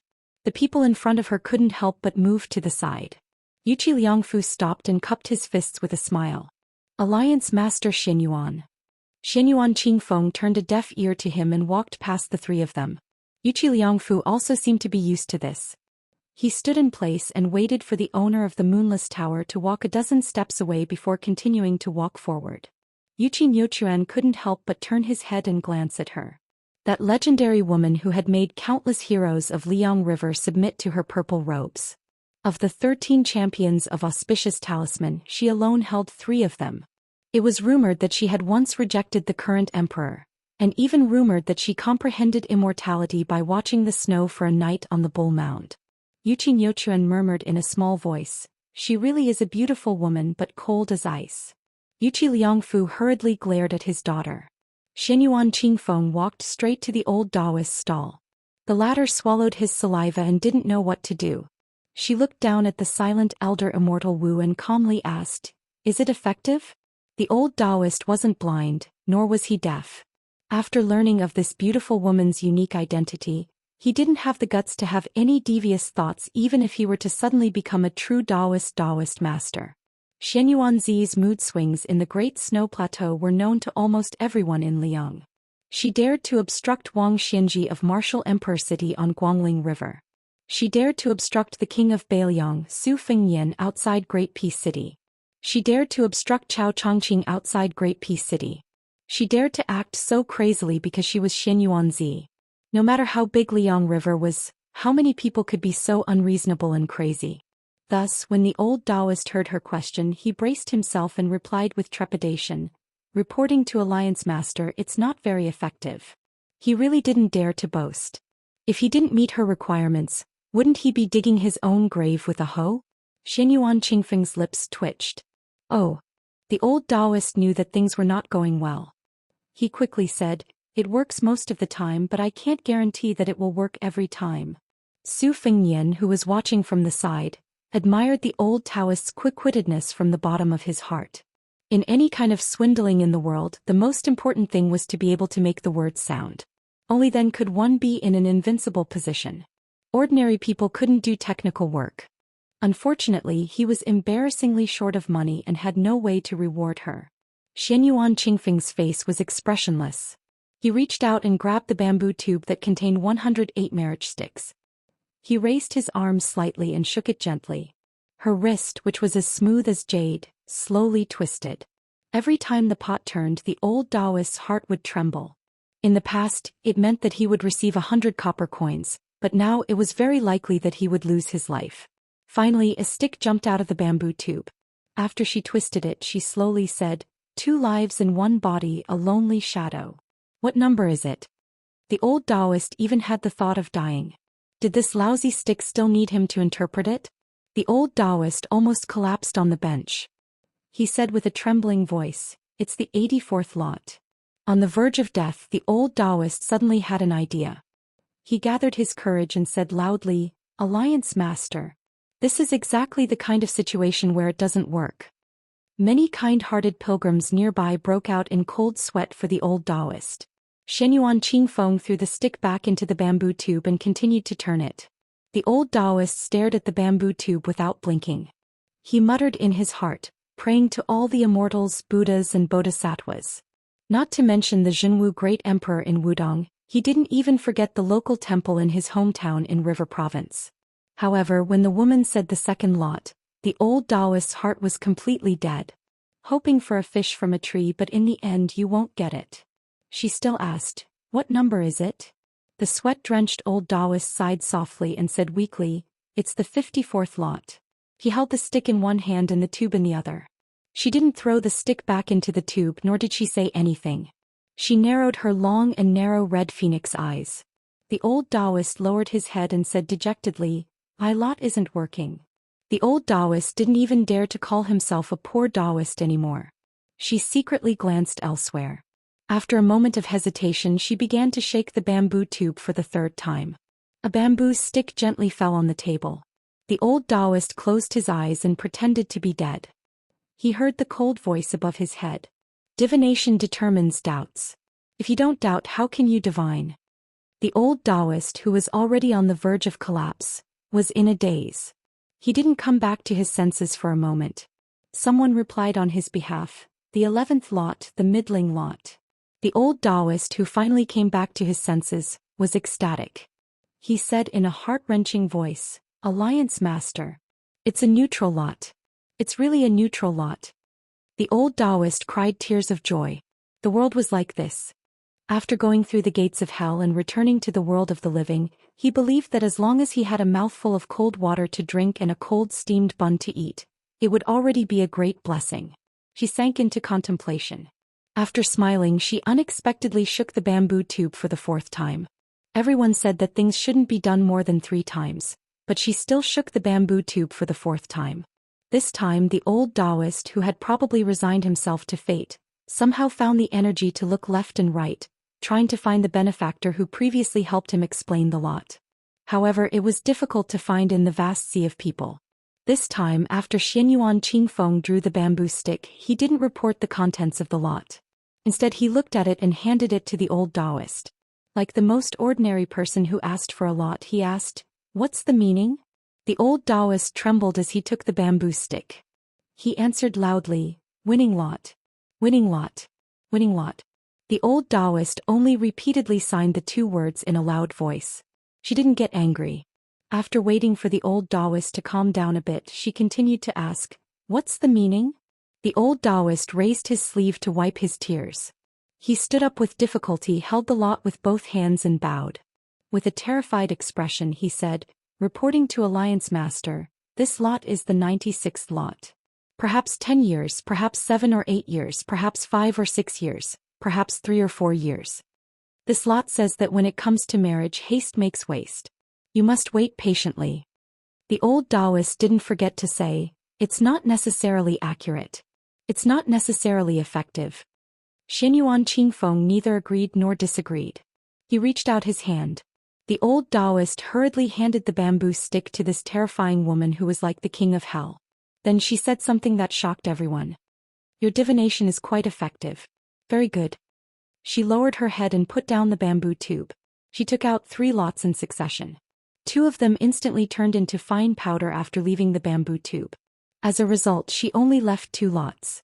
She raised her head and looked at the old Daoist, who looked like he had just climbed out of an elephant washing pool. After thinking for a bit, she said, "You solved the 4th lot for me." The old Daoist couldn't help but widen his eyes. His lips were dry. He heard her slowly say, 100 taels of gold, 1 Daoist secret manual, 1 house in Bailiang's Lingzhou, and 1 guest position on Mount Hui. You can choose any one of them." The old Daoist cried tears of joy again.